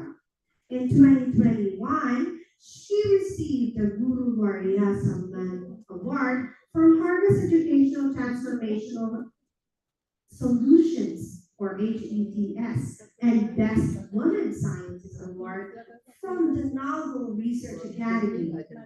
In 2022, in January 2022, she was named Best Teacher by Harvest Educational Transformational Solutions. She also received the Academic Excellence Award, International Faculty Award on the 3rd of February 2025 from Novel Research Academy, Puducherry, India, and Women Faculty of the Year Award, Women Power India Award 2025 on the 8th March 2025, International Women's Day from MIT Square Welfare Foundation, India. So Dr. Sayal has authored numerous research papers published in renowned journals, including those indexed by Scopus and WOS, and has presented her work at national and international conferences. She has been a keynote speaker at various international events and has served as a resource person for numerous workshops, seminars, and FVPs. In addition, she is an active reviewer and editorial board member for several international journals indexed by WOS and Scopus. Dr. Sayal has also organized a variety of workshops and faculty development programs. Her research interests include optimization, inventory, and supply chain management, fuzzy inventory models, fuzzy mathematics, and statistics. Ladies and gentlemen, Dr. Sayal. Dr. Sayal, virtual stage is yours.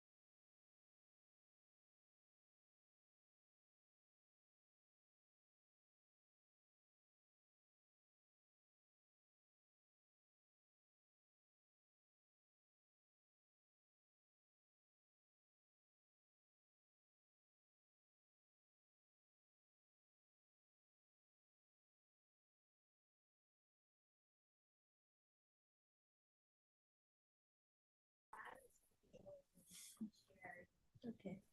Let me know when we start. Because I will read from here.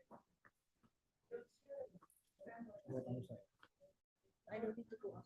Just so that they can just go up. Okay. I will read from here. Do I have to do that? I was thinking.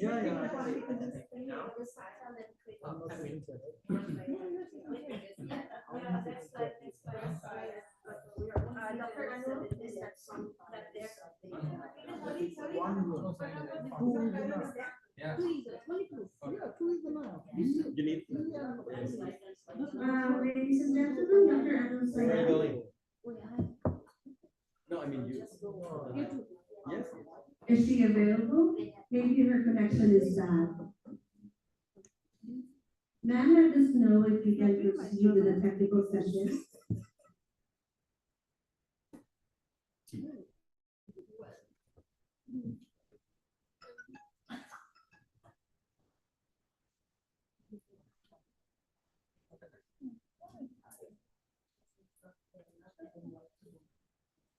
Unmute பண்றேன்.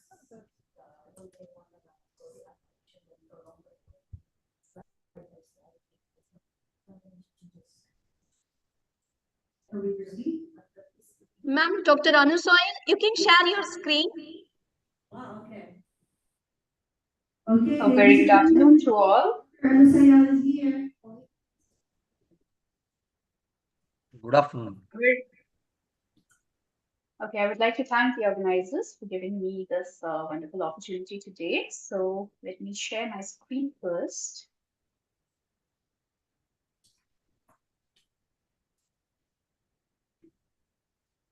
I hope my screen is visible. Yes, ma'am, it's visible. Okay, I'll be talking about data science for a smarter world, bridging research and applications. The basic agenda here is introduction and the fundamentals related to data science processes, applications, and data science in industry and jobs, then future trends, as well as conclusion related to this. Now, what basically data science is? Data science, as we all know, it is a multidisciplinary field that uses scientific methods, processes, algorithms, and systems to extract knowledge and insights from structured as well as from the unstructured data. It is a blend of different disciplines like statistics, mathematics, computer science, domain expertise, and problem-solving skills. Basically, it bridges a gap between the raw data and the actionable insights. If we just look at the raw data, it is very difficult to get some sort of insights from the raw data itself. So we need to actually perform some sort of maybe data analysis, or we have to analyze it in such a way so that we can come to some conclusions.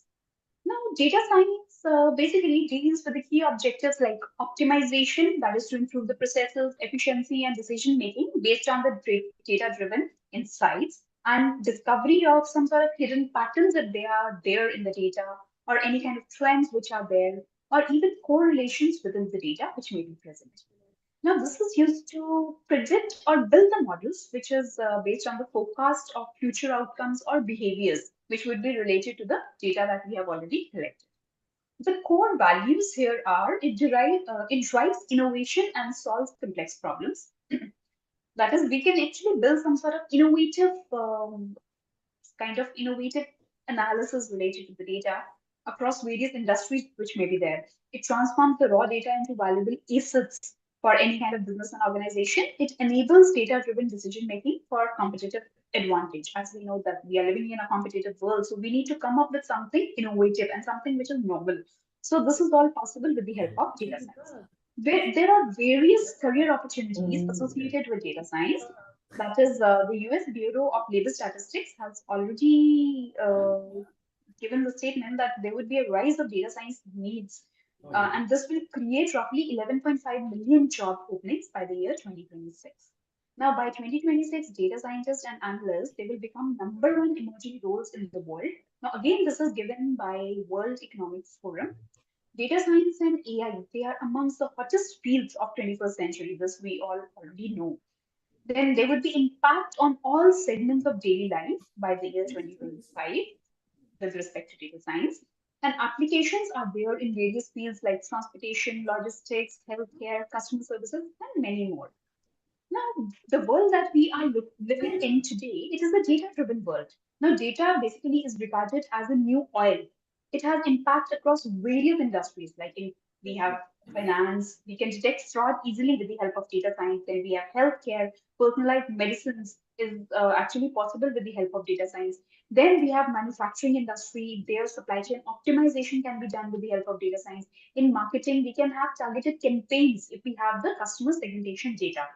Then business transactions and also can be carried out with the help of data science. And actually, we can get a lot of inputs as well as data from the business transactions which are there. Then it is also generated from various sources through social media interactions also. And we can actually come up with the data-driven decision making. And basically, it reduces a kind of intuition or guesswork. Because if we do not go for data analysis, what will happen is we have, let's say, collected a data set from the survey, then we'll definitely go with our intuition or maybe with guesswork. But if we have a proper analysis related to that data, then definitely we'll come up with something which is very concrete, which is like a kind of a conclusion which we can rely on. It helps us to come up with informed decisions, and we have evidence related to that decision which we are coming up with. Then we have valuable resources, that is, it fuels innovation and decision making. Obviously, our decision making is greatly influenced by the analysis of the data that we get. Then it needs refining and processing, then abundant sources of data are available, but insights are very few. So that is why we need to come up with the best possible process for analysis of the data. Now, if we talk about the data, that is of two types, structured as well as unstructured data. Now, structured data is the one which can be displayed in rows, columns, and relational databases. On the other hand, unstructured data cannot be displayed in any rows, columns, or relational databases. Then structured data is present in the form of numbers, dates, and strings. And unstructured data is present in the form of images, audio, video, word processing files, emails, spreadsheets. Now, structured data is estimated to be 20% of the enterprise data, whereas unstructured is 80% of the enterprise data. Structured data, it requires very less storage because it is already in a structured form and easy to handle. Whereas unstructured data requires more storage because it is haphazard. So it is very difficult to handle this kind of data. Then structured data is easier to manage and protect with legacy solutions, whereas unstructured data is very difficult to manage and protect with legacy solutions. Now, the data collection basically plays the most important role here because we need the quality data that is being collected. Otherwise, what will happen? The conclusions that we come up with will be having a lot of flaws if the data is not quality data or if the data has flaws in it, maybe missing values, repeated values are present in the data. So that will all affect the quality of insights that we get from the data. Now, various methods of data collection are, if we talk about the internal sources that is generated within the organization, that kind of data also it requires cleaning and pre-processing. If we talk about external sources, then it is obtained from outside and it may require licensing. We cannot use any data from outside just like that. We require licensing.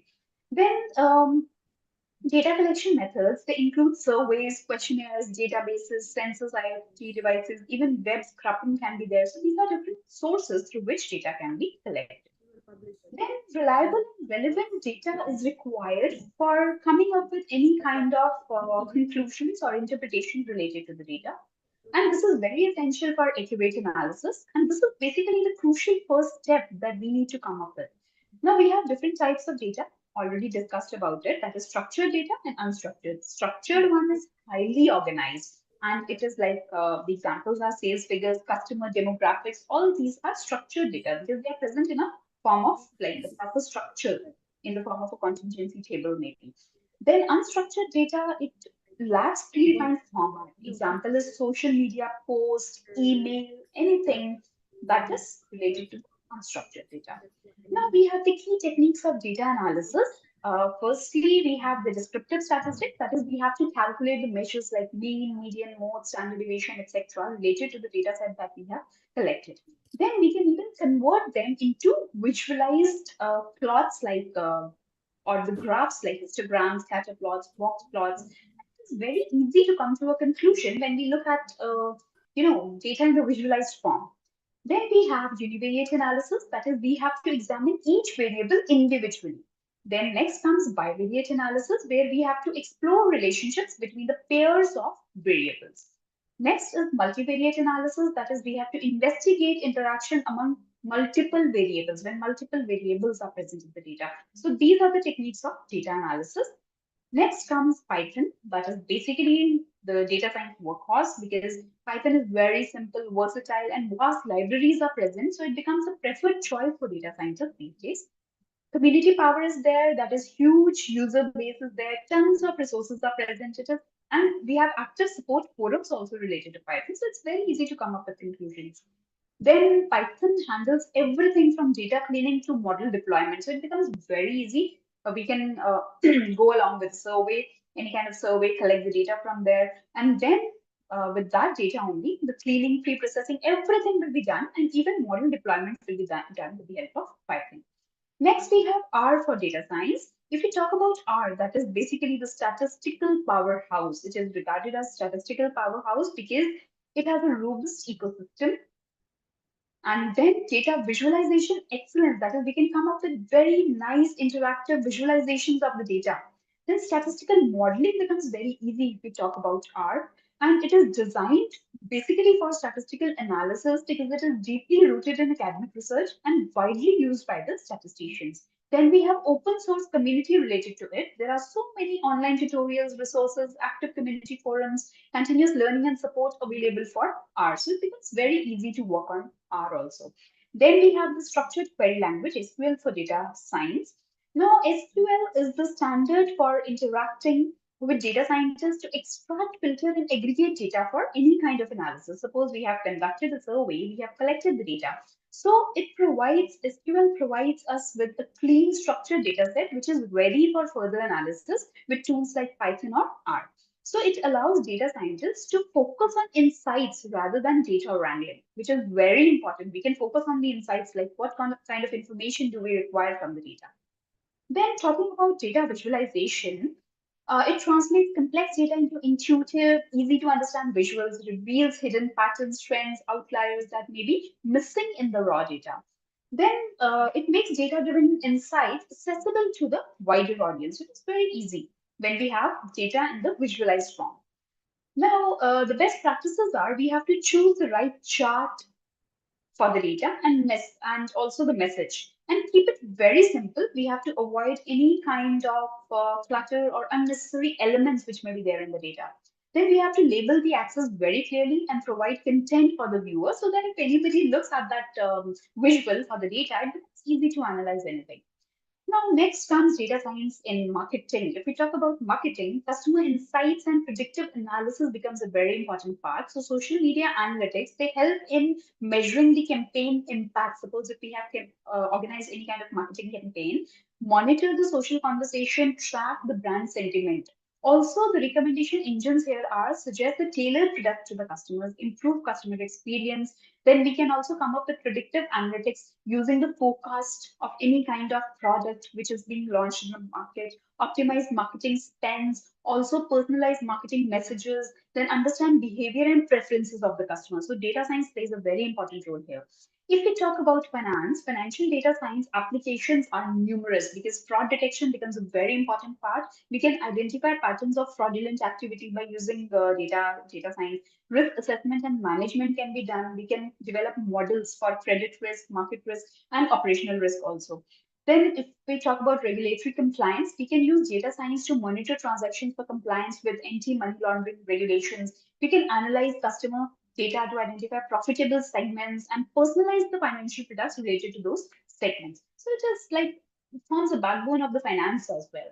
Now, if we talk about healthcare, as we already know, there are numerous applications based on data science. We can actually provide personalized medicines based on the kind of the data that has been collected. Then disease prediction and prevention can be done because it forecasts disease outbreaks and tracks their speed, even develop predictive models to identify individuals who are at risk and develop specific diseases. Then we can even identify the patient subgroups that respond best to specific therapies. Then medical imaging and diagnostic also plays a very important role because we can, with this, we can detect the tumors, identify anomalies, and quantify disease progression, develop algorithms to analyze medical images like X-rays, MRIs, CT scans.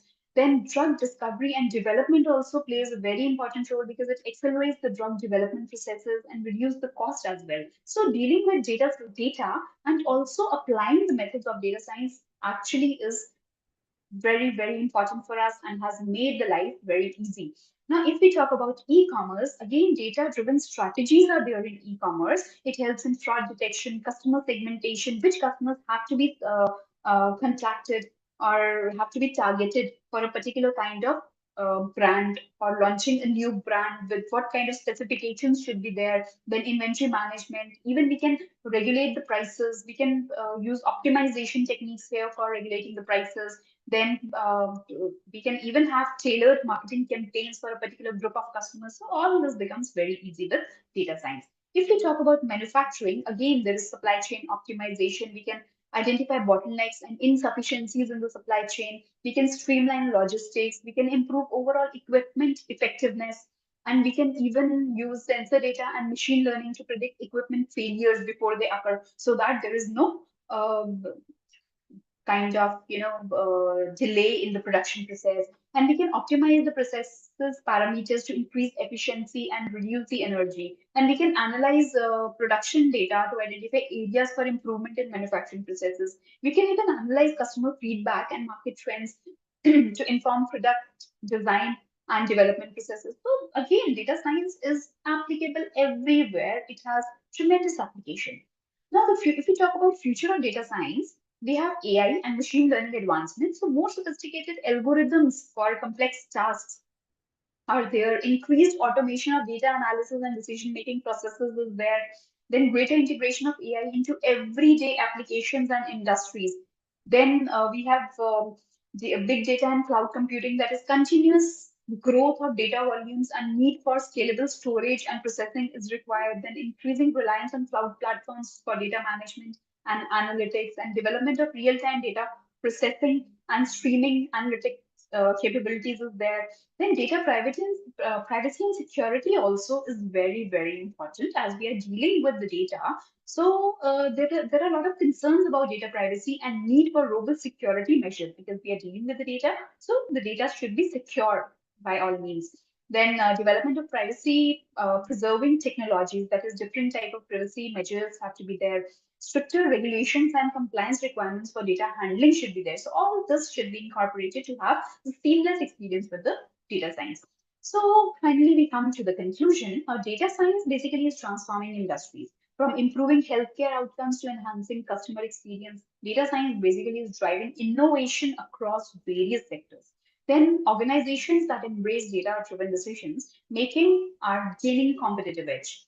Then, though there are some challenges as well as opportunities related to data science, because the future of data science has a lot of challenges because ethical concerns, skill gap is there, but exciting opportunities are also there because we are coming up with something new every day, like new discoveries, improved decision making, and continued investment in data science education and research is very crucial. So this journey actually continues, but we have to keep ourselves informed about the latest trends and technologies, which is very important for success of data science. So with this, I come to an end of my presentation. Thank you so much.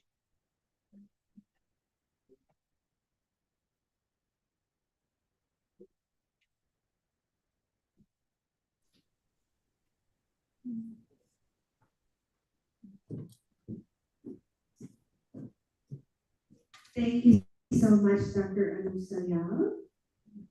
We will now begin our technical paper presentations. I would like to welcome all the presenters for technical session 1. Now, I would just like to note that each presenter will be given 7 minutes for presentation and 3 minutes for Q&A if there is any. The first one I would like to welcome is Ruby Da to present the paper, Regulation of Transborder Data Flows under Data Protection and Privacy Law, Past, Present, and Future.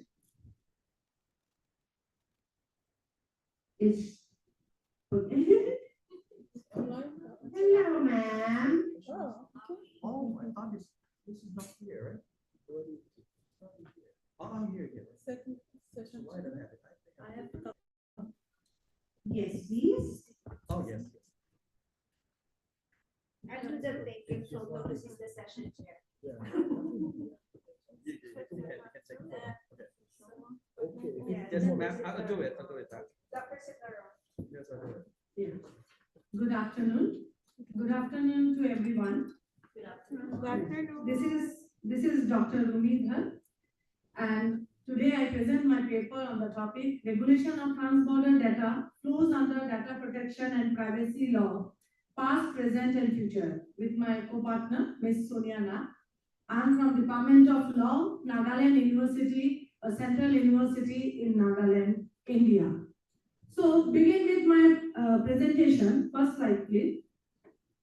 Yeah. Begin with my presentation. As we know that the digital era has redefined the boundaries of commerce, communication, and has redefined the power of communication and governance.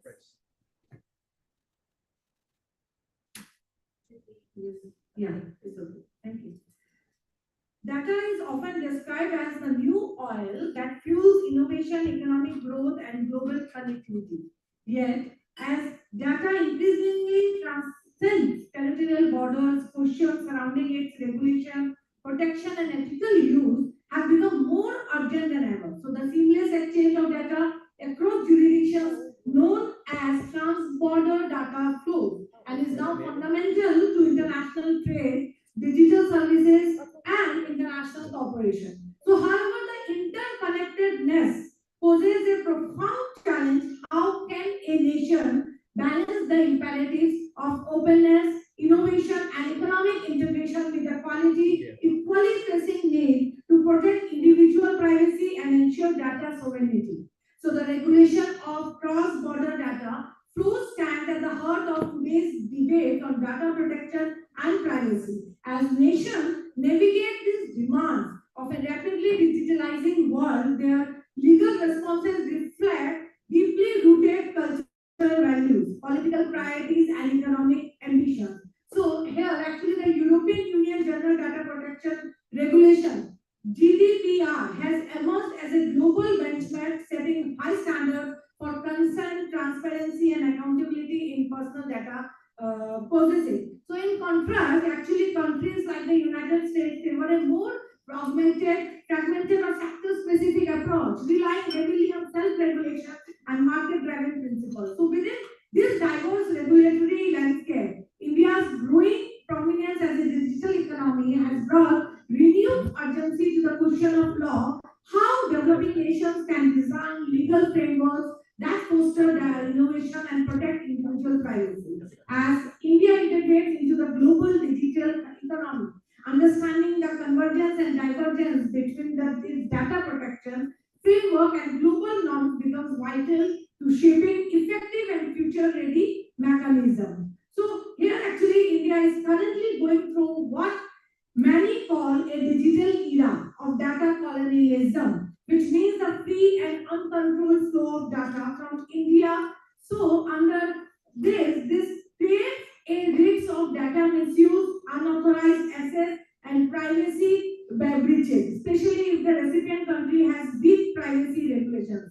Next slide, yeah. Methodology. So for this, actually this study is based on a sample of 400 respondents from 4 districts of Nagaland: Kohima, Dimapur, Mokoksam, and Zunangoto. So these districts were actually selected to include people from urban, semi-urban, and rural areas, giving a balanced view of digital awareness across the state. So the respondents came from different groups such as students, government employees, private workers, and small business owners. So the sample actually reflects how people in a digital environment like Nagaland understand issue of data privacy, protection, and cross-border data sharing. So their view actually provides useful insight how national policies like the Digital Personal Data Protection Act 2023 are understood at the local level. So this study actually also helps show how regional expenses can guide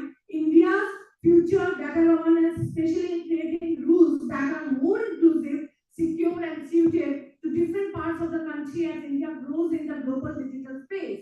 So that's how I can analyze it under descriptive statistics and autonomous, and 5-point Likert scales to identify general trends and level of government agreements among respondents. So the findings actually highlight how people in Nagaland with their unique cultural and digital background view data privacy and cross-border data sharing. The results also reveal gaps in awareness, trust, and undertaking, offering insights that can guide India's future data governance policies towards a more inclusive and regionally responsive framework. Next slide, please. So the questionnaire was actually divided into 2 sections. Section A, awareness and understanding of national data protection laws and principles, perceptions about cross-border data transfer, data localization. Actually here the discussions on the basis of the 3 questions, like how familiar are you with the term data protection? Have you heard from the Digital Personal Data Protection Act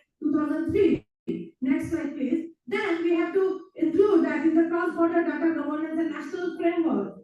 National frameworks. Next slide, please. Then here the questions are like that. Do you think that the data localization will improve the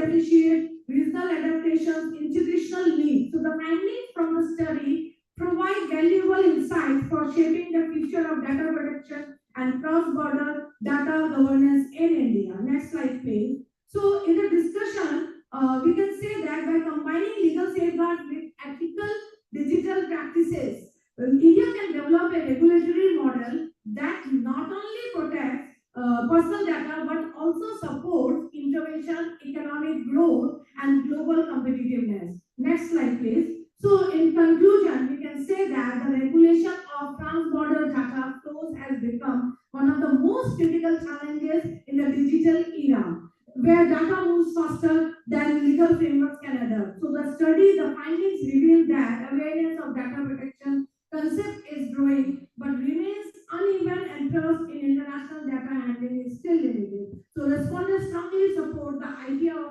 state-specific provisions and localized governance models that reflect India's regional diversity. Next slide, please. So next slide. So this is my references. Next slide. So yeah, these are my publications. So next slide.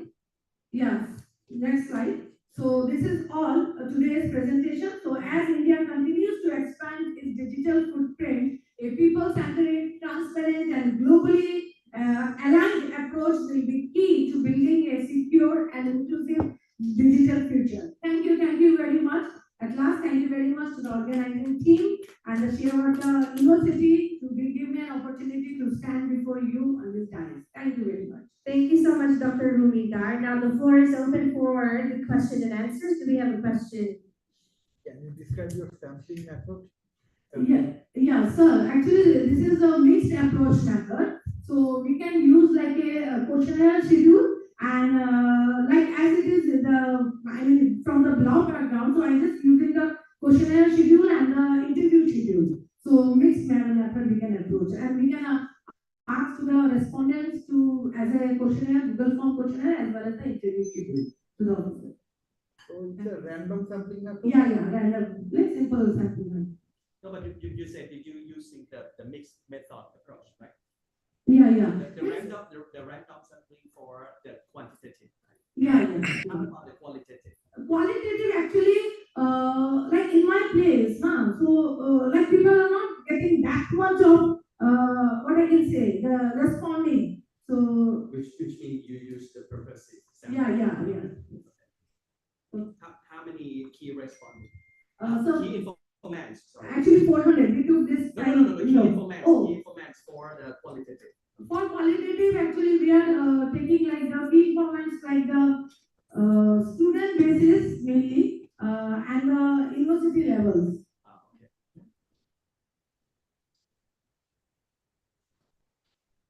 Do we have any other questions? Yes. How do you integrate local standardization laws and international aspects?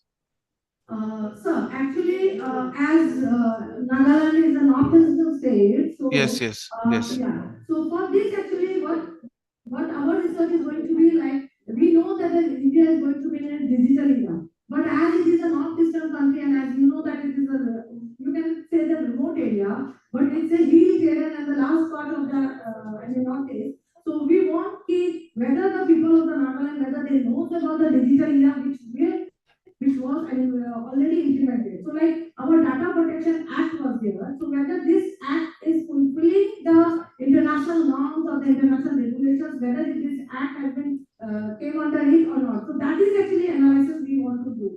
Actually, we did. Okay, is SDG 9 properly satisfied? No, sir, not properly satisfied, but like it is partially. The answer should be like partially. Okay, right. Thank you. That's all from my end. Thank you. Thank you so much, Dr. Rumidar. Okay, next, please welcome Dr. Wani Haron to present the paper. To present the paper, Faculty Engagement in Community Extension Programs, Examining Personal Factors, Institutional Support, and Stakeholder Collaboration in a State University. Ladies and gentlemen, Dr. Wani Haron.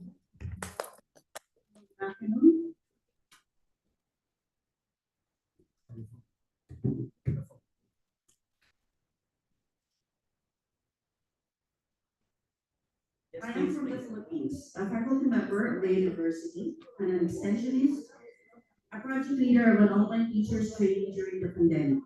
Having been involved in other volunteer works in the past, I focused on a study about faculty engagement in community extension programs to examine what drives and sustains faculty members in this area.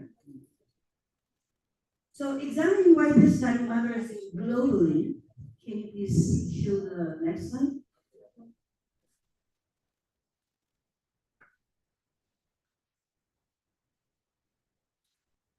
Examining why this study matters globally in the field of education is crucial because faculty engagement directly supports Sustainable Development Goal number 4, which is quality education, and number 17, which is for partnerships.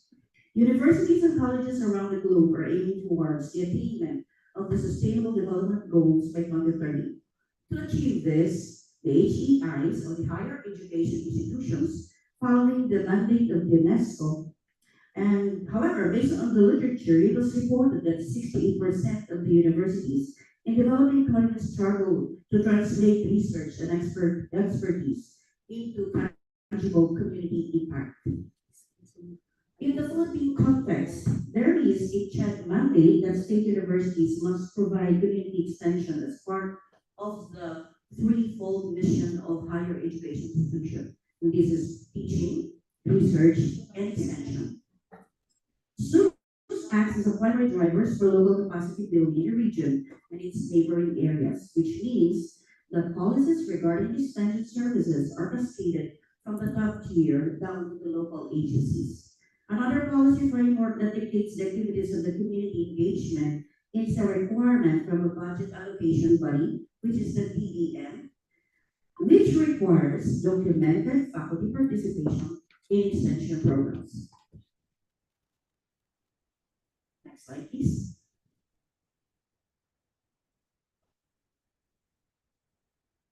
Okay. The sad reality, despite this international and national mandates, is reflected in the low percentage of university people who engage in extension. In the study locale, only 27% of the faculty at a state university, with almost 400 members in the central part of the country, were actively engaged in community extension programs during the academic year 2020 to 2025, and that's the span of 5 years. This might not be true to all, but the thing is, the problem exists and only a few are making it to community extension. So,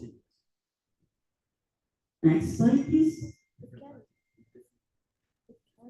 This study examines how extensively faculty members participate in community engagement programs and what factors shape that involvement across different demographic and professional groups. Specifically, it explores the personal, institutional, and collaborative influences on faculty engagement when considered both as a whole and grouped by years of experience, age, sex, educational attainment, and academic rank. It further investigates whether there are significant differences in the influence of these factors when faculty are contrasted with the same profile variables, identify strategic initiatives that faculty themselves propose to enhance their participation, and determines what concrete, relevant outputs can be developed from the study's findings to strengthen future community engagement efforts. The next diagram that you are going to see here illustrates the integrated conceptual framework that guides our study on faculty participation in community programs. So it demonstrates how multiple factors interact to influence faculty involvement and ultimately contribute to institutional capacity building. So we have there the faculty members' demographic profile, the personal factors, institutional factors, collaborative factors, and secondly, it ended up with the faculty participation in community engagement programs.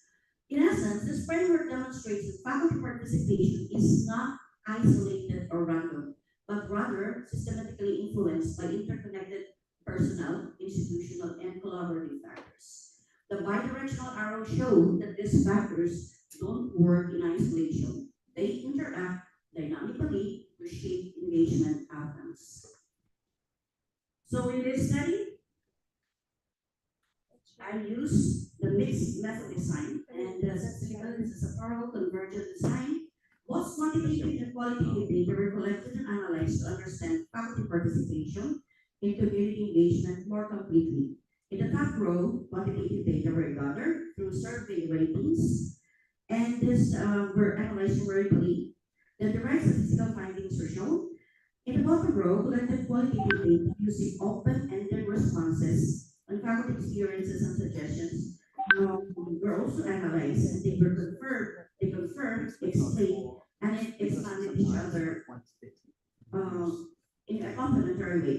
Finally, combined findings analysis were done, and this integrated evidence formed the basis for the overall conclusion and for developing the faculty involvement development framework for community engagement.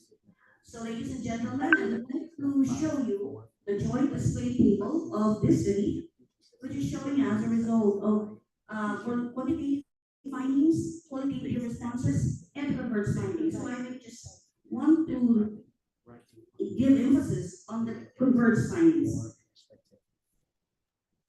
The corresponding qualitative responses clarify the numbers of the quantitative findings describing how faculty feel good when they help others, see service as a duty shape their community values, and experience personal growth alongside community growth. Taken together, the converged findings suggest that faculty participation is driven by intrinsic motivation rooted in moral purpose, empathy, and a sense of fulfillment. Second, joint display. This shows institutional factors for support or hinder faculty participation in community engagement. So these converged findings highlight, next table please. The converged findings highlight that the supportive institutional culture expressed through funding workload relief, recognition, leadership backing is essential for meaningful and long-term faculty involvement. And the last table, we have here the collaborative joint display table. The converged findings in this table illustrate that collaborative factors grounded in trust, transparent communication, equitable decision-making, resource and capacity sharing, and commitment to long-term relationships are fundamental to sustaining meaningful faculty engagement and ensuring both academic and community benefits. So this diagram, the last one, illustrates my study's core findings. Can I have my Samuel approve, please? Next slide, please. No? Next slide, please. There. Thank you. Faculty engagement, this is the study's core findings. Faculty engagement in community extension programs results from the dynamic interaction of three key factor clusters. We have the personnel, we have the, under the personal, we have motivation, career advancement, workload, and interest. So these are things that drive faculty members to be engaged in extension works. And then we have also collaboration factors, which include trust, alignment with goals, shared decision-making, and capacity building. Together, these interconnected influence shape meaningful faculty involvement in community works. As an output of this study, may I? Okay, so as an output of my study, I have come to propose a project circle, and name it as a project circle, which stands for capacity building, innovation, recognition, collaboration, leadership, and empowerment. Based on my study findings, I have developed a comprehensive framework for extension organized around the pillars, such as, and these things could be integrated with faculty reward awards, community forums, knowledge sharing workshops, digital forums, and partnership initiatives, complete with the persons responsible, resources required, and expected outcomes. This practical framework provides institutions with concrete strategies to enhance and sustain faculty participation in community extension programs. And so I would like to extend my sincere gratitude to the conference organizers for providing this platform and to share my research. I also thank the panel members. Well, I'm expecting for valuable feedbacks later.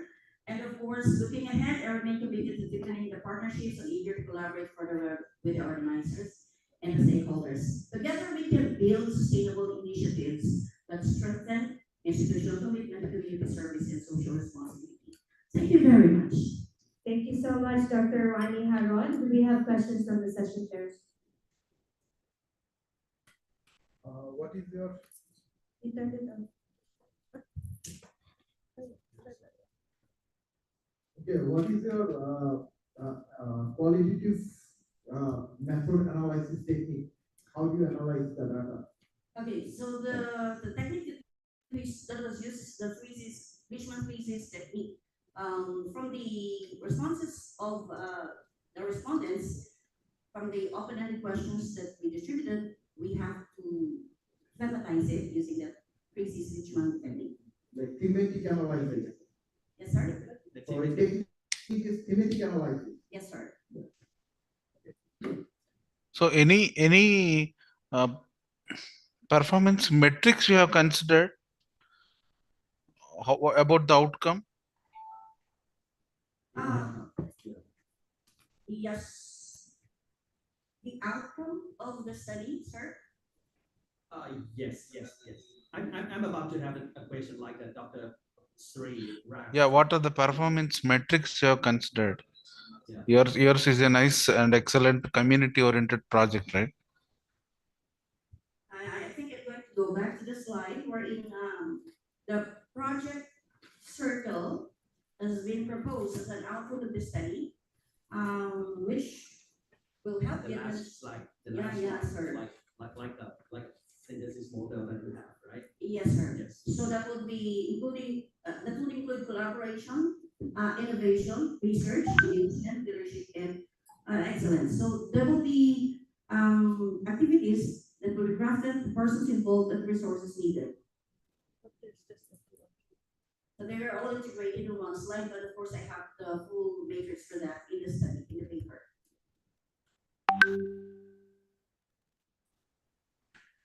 Any questions? Dr. P. Sri Ram. Yes, I am there. Does she answer your question?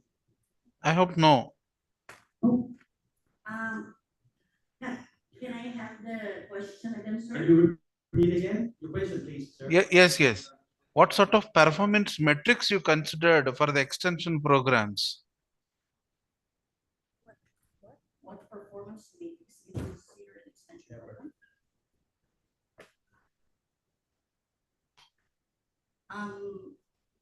Are you asking, sir, about like, say for example, if we're going to have an extension program, or was it an extension program before? Yeah, how long? I mean, what I mean to ask is how long the faculty can engage in this program so that the knowledge will be shared. Regarding this, any performance metrics do you have?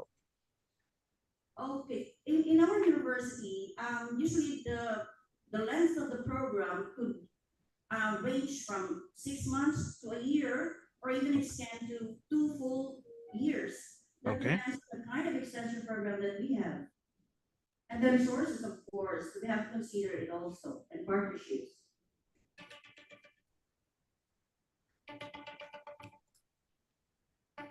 Was it clear, sir? Yes, it is over. Finish. Okay. Okay, so yes, for my question, can I have a question? It's okay. It's time over. Okay. I'm sorry because it's Time is up. Yeah. Thank you very Thank you so much. much, Dr. Wani Haron. Sorry, Dr. Sipnaron. We have to proceed. We need to proceed. Taking the stage next is Dr. Rodar Amalaga. Can I share my screen? Yes. Presenting the paper, The Diaspora of Filipino Teachers Leaving Their Home Country for Work in the United States. That's okay, ma'am. This one? No, she will share her screen.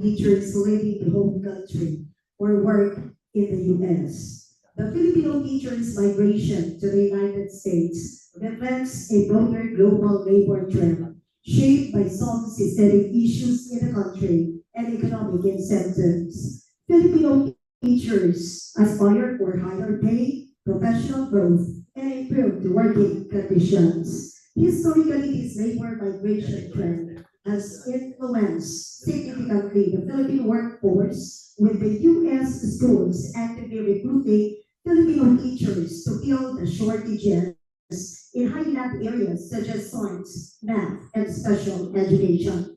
Overseas, the Filipino teachers face both opportunities and challenges. While Filipino teachers cross borders in search of richer soil, they too adjust to new cultures, adapt their teaching, make personal sacrifices, and encounter challenges related to classroom management, student behavior, and language barriers. To reiterate, the decision to go to the U.S. is driven not only by financial stability, but likewise by career advancement and prospects for better working conditions. Beyond these economic benefits, the international teaching experiences also offer social, intellectual, and cultural growth, further reinforcing their desire to go to the United States.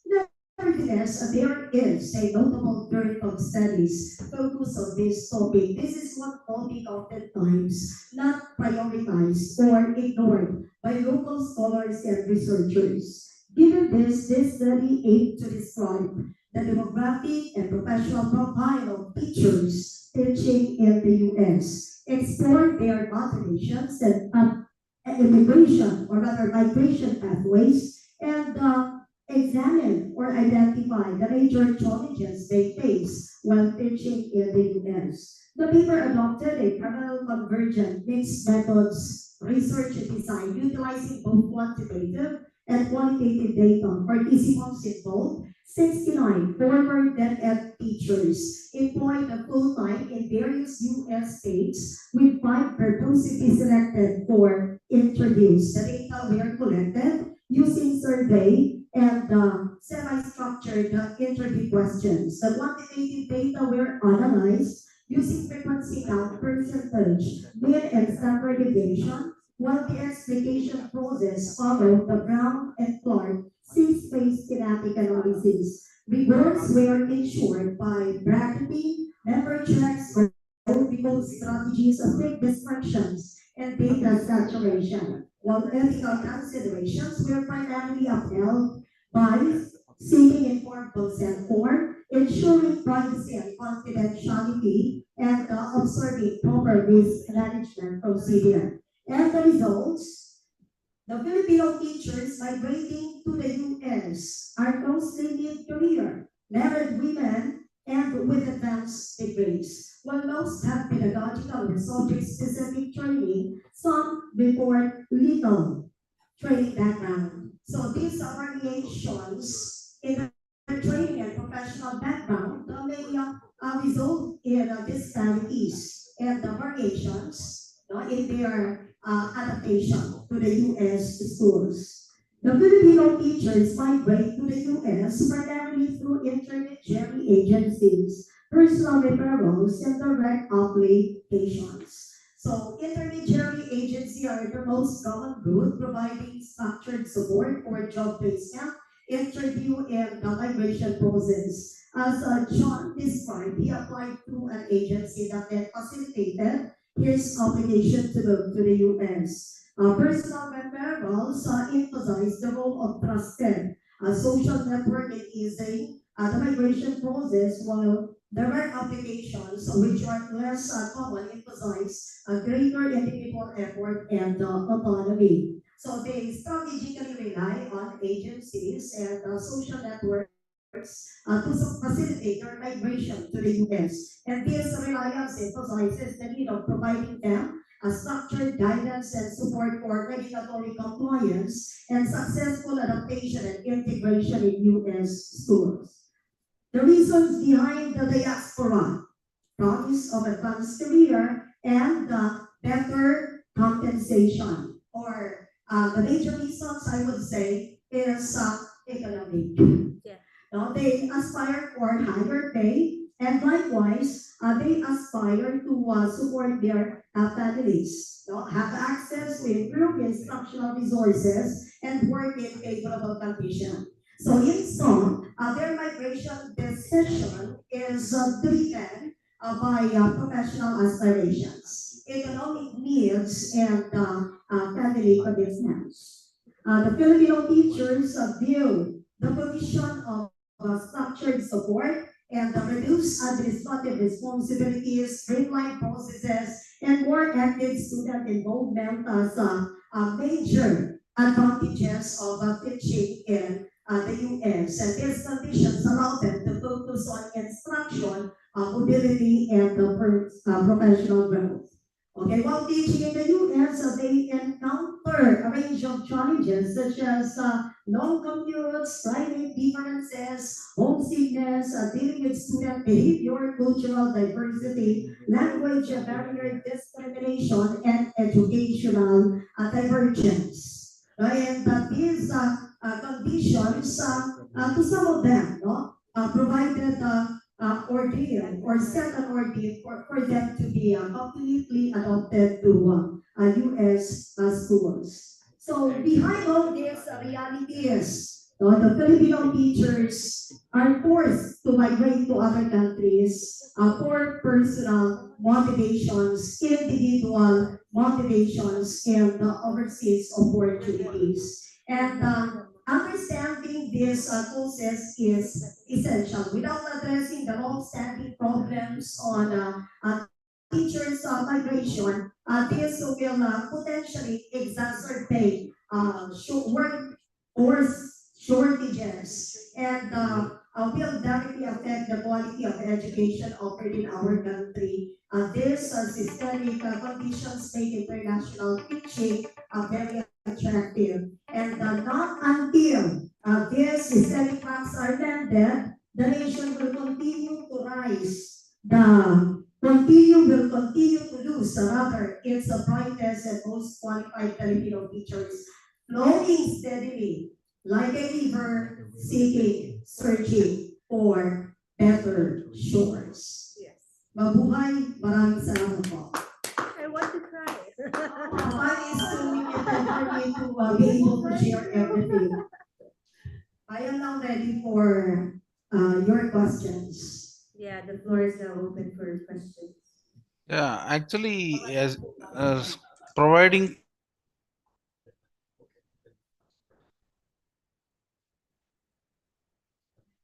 Go ahead, sir. Go ahead. Dr. Sri Sachs. Dr. P. Sriram. Go ahead, sir. He's frozen. Proceed your question, sir. He's frozen. Sir, you may not it's proceed frozen. with Okay, your okay, question. okay. So we will have our questions here. We waiting for during the Dr. P. Sri. I have a question. This is exactly impressed for my end because I have a friend. We in Chinawan University we have so many Filipinos, and I do agree with your result. By the way, this is might be impactful to all of the Filipinos who working abroad, not only the U.S. By the way, to more clear, specific of your methodology, doctor, could you go back to your methodology about the quantitative? The quantitative, yes. You conduct the sample, right? The sample for the quantitative, which is 69. Yes. I would like to know how did you determine the 69? Why you think or you believe that 69 can be represent all your population and what is your population? I actually included one section in my research about creating to methodology. This is a pilot study and we covered a small number of participants and the selection was through convenience sampling. So only those who volunteered to partake in our study. The reason also why we opted not to include the inferential statistics because of the limited number of Filipino teachers who volunteered to partake in our study. So purely descriptive, and again, the selection was through convenience sampling, and I know that 69 is not enough to represent the entire population, but at least we have gained an insight from the 69 participants. That's also the reason why we decided to proceed to qualitative data for purpose of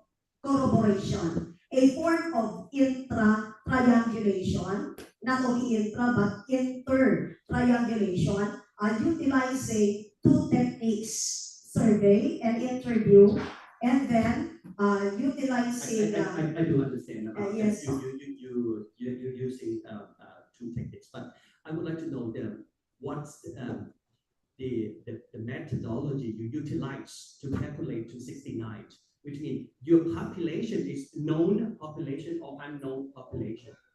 Unknown population. Because using. You have no idea about the exact number of the population, right? Yes. But when you calculate the unknown population, you have to use like a Cochrane, right? The Cochrane methodology to calculate the population. But how can you confident that 69 it can be represented for whole population? That's a problem. That's a principle of the research. Issue of representative. Yes, you have to ensure that all 69 could be represent all of them. Then that will make this research impactful and can be utilized for whole country, your whole country. And also the qualitative. You said you use a purposive sampling. Purposive sampling. Yeah, the purposive is acceptable, but for the 69, I need you to considering about that, because I'm not sure. I'm just not sure that 69 can be represented for whole population or not. This is my question, and then you don't need to any adjustment, but yeah, yours is the right question, sir. Actually, expression about the statistic use. You use just use for the descriptive statistic, right? Yeah. And the X bar and SD, right? Mean and standard deviation. Including the frequency count and percentage. Yes. That is just a descriptive. Okay, but for impactful of your research, I suggest you for the further research, you might consider to use like a statistics, like inferential statistic, like a multiple regression analysis to can predict your dependent variable, and that would be impactful of your research. But however, I love your presentation. I love your research and results. And I'd like to reiterate again that we opted not to proceed with inferential statistics, including regression, because of the limited number of samples. Yes. And we are planning to expand this paper, having it cross-sectional, and if possible, if every state in the U.S. and every country accepting Filipinos joining the diaspora would be covered. Yeah. Also, the reason why I am here today, because I am planning to expand this study, including Filipino teachers employed in Thailand. And that was my suggestion is just to avoid an argument from the reader. Yeah, I understand, sir. For example, like a number of the sample, you might have no question if you have if you're using the proper method. Yeah, that's okay. Thank you very much. Thank you, Paul. Thank you so much. Thank you po. Mabuhay ang Filipino. Yes, okay.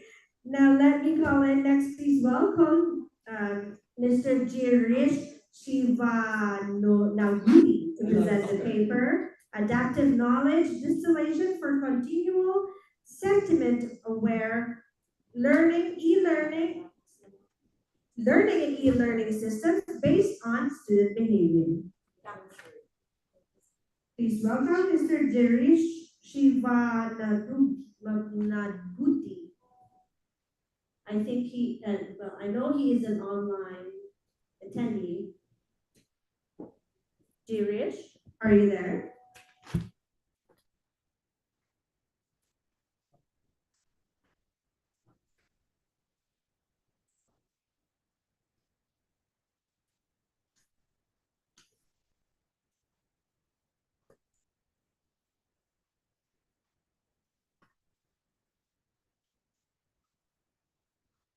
Girish Shivanaguti.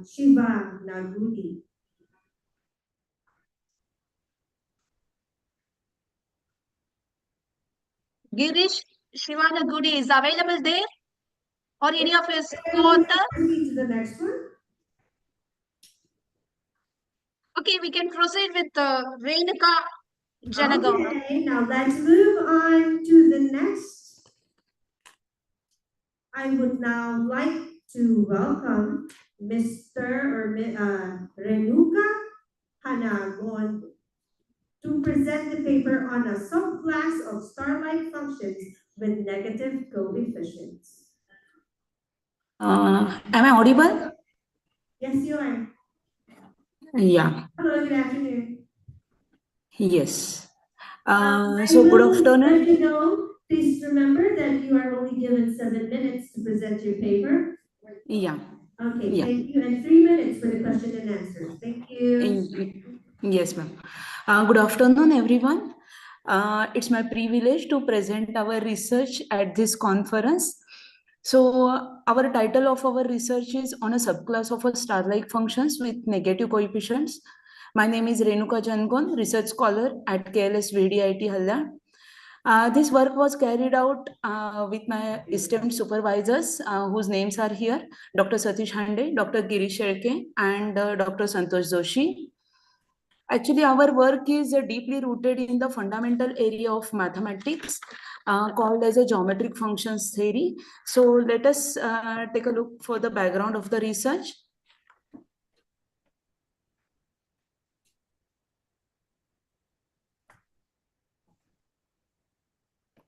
Yes, background of the research. Geometric function theory. Geometric function theory is the study of the complex analysis where with a special emphasis on the geometric properties of the functions. And here we study how the functions maps on the regions to the complex plane, particularly at the unit disk. Here our core focus is on the study of the univalent functions, univalent analytic functions.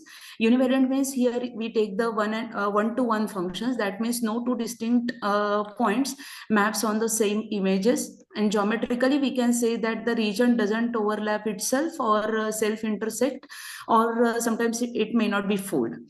And here the main focus is here actually the general class of a univalent function is a complex. So here we focus on the functions on the power series of a function where we take the coefficients are negative.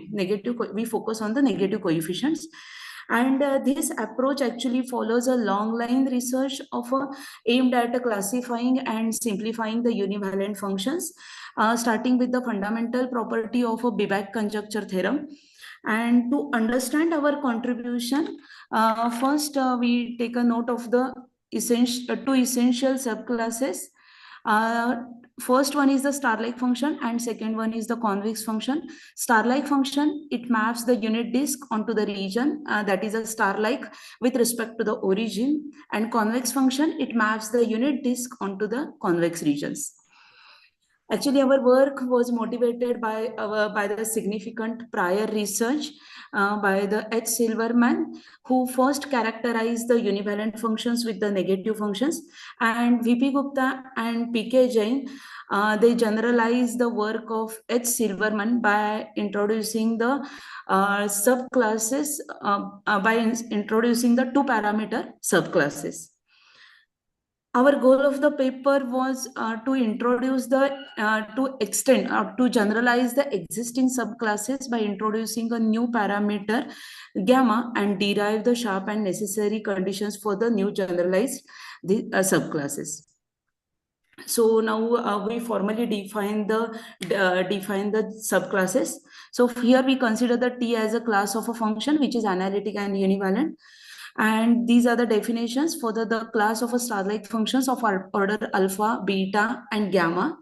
A function G belongs to these star-like functions of order alpha, beta, gamma, if and only if this inequality is proved. The class of a convex function of order alpha, type beta, and gamma is defined as in this way. So a function G belongs to convex functions of order alpha, beta, gamma, if and only if it proves this inequality. And the third definition is here we define the class of a closed to convex function. And here the parameters are alpha, beta, and gamma. Alpha is restricted between 0 to 1, 0 less than or equal to alpha less than 1. And beta is also restricted to 0 to 1, where equality holds for 1. And gamma is restricted for half to 1, and equality here holds for the 1. And this is one of the important result. If whenever here G, it belongs to the closed to convex class whenever the linear combination of the coefficient of dk and nk, which is bounded by the 2 beta. According that you have a very limited time, I suggest you to skip to. I'm sorry, I'm not audible. Now you just reached on the introduction.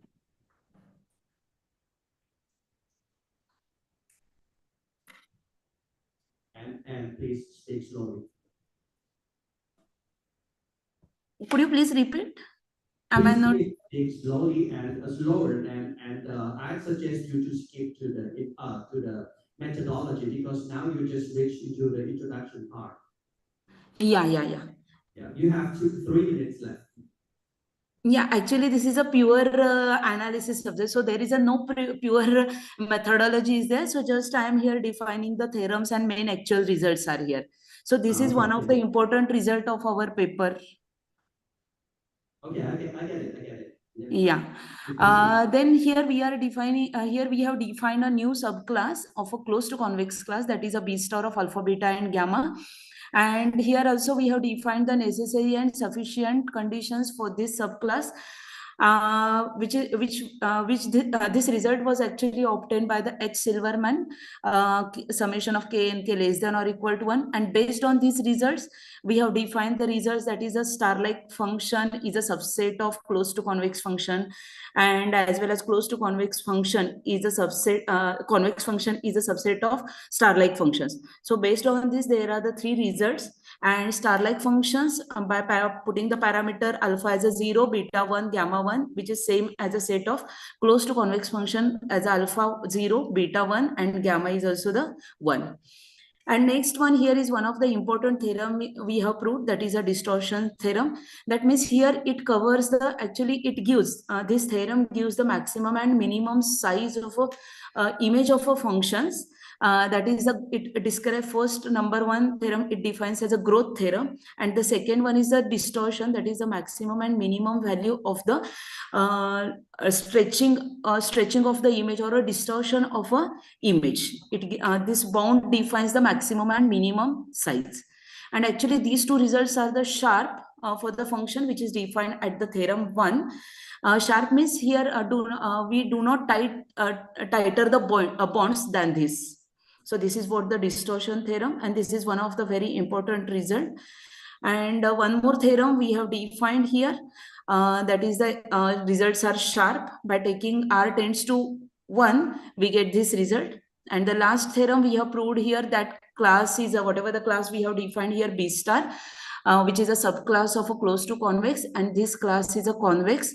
Convex means whenever you take any 2 points on the region, and whenever you join a straight line, it completely line within that region. We proved that result. And I come to the conclusions here.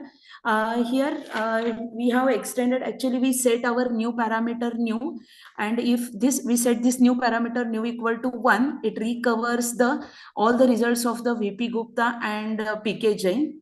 And also here we reaffirm the conditions for the negative constraints, and it serves as a successful methodology for simplifying the complex functions.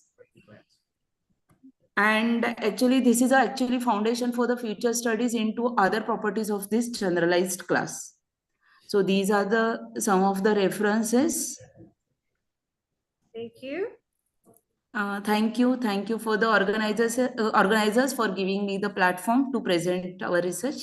Thank you so much. We were just in time. So let me Yes. open the floor for the question and answers. Do we have any questions from our session chairs? Yes, yes. Does your distortion theorem handles negative quotients? Yeah, yes. Yes, sir. That is what the main attraction of this generalized new subclass. Okay. What if what is the procedure you apply to handle that negative quotients? Actually, we have defined this new subclass here, B star of alpha, beta, gamma. And based on this inequality, we have proved that distortion theorem. You have to hydrate yourself. Okay, are there any more questions? No more. Okay, let's proceed to the last. Thank you so much, Ms. Renuka Janagon.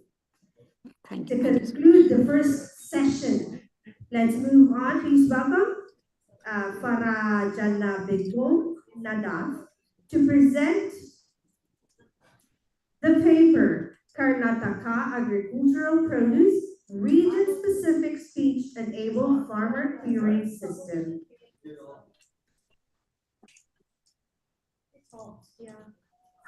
Okay.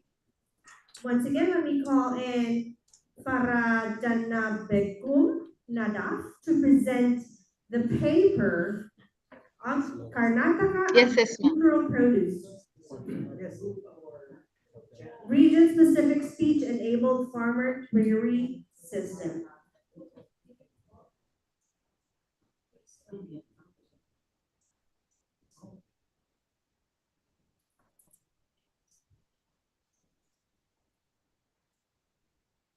Am I audible, ma'am? Yes, you are. Thank you so much. We're just waiting for your presentation, and then your 7 minutes will begin. Please note that I will make I will click the box, the glass when your 3 minutes is up.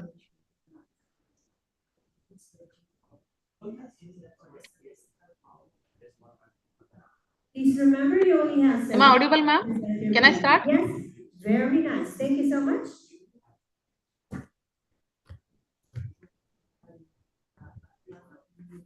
My screen is available. You may now begin.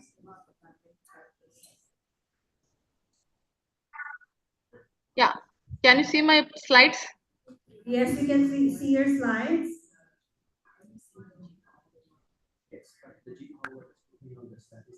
Can I start? Yes, you may start. Please remember you only have 7 minutes. Your 7 minutes has already begun. Yeah. Good afternoon, ma'am. Good afternoon. I, Professor Farzana Begum Nadaf, presenting a paper on voice-enabled crop price inquiry for farmers using NLP. My co-authors are Dr. Venkatesh Shankar from KLS VDIT Haria and Dr. Sangeeta Benny from Dr. D.V. Patil Institute of Engineering Research and Management, Pune. So here the background of our research is the traditional method of accessing agriculture information such as visiting local markets or relying on word of a mouth are often time consuming and persists with many farmers time for lacking access to smartphones and internet connectivity. These are the main challenges of our paper, where the needs for innovative solutions with coupled emerging technologies to democratize access to the agriculture information. Today's agriculture sector has witnessed a rapid information transformation driven by technological innovations in that efficiency, productivity, and sustainability. Using these innovations, voice-enabled system provided by natural language processing, which has evolved as promising tools to cater information needs of farmers. The farmers can interact with the knowledge base using their regional language such as Kannada, English, Marathi, Telugu, which offers the more intuitive and accessible interface with limited literacy or technical skills. The main prototype of developing this project is incorporated with voice-enabled crop price inquiry system, which designed specially for the farmers. Here, the technological advancement in system which is designed for speech processing, voice recognition, and a prototype which enables the farmers frequent inquiry about the crop prices in native languages. This intuitive interface eliminates the need for traditional typing of a method or browsing the information and making some information access for the farmers seamlessly with a user-friendly environment. The main key components of our system is to include voice input processing, which has retrieved with the backend data retrieval and processing from the knowledge based speech synthesis and for output delivery. Here, what we have done with the architecture as the what our solution will give you the imperative to analyze the existing system catering the crop price inquiries. Our system revealed significant limitation in widely used platforms such as a Google Assistant, Voice Assistant, and Kisan API. While Google Assistant struggles to comprehend local dialects effectively, it means local language is a very effective and it hinders a usability in natural agriculture communities. The Kisan API fails to provide a real-time pricing data, rendering a timely decision making. Then, which recognizes our system, the challenges which are necessitated for the societal approach to overcome dialectical barriers which delivers up-to-date information. The preliminary assessment of our fundamental step of a project is conceptualizing a solution framework highlighting the critical need for the approach to address the specific requirement of the local farmers effectively. Here, a crucial step is implementing this product with the machine learning technology with the different algorithms which require some of the data sets which gather information. Here in the architecture we have seen a data collection which will be gathering some information of audio samples for the crop price inquiries meticulously labeled with the relevant crop names and the prices of the crop.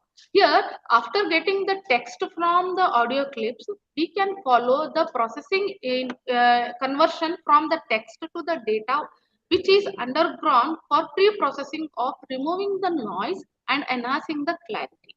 This pre-processing includes a language specific task such as tokenization. Tokenization means which is breaking the text which taken from the data set into a manageable units called as an a token and which are normalizing the standards of the text format. So here we used for the local users, local customers such as an Kannada language which implements for these type of a project. So here implementing this in a local language which makes us a textual data accurately reflects the spoken inquiries about the price of the crop or the label of the crop, right? Then here using some extraction of features of transforming of pre-processed text data which can be suitable for machine learning algorithm.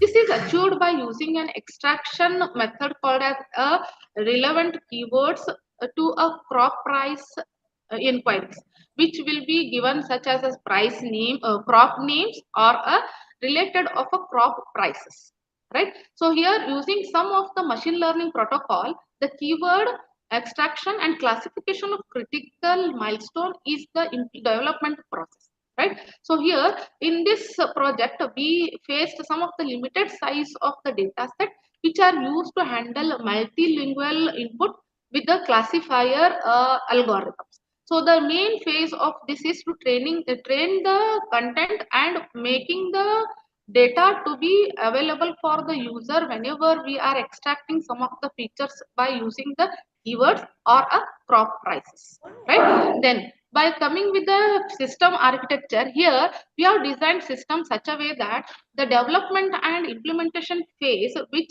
create the robust and a system architecture capable of seamlessly integrating various modules which facilitate efficient crop price inquiries.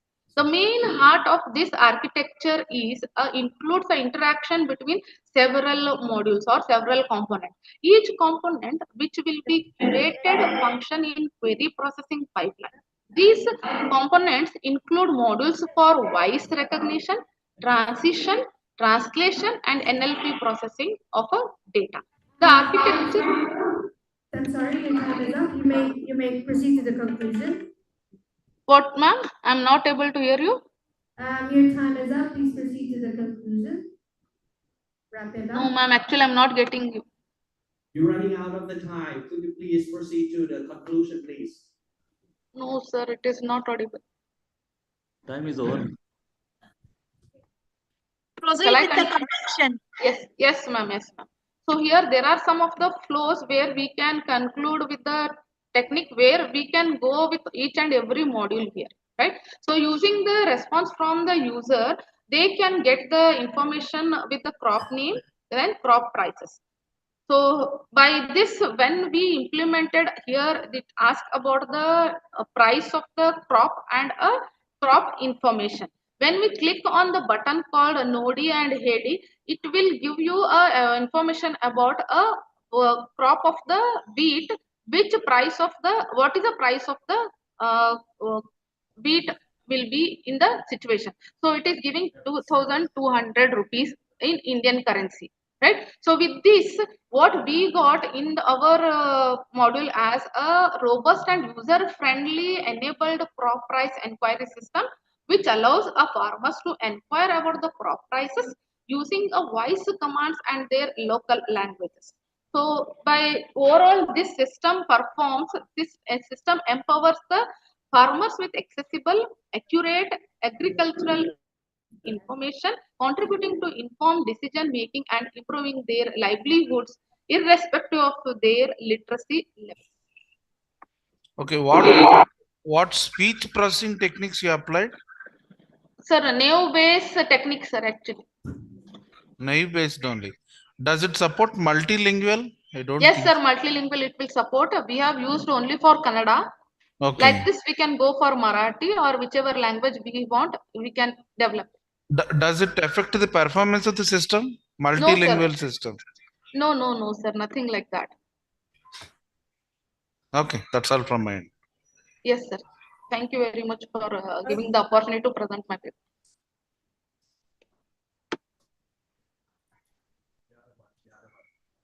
Thank you so much. Now we will, before we proceed to technical session 2, we will have a 10-minute break.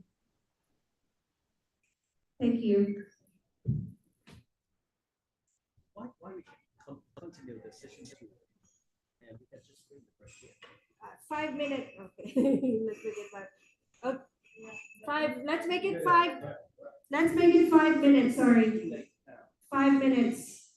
See you again in 5 minutes. Yeah, Dr.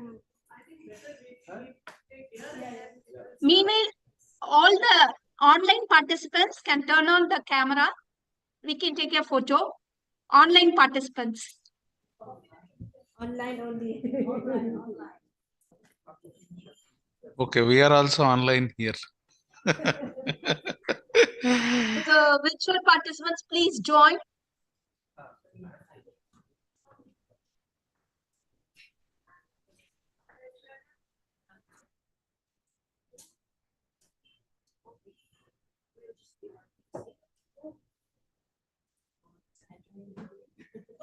I request you to turn on your camera, please. Virtual participants, please open your camera. Please turn on.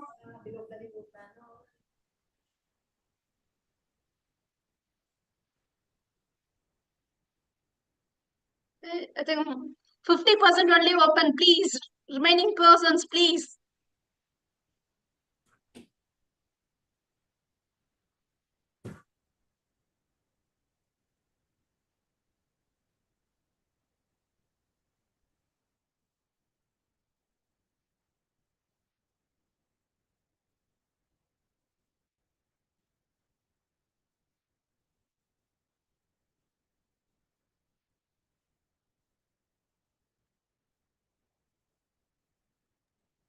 Mic, please.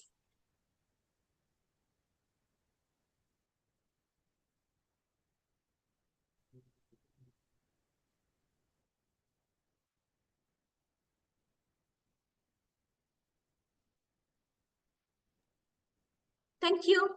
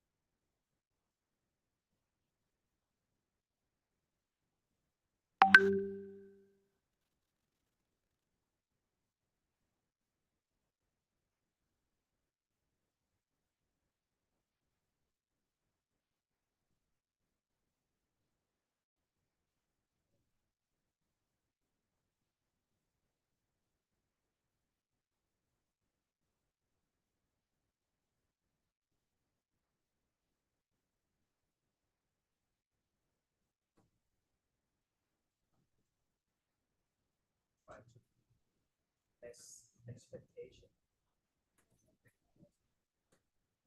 Expectation for I expect. I mean, because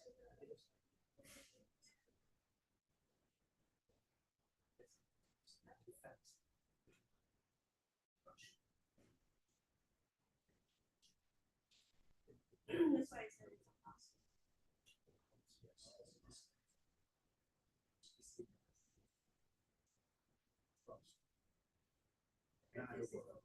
The big world.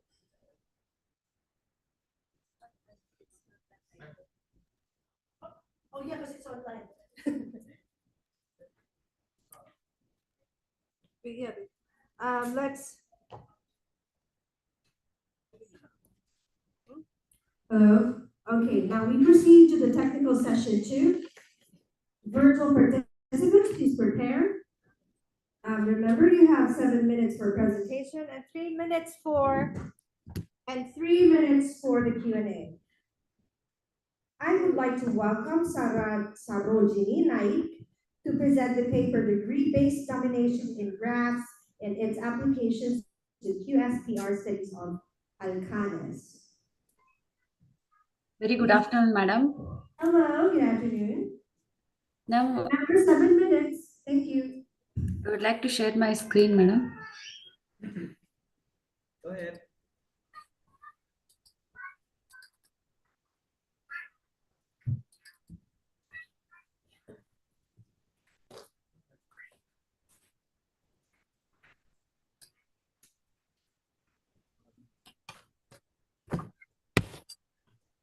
So in this paper, am I audible, madam? Yes, you are. You are audible. Please just start. Yes.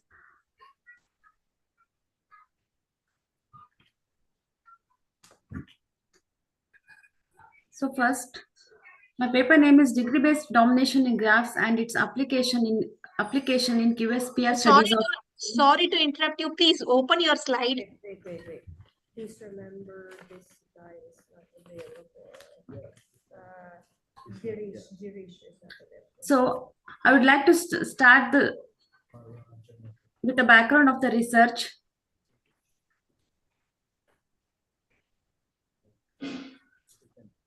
A set S is subset of V is a dominating set of G. If for each vertex V minus S is adjacent to the sum vertex in S, the domination number is the smallest cardinality of the dominating set. A dominating set is. We cannot see your presentation. Please make sure that you are sharing the right screen. Yes, ma'am, I'm sharing my screen. You need to open the PPT. Please open your PPT first.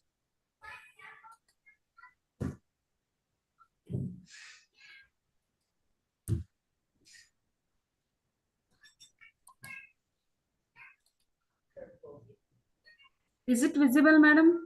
Yes, better. Thank you. Is it visible, madam?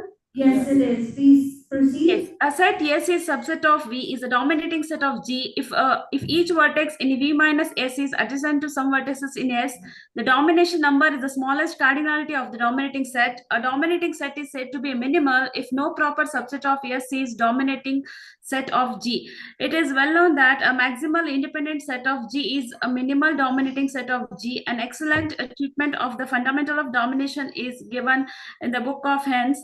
A survey of several advanced topics in domination is given in the book edited by the Hens et al. Various types of domination have been defined and studies by several authors. So I would like to start with the definition. A dominating set.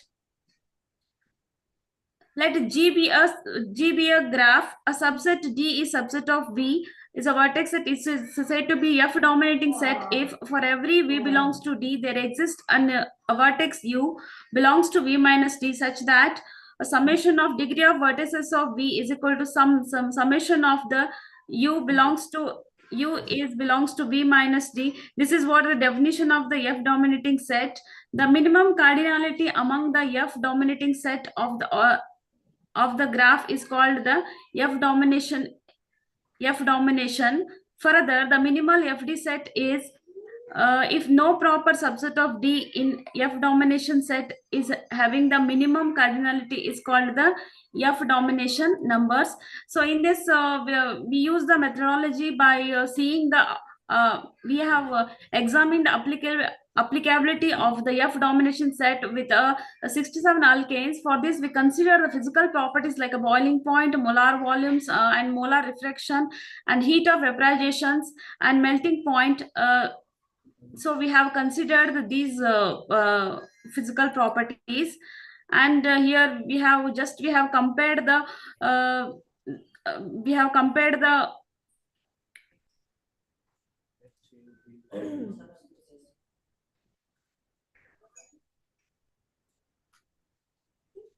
so these are the results we got by comparing the alkanes.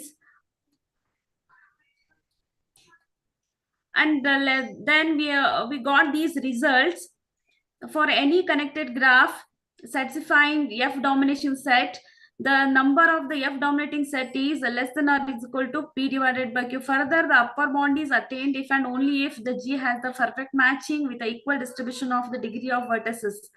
And the second result, what we got is, let G be a connected graph satisfying F domination set, then if D is the minimal F domination set, then V minus D is also F dominating set of G. And the third result, we got that for any connected graph G with a maximum degree less than or is equal to P divided by 2, the F domination number is also less than or is equal to P minus delta of G. And then again we have we got the result for the complete graph. We can say for the complete graph where P is an even integer, then the F domination number is equal to P by 2.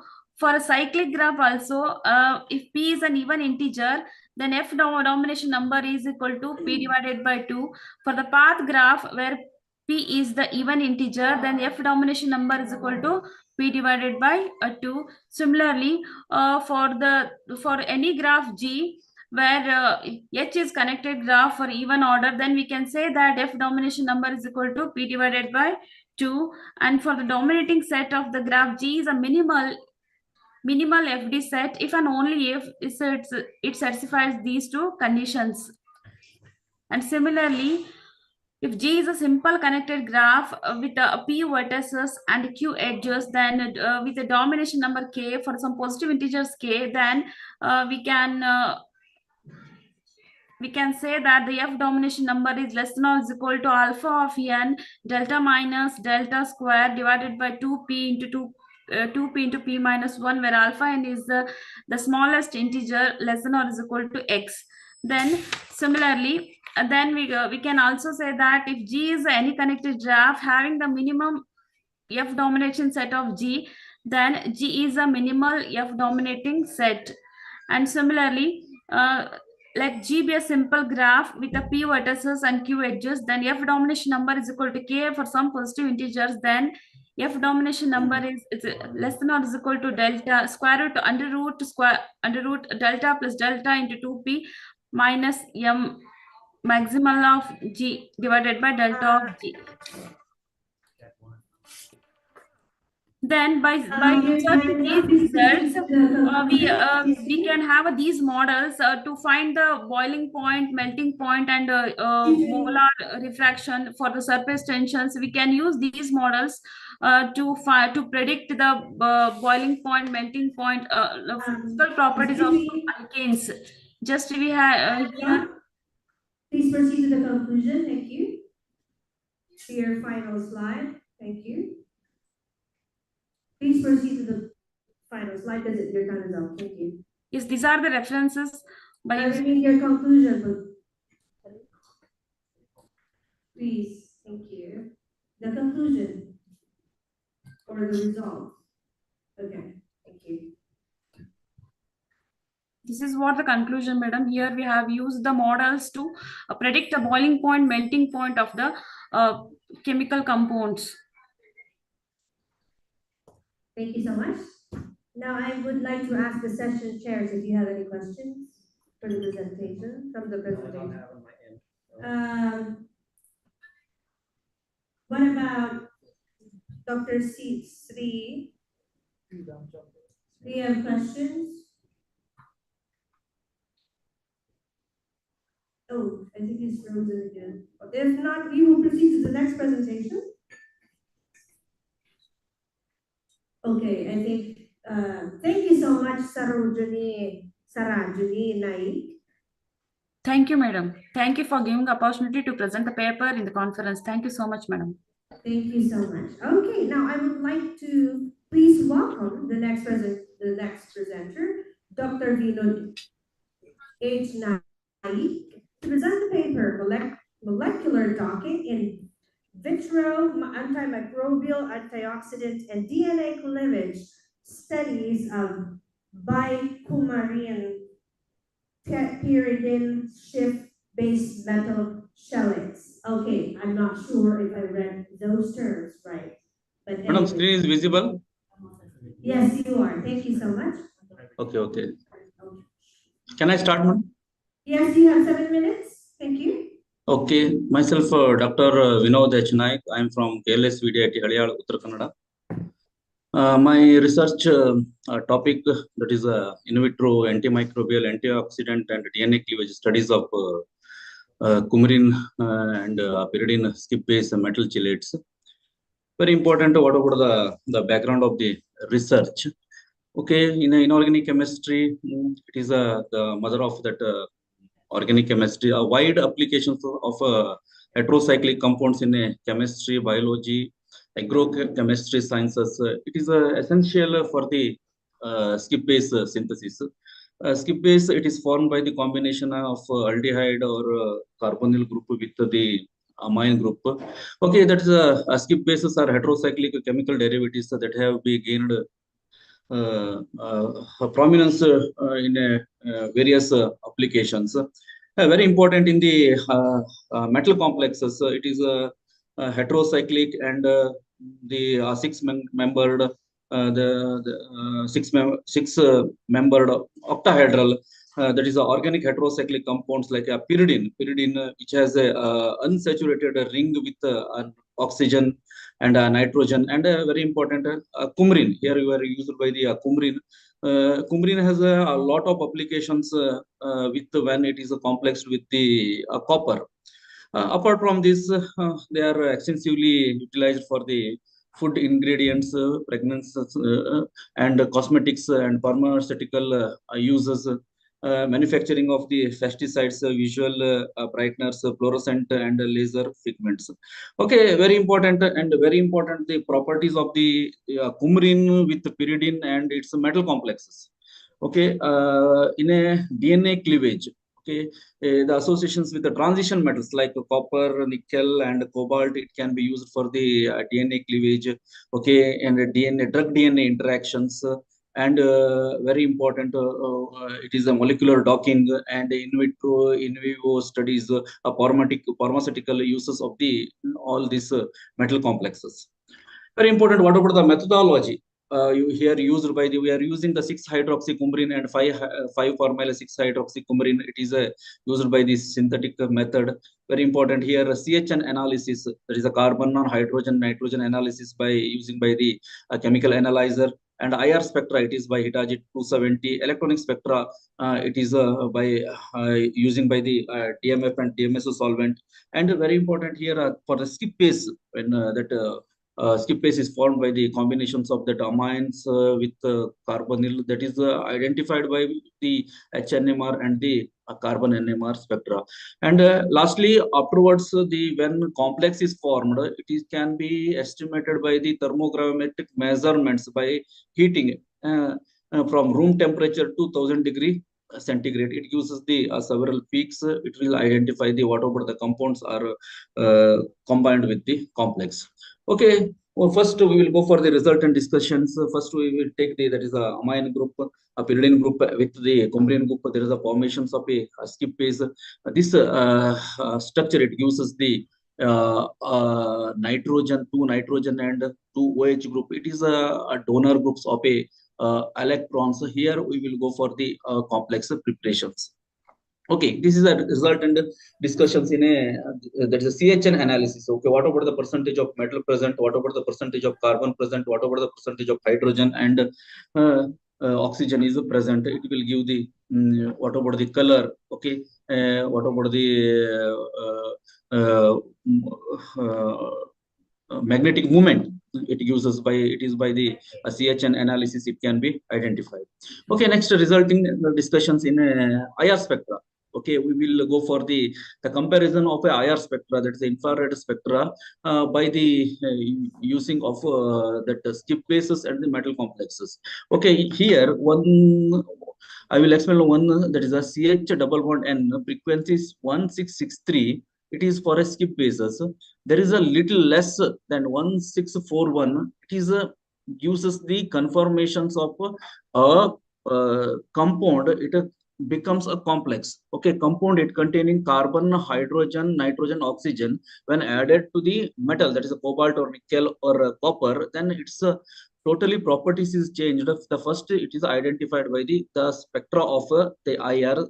There is a 1663. It is a totally decreases or 1641, 1640, 1635. It is the clear identification of nitrogen coordinations, cobalt coordinations with the metal complexes. This is the ligand field parameter of the cobalt and nickel complexes. It is identified which the compound is octahedral or tetrahedral or it is a square planar complexes. Okay, next this is a thermogrametric parameter for use for the cobalt, nickel and copper. Here it uses the three different peaks. 252, 258, 391 to 393, 682, 690. It is the different peaks. It arises that is the decompositions of a coumarin or pyridine and a total decompositions. This is the clear identifications of a that metal is coordinated with the skip bases. Okay, next very important. There is a very important applications for the skip base and metal complexes. That is a in vitro and in vivo. That is a pharmaceutical bacterial usage. Very important here, comparing with the skip base, we are taking by the different concentrations, 10, 30, 50 and 100 different concentrations. But compare with the skip base, compare with the metal complexes. Okay, first one, that is the C25H15N3O6. It is a skip base, it is an organic compound, and it is combined with the metals like cobalt, nickel, and copper. Okay, it uses the good inhibitions against the bacteria. Therefore, it can very important when complexes are good. That is a pharmaceutical usage compared to the organic compounds. It is especially copper. Copper is a very good in a antibacterial and antifungal activities. Okay, this is the some of the flicks used by E. coli, aeruginosa, and Niger, used for the DNA cleavage studies for the different bacterial. It shows us the clear DNA cleavage of a bacteria. This is our conclusion. This is our proposed structure. Okay, that's a skip base. Is combined with the metal like cobalt, nickel, and copper, coordinated with the coordinations of nitrogen, coordinations of oxygen, and also there is a formations of coordinated with water. It is a octahedral complex. So all the above data it clearly gives us it is a formations of a complex. Okay, these are the references I used. Very important. I am sincerely thankful to our beloved principal, Dr. V.A. Kulkarni sir, given me this opportunity to present this conference, and I extend my gratitude to all teaching and non-teaching staffs of KLS VDIT. Okay, thank you. Thank you so much, Dr. Vinod Naik. Now, I would like to ask the session chairs if you have any questions. Yes. Yeah, how does coordination geometric influences binding affinity? Sir, usually we are using the organic compounds in a chemistry, sir. Okay. When it is converted into metal complexes, like if this is the our skip bases, sir. Afterwards, it shows the three, that is the skip bases. When it is combined with the metals like these metals, automatically that metal it inhibits the growth of the bacterial growth, sir. Okay, nice. Thank you. What is the novelty of this study? Sir, pardon, sir. What is the novelty of this study? Just this one? I am not hearing, sir. Novelty, what is the highlight? Okay, it is a DNA cleavage, sir. The DNA cleavage studies of these metal complexes. This is the novelty. Yes, sir. For anti-cancer or anti-HIV cell can be cleave these metals complexes, sir. Thank you. Thank you Thank so you. much, Dr. Lino. Thank you, sir. Thank you, madam. Thank you. Right. Okay. Now let's proceed. Our next presenter is Sneha S. Kulkarni with the paper Synthesis of Liquid Fuel from Solanum tribulatum, non-edible seed oil, and characterization of its fuel properties. Whether the screen is visible, ma'am? Yes, but it's a little bit small. Thank you, madam. Good afternoon. Myself is Dr. Sneha S. Kulkarni from SVDIT Haldia to present an article on synthesis of liquid fuel from Solanum tribulatum, non-edible seed oil, and characterization of its fuel properties. Background of the research. So we Sorry to know that interrupt. The screen is very little in size. Can you like maybe turn it to landscape mode so it can be a little bigger? Just a minute. Your screen is so small.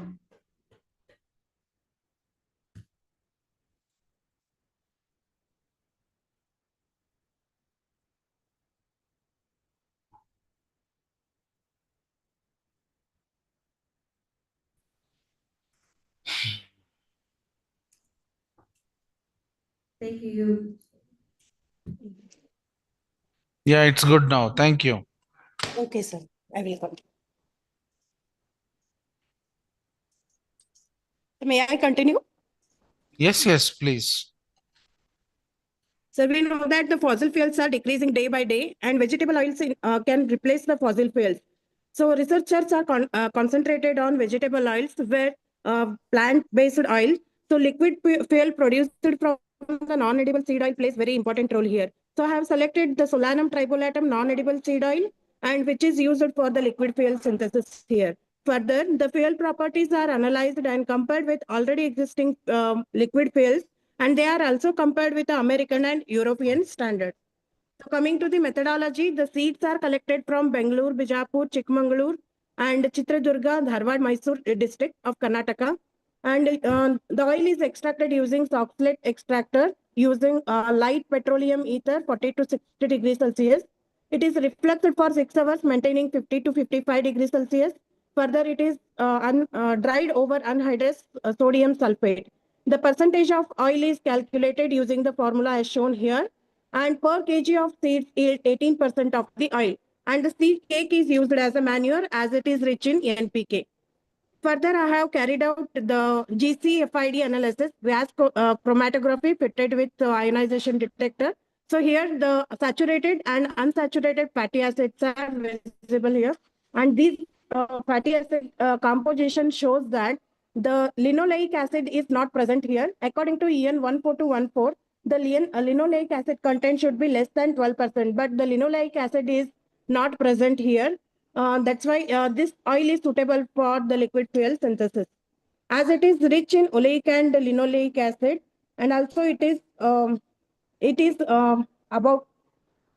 So these are the mathematical models used to calculate the liquid fuel properties. Say for example, molecular weight, saponification value, iodine values, cetane number, higher heating and lower heating values, kinematic viscosity, flash point, degree of unsaturation, and cold flow properties like cloud point and power point. These are the results obtained from that. So 18% oil extraction. For the oil extraction, the solvent used is petroleum ether.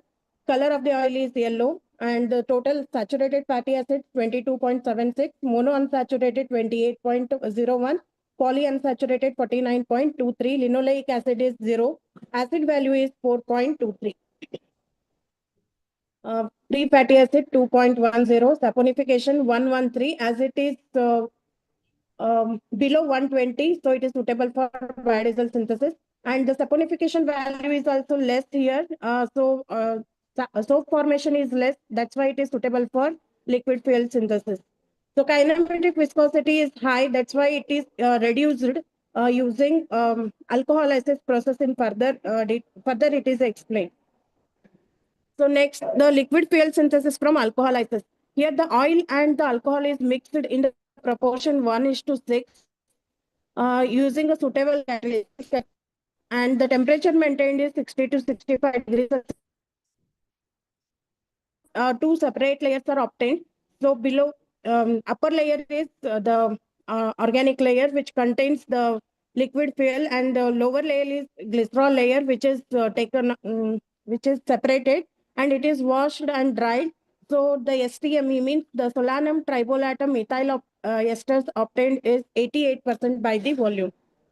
Further, it is conferred, means oil to biodiesel or the liquid fuel conformation is done through the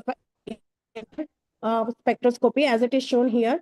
So in the first figure, 1160.13 per centimeter, a broad peak, which is separated into two concrete signals here. That is first figure only the strong peak is available, then it is separated into two peaks. So that shows that the oil is converted into liquid fuel. So then I have calculated, and so whatever the experimentally obtained iodine value, saponification value, density, certain number, higher heating value, lower heating value, flash point, everything are compared with experimental compared with the calculated values and also with the already existing biodiesel or the liquid fuels. Even the oxidation stability is also calculated. So it shows that all the properties shows that the seed oil is suitable for liquid fuel synthesis, and this fuel is used as a fuel.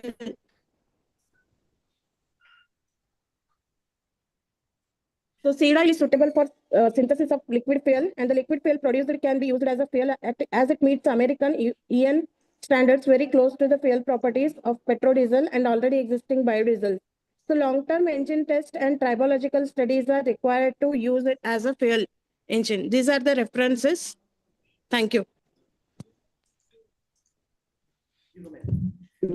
Thank you so much. Do we have any questions from the, it's just right on time. Do we have questions from the session chairs? Yes, what parameters of the fuel characterization basically influence the combustion performance? City number, flash point, cloud point, power point, higher heating value. Okay, all these got met the threshold values? Yes, sir. Okay, fine. That's all. Thank you. Okie dokie dokes. I think we don't have any more questions. Let's proceed to the next presenter. May I call in Samir M. Galagali to present the paper Understanding Thermal Transport in Good afternoon, madam. Good afternoon, madam. I will share my presentation very yes, soon. please. Yes, ma'am. Yes, ma'am. Thank you. Don't forget, we only have 7 minutes.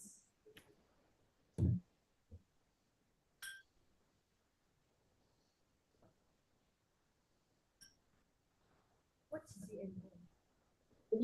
Huh? Yeah.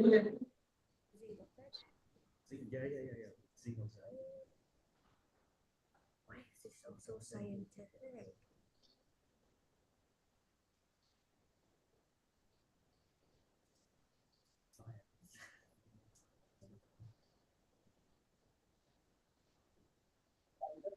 Google Drive वगैरह दिला sir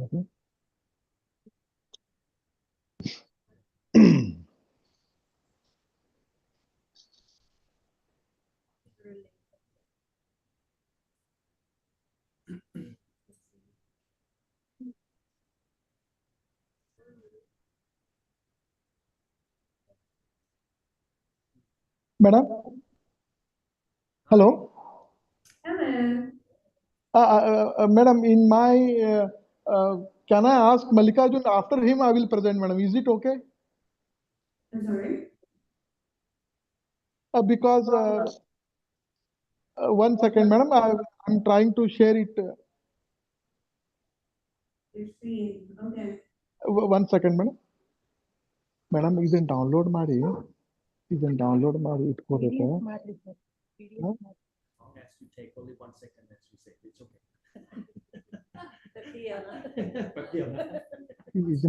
ಇದನ್ನೇ share ಮಾಡಿ ನಾನು ಇದನ್ನ ಎಲ್ಲಿ ಇಟ್ಕೋಬೇಕು ನಾನು browser Vivo document. Madam, is it visible now? Not yet. I need you to find your screen and share that. 1 second, ma'am.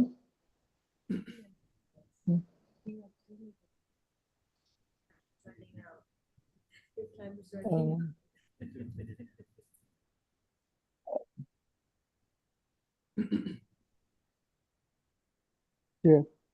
Oh, you're visible now, sir. 1 second, sir. Okay, yeah, that's perfect. Thank you so much. Sir, is it visible, sir, now? The other one was okay, but now 1 second, sir. Sir, madam. Madam, is it visible? No. You are sharing the wrong screen. 1 second, madam.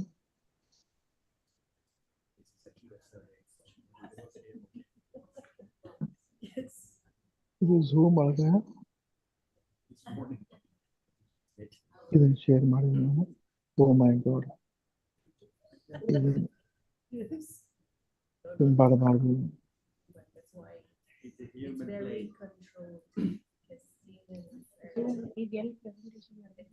ಅಲ್ಲೇ ಮಾಡ್ಲಿಕ್ಕೆ ನಾನು ಆಗಲ್ತ್ರಿ madam ನನ್ನ ಕಡೆ. ಇದು ಏನೋ ಆಗಲಿ, ಇದು zoom ಇಲ್ಲಿ ಹಿಂಗ್ ಮಾಡ್ಬೇಕು. ಇದು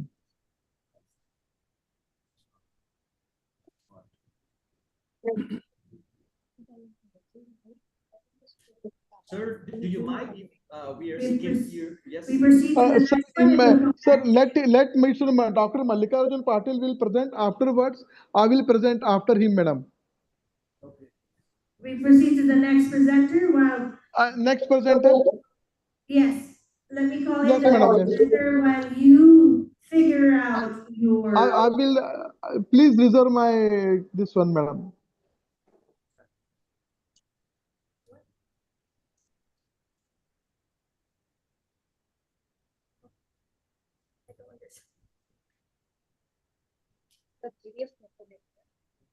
Madam, illa.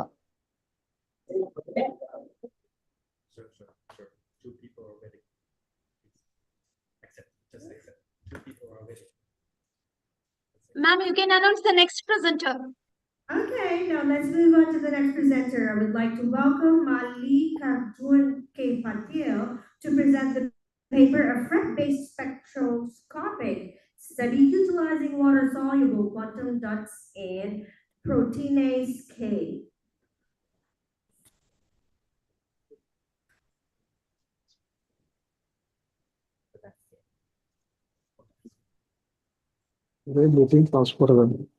Hello.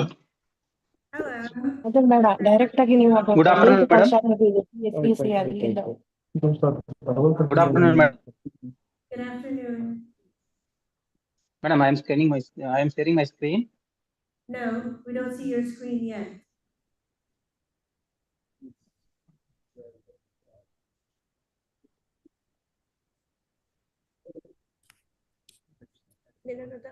Madam, is it visible? Madam, is it screen is visible now? Not yet. Hello. 8655. Can I start presentation, madam? Hello. Yes, sir. Yes, you can start, sir. Okay. So, good afternoon, everyone. Myself, the Mallikarjun Patil, Department of Physics, KLS, VDIT, Haryana, India. Title of my presentation is FRT-based spectroscopic study utilizing water-soluble quantum dots and proteinase K. So, FRT is the most valuable and a well-established spectroscopic technique to study the interaction between the molecules that helps to understand the medical diagnostics as well as the fluorescence microscopy. In our present work, I am presenting the interaction between proteinose K and different composition and different size nanoparticles.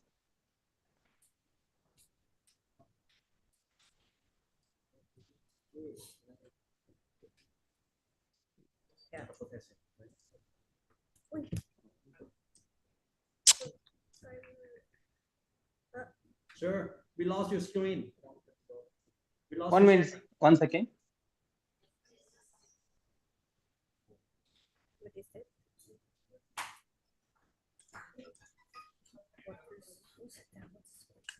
Protein is K, what is it?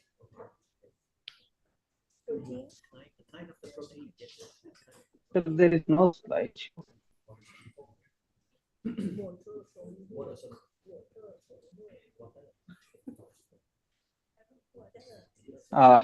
So FRT is nothing but it is a non-radiative energy transfer between the electronically excited energy levels of the molecule to the nearby molecule. That is when the molecule is in the ground state, it absorbs the energy from the excited sources and it will excite to the excited state. During its excitation, it will transfer its energy to the nearby molecule.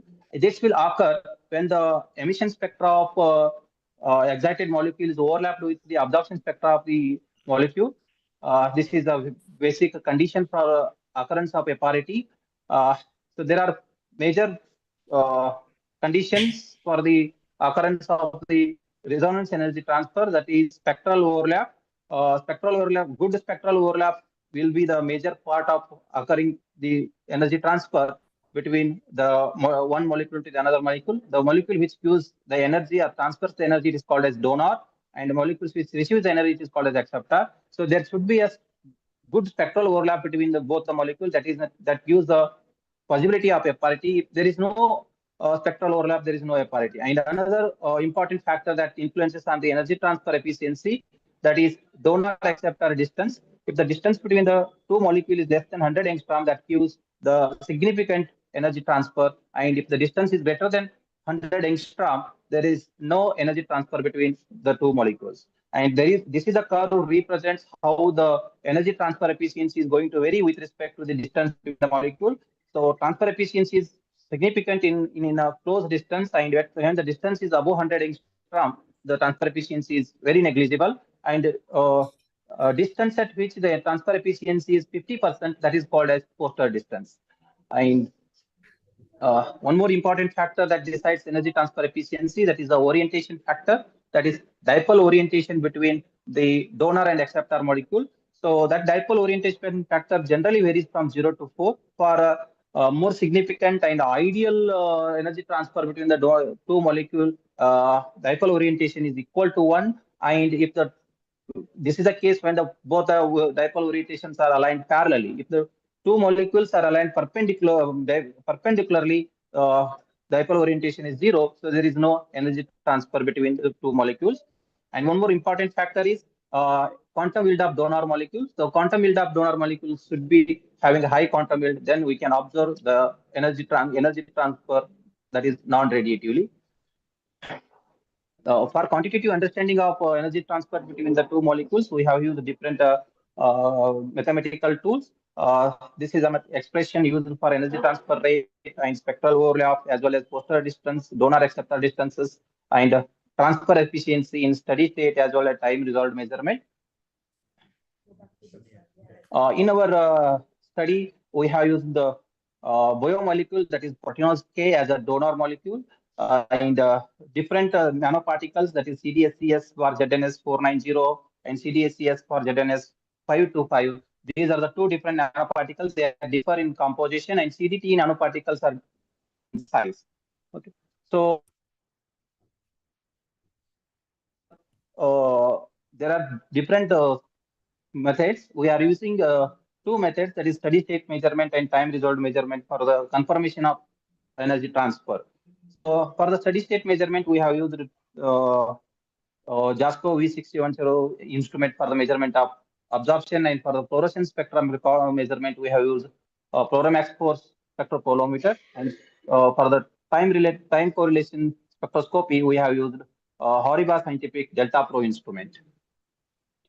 The significance of using CDSCS bar ZNS as a CDC quantum dot, as they are water soluble, they are hydrophilic, composition dependent quantum emission of the spectra, and as well as size dependent emission, higher photostability, and COS functionalized group. The emission spectra of proteinose K is lie at 332 nanometer, and these are the different values of emission spectra of quantum dots. Initially, we have recorded the emission spectra of proteinose K as well as the absorption spectra of different quantum dots. This curve represents the spectral overlap between the emission spectra of proteinose K as well as the absorption spectra of the different quantum dots. So that indicates there is a significant spectral overlap, and the calculated value of spectral overlap is gathered in this table. Also, we have a posterior distance, calculated posterior distance. That posterior distance varies with respect to composition as well as with respect to size of the nanoparticles. This is the steady state measurement of fluorescence spectra of proteinose K as alone and in presence of different concentration of nanoparticles. Initially, we have recorded the fluorescence spectra of proteinose K in the absence of quantum dots, and we have used the quantum dot in the concentration of 10 to minus more. There is a decrease in the fluorescence intensity of proteinose K that indicates there is non-radiative energy transfer during its excited state. To confirm the non-radiative energy transfer, we have recorded the time correlation spectroscopy for these samples. Initially, we have measured the proteinose K in absence of the acceptor nanoparticles, and in presence of the nanoparticle, there is a decrease in fluorescence lifetime in all the cases. So that confirms that there is an energy transfer from proteinose K to different nanoparticles that is differ in composition as well as size. Here I have values of fluorescence lifetime. Initially, the fluorescence lifetime of proteinose K is 3.08 nanosecond, and it falls down to 1.03 nanosecond in presence of nanoparticle. And similarly, in case of CDT nanoparticle, it falls down to 0.96 nanosecond. And here we have the values of energy transfer efficiency, that is both from time resolved measurement and steady state measurement. As the distance between the donor and acceptor molecules decreases, there is a decrease in energy transfer in case of CDSCS bar ZNS nanoparticle, and that energy transfer efficiency increases with a decrease in the distance between the donor and acceptor molecules. That is the results are observed same trend in both steady state and time resolved measurement.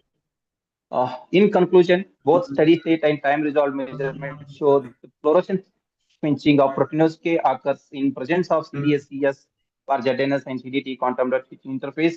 Fluorescence resonance energy transfer. It is primarily responsible for the pinching phenomena, and also we have measured different FRT parameters. The effect of size of the quantum dots on the FRT parameter is analyzed. The transfer efficiency of the proteinose K with CDSCS for ZNS quantum dot FRT pair is observed to decrease with a decrease in distance between the two molecules, whereas for proteinose K CDT FRT pair, it increases with the decrease in distance between them. I extend my sincere gratitude to my guru, Professor Sanjeev Inamdar, and also I extend my special thanks to our principal V.A. Kulkarni sir for all support and encouragement. I thank management Karnataka Law Society. Thank you all. Okay, thank you so much, sir. Any question from the session speaker? Oh, session chair, sorry. Any question, sir? Actually, how does that water soluble quantum dots affect your performance? Did you consider that?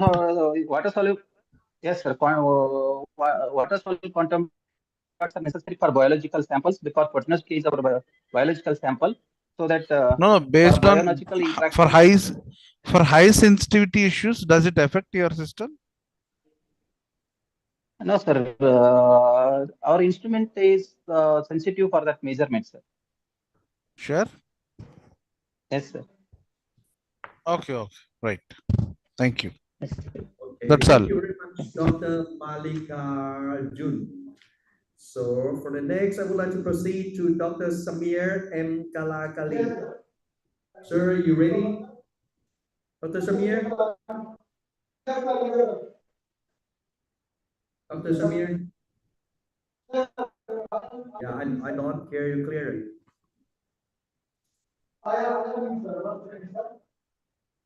Okay, in case that Dr. Samir is not ready, I would like to proceed to the next to Mr.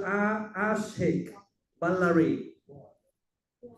Yes, good afternoon, everyone. Dr. Ashik, are you ready? Yeah, I am ready, sir. Okay, okay. Dr. Shamir, please allow me to skip you for a while to Dr. Ashik Ballari. Dr. Ashik Ballari will come with the title of the effect of the geosynthetic bamboo fibers on the characteristic properties of black cotton or BC soil. Dr. Ashik Ballari, the stage is yours. Yes. Good afternoon, everyone. I'm Dr. Ashik Ballari. I'm working as Associate Professor in Department of Civil Engineering, KLS VDIT Haliyad. Today, I'm presenting my work on effect of geosynthetic bamboo fibers on the characteristic properties of black cotton soil as a subgrade material. So, I hope my slide is changing. Yeah. Yes. So the background of this research is the soil is used as a foundation material. Also, the soil is also used as a material for the subgrade.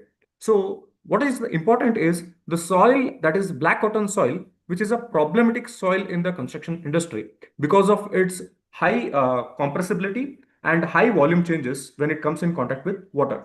So the researchers have come up with a solution called soil stabilization. So the soil stabilization has the various types. One is chemical stabilization, another one is by heating, by mechanical stabilization. So in the stabilization process, we also add lime, cement, bitumen, and any other chemicals to improve the properties of the soil. So in this study, the novel point in this study is that we are using a geosynthetic bamboo fiber, which is a very nice material to be used in BC soil to improve its properties. So the objectives of the study are to compare the properties of BC soil alone with the BC soil stabilized with the geosynthetic fibers of dosages 0.25%, 0.5%, 0.75%, and 1%. And also, the main aim of this research is to determine the optimum geosynthetic bamboo fiber content for the stabilization of BC soil to use it as a subgrade material. And also, here we are trying to compare the design thickness of the flexible pavement to be laid on this stabilized soil and non-stabilized soil. And also, we are trying to compare the cost as per the SR PWD SR Karnataka. So these are the different materials. So what we did is we actually did the tests on soil. We wanted to see the sieve analysis of the soil, and we have done particle size distribution for the BC soil, and we have got this curve, S-shaped curve. So here we can see that the BC soil is mostly having more content of 75 micron passing. And also here you can see the bamboo fiber, which is used as a stabilizing additive. And these are the physical properties of bamboo fiber. The length is 25 mm, diameter is 20 micron, specific gravity is 0.82, water absorption is 60 to 85%, density is 14.45 kilonewton per meter cube, tensile strength is 220 MPa. The chemical properties are cellulose is 49.2%, lignin is 27.3%, hemicellulose is 26.1%, starch is 2 to 6%, and fat is 2 to 4%. Deoxidized saccharide is 2%, protein is 0.9 to 6%. So these are the details given by the Kalani Fibers Bangalore. So the methodology here is we tested the soil for its inherent characteristics. What are the inherent characteristics of a soil? So the Atterberg limits, which include liquid limit, plastic limit, shrinkage limit. And also we studied the standard Proctor compaction test in order to understand its maximum dry density and OMC. Also, in order to understand the strength of the soil, we conducted unconfined compressive strength test. And the California bearing ratio test, which is considered to be a very important preliminary test when we want to design the flexible pavement, was also carried out in accordance with the IS 2720 standards. So these properties were determined for the BC soil alone, and with the soil with the addition of bamboo fibers of the varying dosages from 0.25% to 1% by weight of the soil. And here, what methodology we adopted here is to mix the BC soil. We have manually mixed with our hand. We have not used any mechanical instruments. So coming to the results and discussions, it is treated that the soil with the very low liquid limit, high plastic limit, and lower plasticity index is suitable for the subgrade material. As we can see here, when the soil alone was tested, the liquid limit is too high. It is 54%, which is much higher than the required limits for a subgrade as prescribed by Ministry of Road Transport and Highways MoRTH. And when we added the stabilizing additive, that is this bamboo fiber, by percentage of 0.25%, 0.5%, and 0.75%, as you can see here, the liquid limit reduced with the increase in the fiber dosage up to 0.75%, and beyond which it increased. And here also you can see, yes. Also, the plastic limit is improved with the addition of the this bamboo fiber. So we also conducted the standard Proctor test to determine the maximum dry density and OMC. Here you can see that for a 0.75% fiber, the results are much better than the 1% fiber addition to the BC soil. So 14.34 kilonewton per meter cube was the maximum dry density achieved with a lower optimum moisture content of 17.4%. And the UCS strength test also revealed that 0.75% of fiber addition to the BC soil has improved the unconfined compressive strength of the soil. Also in CBR, we found that the CBR value of 0.75% addition of dosage has improved the CBR of the soil. So also we did a design of flexible pavement and cost analysis. So for the design of flexible pavement, we referred IRC SP 2002, which is the specific design and specifications for the design of rural roads in India, flexible pavements for India. So we used commercial vehicles per day CVPD as 0 to 15 vehicles per day. As you can see here, so the soil without any stabilization. Hello. The soil without any stabilization when we designed it reached out for 450 mm, and when we checked the same with the 0.75% optimum dosage of bamboo fiber, it reduced to 250 mm. So there was a reduction of 250 mm of the thickness of the flexible pavement when we improved the properties of the soil using 0.75% of optimum dosage of bamboo fiber. So conclusions here are: the inherent properties of BC soil improved substantially with the addition of bamboo fibers, and the optimum bamboo fiber content is found to be 0.75% by weight of the soil from the laboratory study. So the design thickness of flexible pavement on the stabilized BC soil at the optimum fiber content is much lower, that is almost 44.4% lower than the the design with the BC soil alone without the stabilization. So it is concluded that as we know that for 1 kilometer road we need 1 crore rupees for the construction. So it almost reduces by the cost of the construction by 30%. So maybe we can save at least 20 to 30 lakhs per kilometer. So it is concluded that there is a scope for designing and constructing test track studies with these studies, because this is a very limited laboratory study. We need to conduct a semi-test track study, and then we can understand the behavior of the BC soil with the addition of optimum dosages of these bamboo fibers. And also there is a scope that we can include this in our PMGSY roads, and we can see the results, and we can have a long-term evaluation of those payments, and then we can decide further. So these are my references that I have used for this study. And I would like to express my gratitude to the KLS management, HOI, HOD, and the members of Department of Civil Engineering for the institutional support and facilities. Also, not last but not the least, the organizers and the technical committee of APCEESH conference for the opportunity to present. Thank you. Thank you, one and all. Thank you so much, Dr. Benyari. Do we have any questions from? Yes. Did you consider the raw cost of bamboo fiber in laying the roads? Yes, sir. Yes, sir. That's why it is not exactly half. As I said, it is Next slide, moving. 44.4% reduction in the thickness, but I said it is only 20 to 30 lakhs reduction in the cost. I think it doesn't affect the environment? No, sir, it doesn't affect. It's actually a waste, sir. Actually, in fact, I missed one more point. Actually, this study can be correlated with SDG 9, that is Sustainable Development Goal number 9, which is Yes, yes. innovation, infrastructure, and sustainability. And Yes, then yes. SDG 11, which speaks about the this sustainability and these things. So it can be used, sir. So I believe that it will serve it is sustainable solution.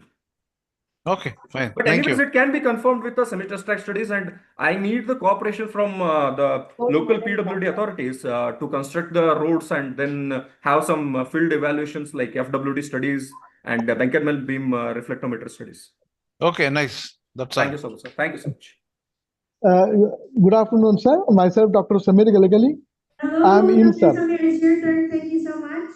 Yes, thank you. Please Thank you remember so you much. only have 7 minutes. Thank you. Yes, ma'am. Thank you so much. The topic of my talk is understanding thermal transport in ZNO nanowires. We have done a comparative study of theory and experiment.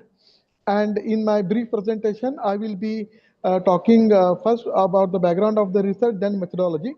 The experimental techniques such as molecular beam epitaxy and metal oxide chemical vapor deposition have created a revolution in the understanding of electronic properties of condensed matter physics, especially in the nanostructures. In quantum structures, theoretical attractions arise from differing characteristics of density of states compared to the 3D materials.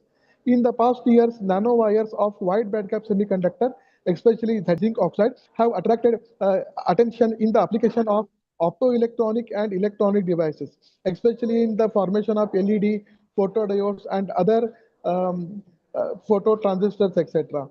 Because of the unique density of electronic states, nanowires in the limit of small diameters are expected to exhibit optical, electrical, and magnetic properties significantly different from their 3D counterparts.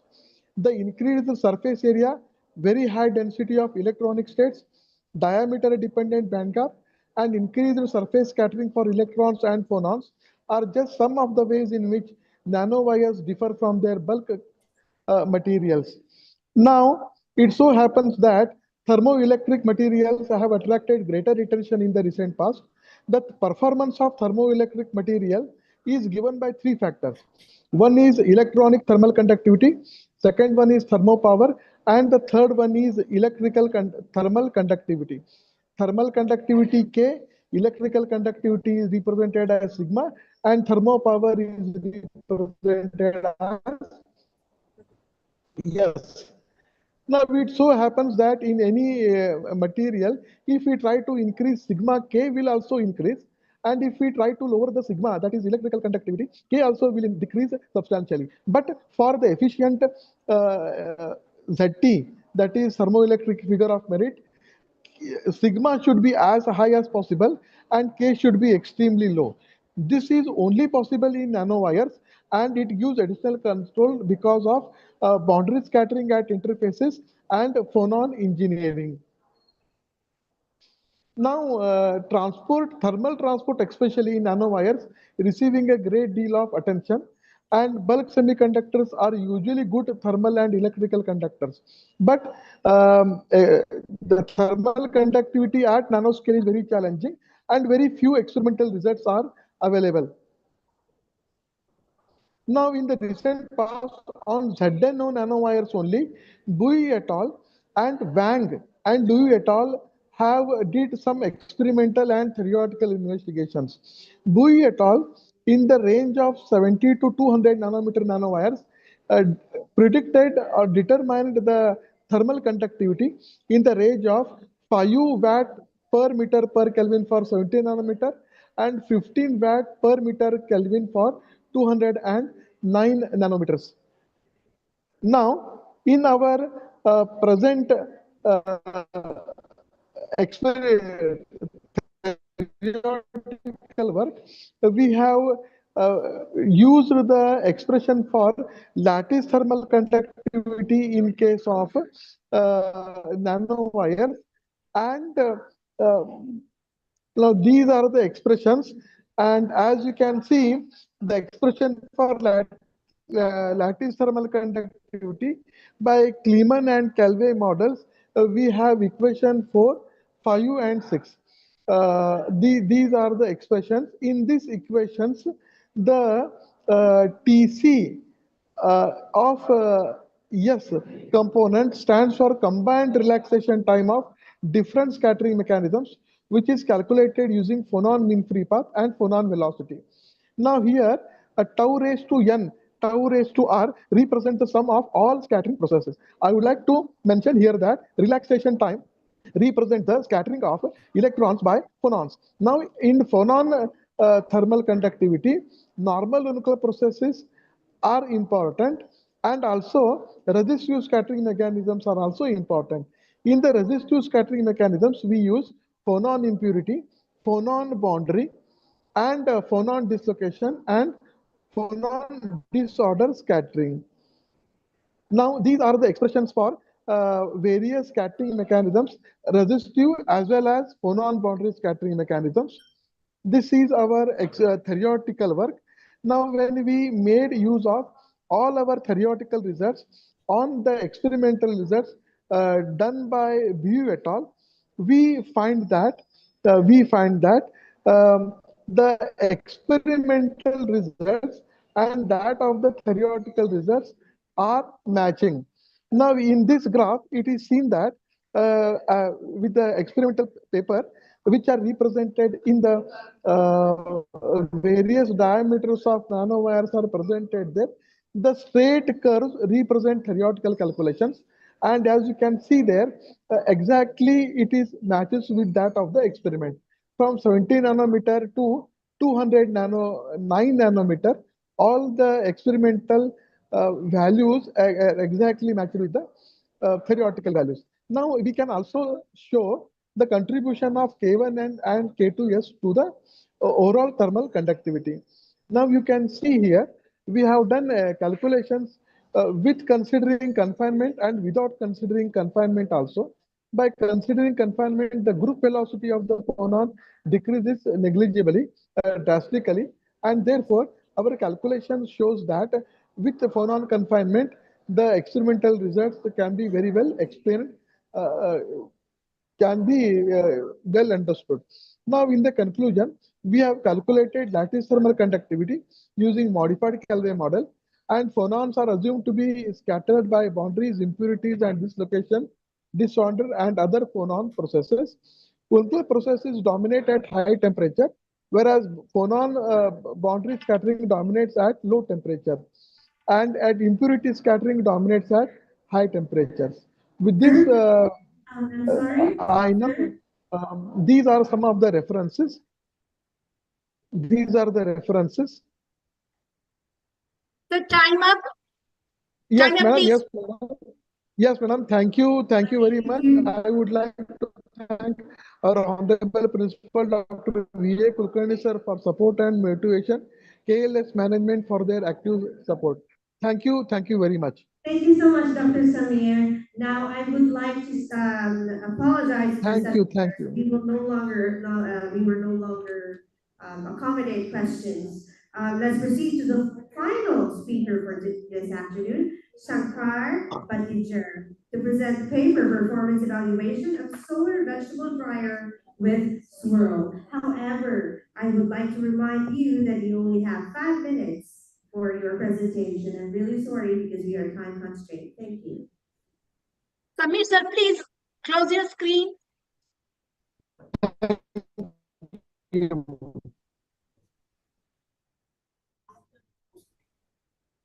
Dr. Samir. Okay, it's already okay. It's already Dr. Shankar. Is it audible, madam? Yes, sir. Please proceed. Yeah, good evening. My title of the research carried out with swirl. Samir sir, Madam, please try another. mute yourself. Dr. Samir sir, please mute yourself. Yes, sir. Now you can Yes. proceed.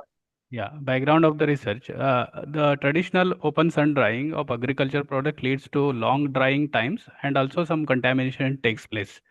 Uh, in that, with respect to that, we can use the indirect solar dryers, which improves the quality and energy efficiency, but the performance is often limited because of the lower heat transfer rates and non-uniform airflow into the dryers. So that can be solved by using the swirling flow generated by, we can use the twisted tapes, so which will enhance the heat transfer in the solar dryers. So based on the literature review, we have set our objectives.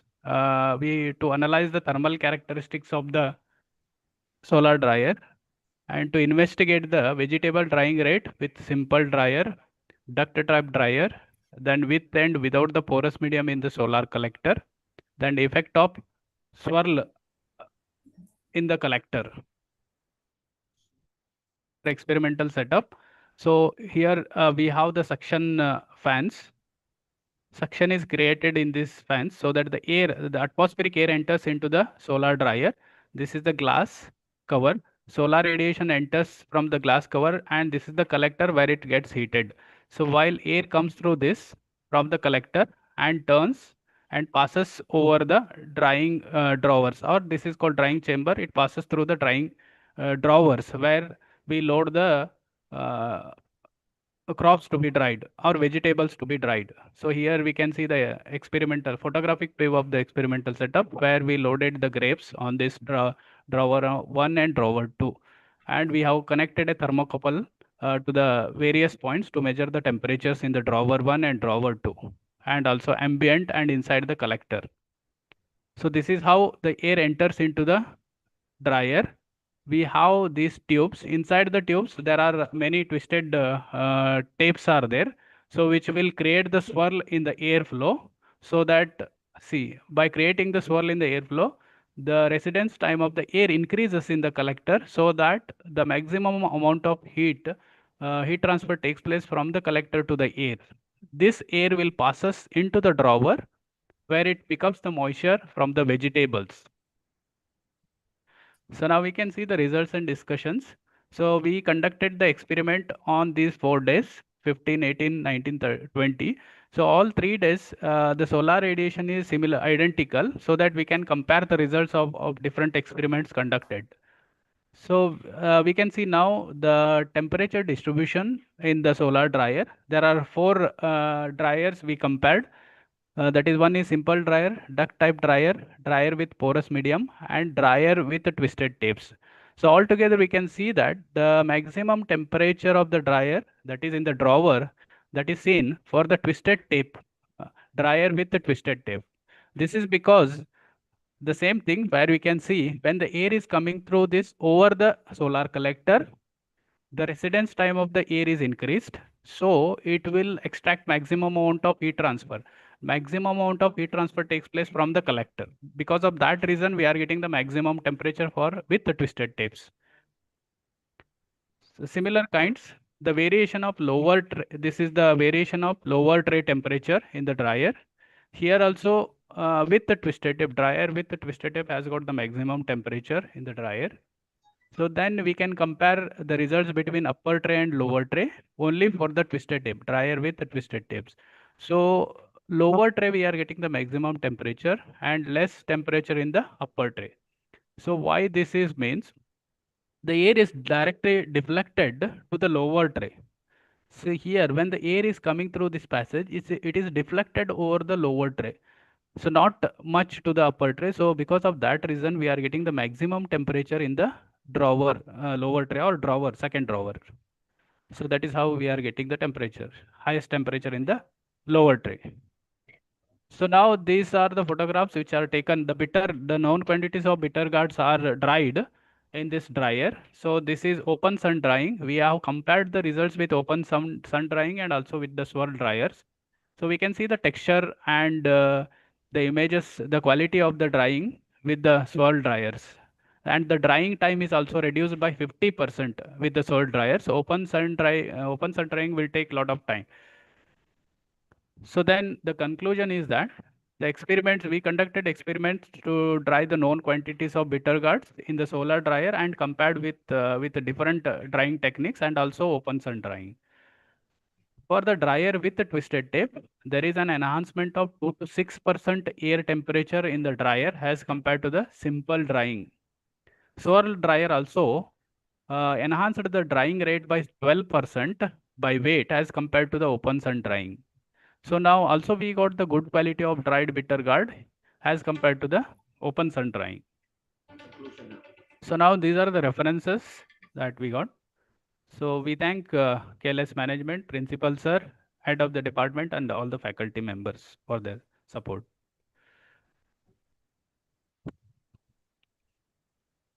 So you can close your screen, sir. Please stop sharing your screen, sir. Thank you. Okay, Thank you so much, sir.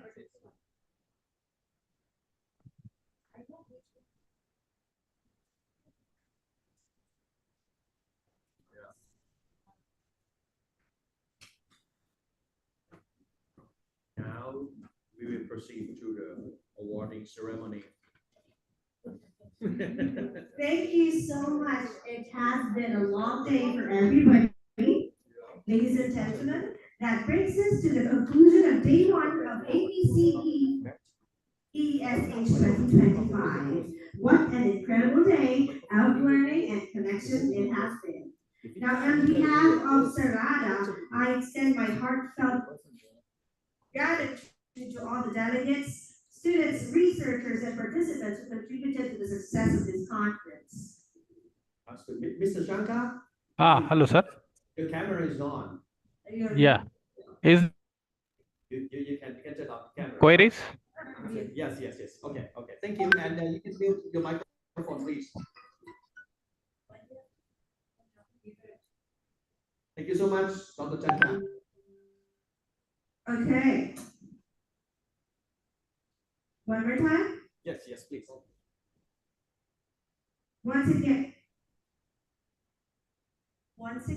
on behalf of Sarada, I extend my heartfelt gratitude to all the delegates, students, researchers, and participants who contributed to the success of this conference.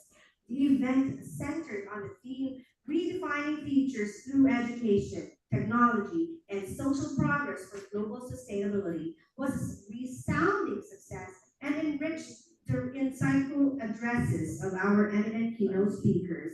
We sincerely thank all the speakers, delegates, and participants for their invaluable support. Special appreciation goes to the organizing committee members for their unwavering dedication. And special thanks to our conference chair, Dr. Pratikya Bhandari, and our dedicated scientific review committees. Most importantly, thank you to the delegates and researchers for your energy and contributions today. We look forward to seeing you for day two. That's tomorrow.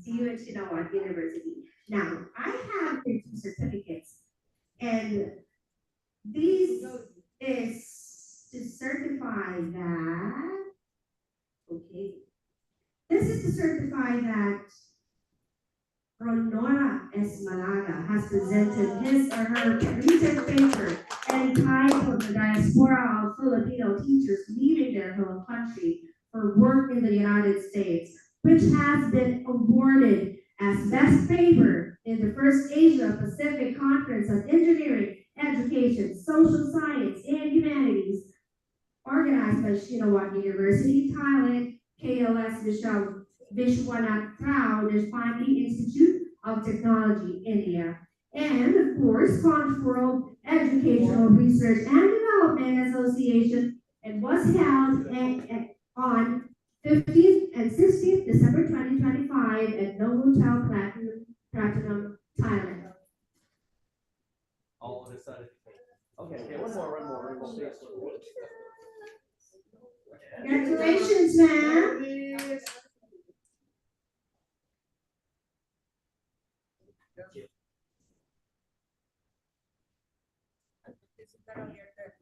My turn? Yes, your turn. Now, this is to certify that Dr. Rumi Dar has presented her research paper entitled Regulation of Trans-Border Data Flows Under Data Protection and Privacy Law, Past, Present, and Future, which has been awarded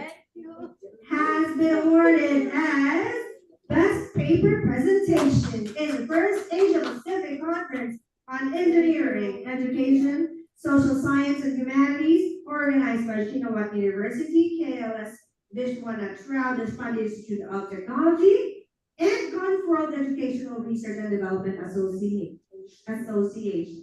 Thank you.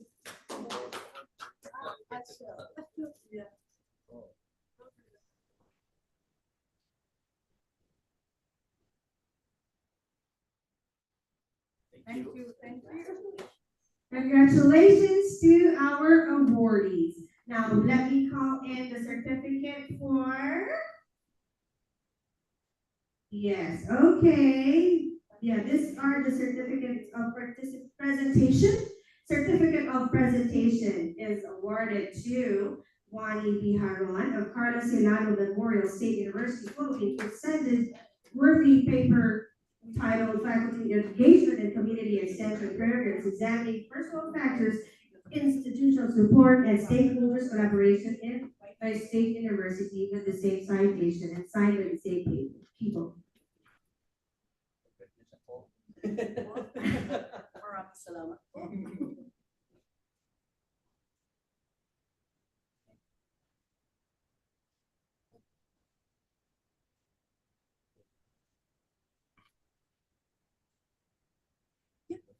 Thank you so much, everybody. Now, may I call in everyone to please come up on stage for the group photo.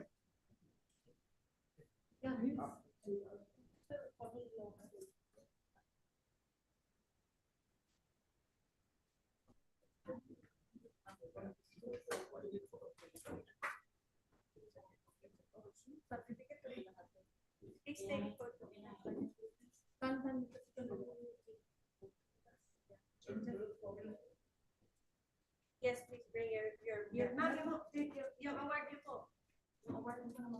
Kaya naman. Wala sa Victoria. And sir, I'm so sorry. Can you take a photo of my phone? Thank you so much.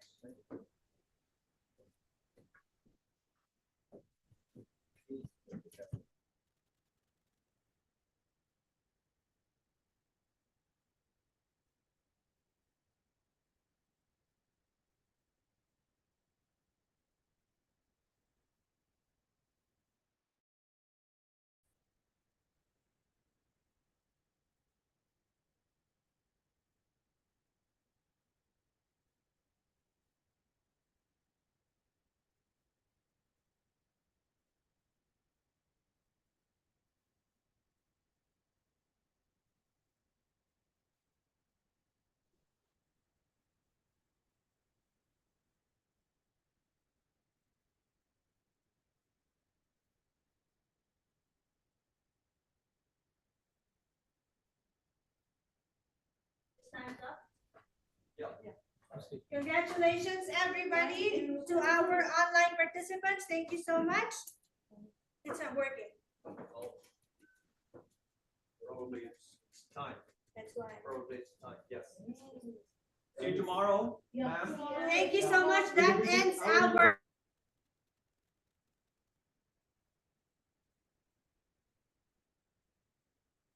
In humanities. Thank you, everybody. Thank you. See you tomorrow. Yeah, looking forward. See you tomorrow, sir. Looking forward. Yeah, please visit us. Thank you so much to our online participants as well. Okay. Shall we leave from the Zoom? Sir, shall we leave? Okay. Adorable.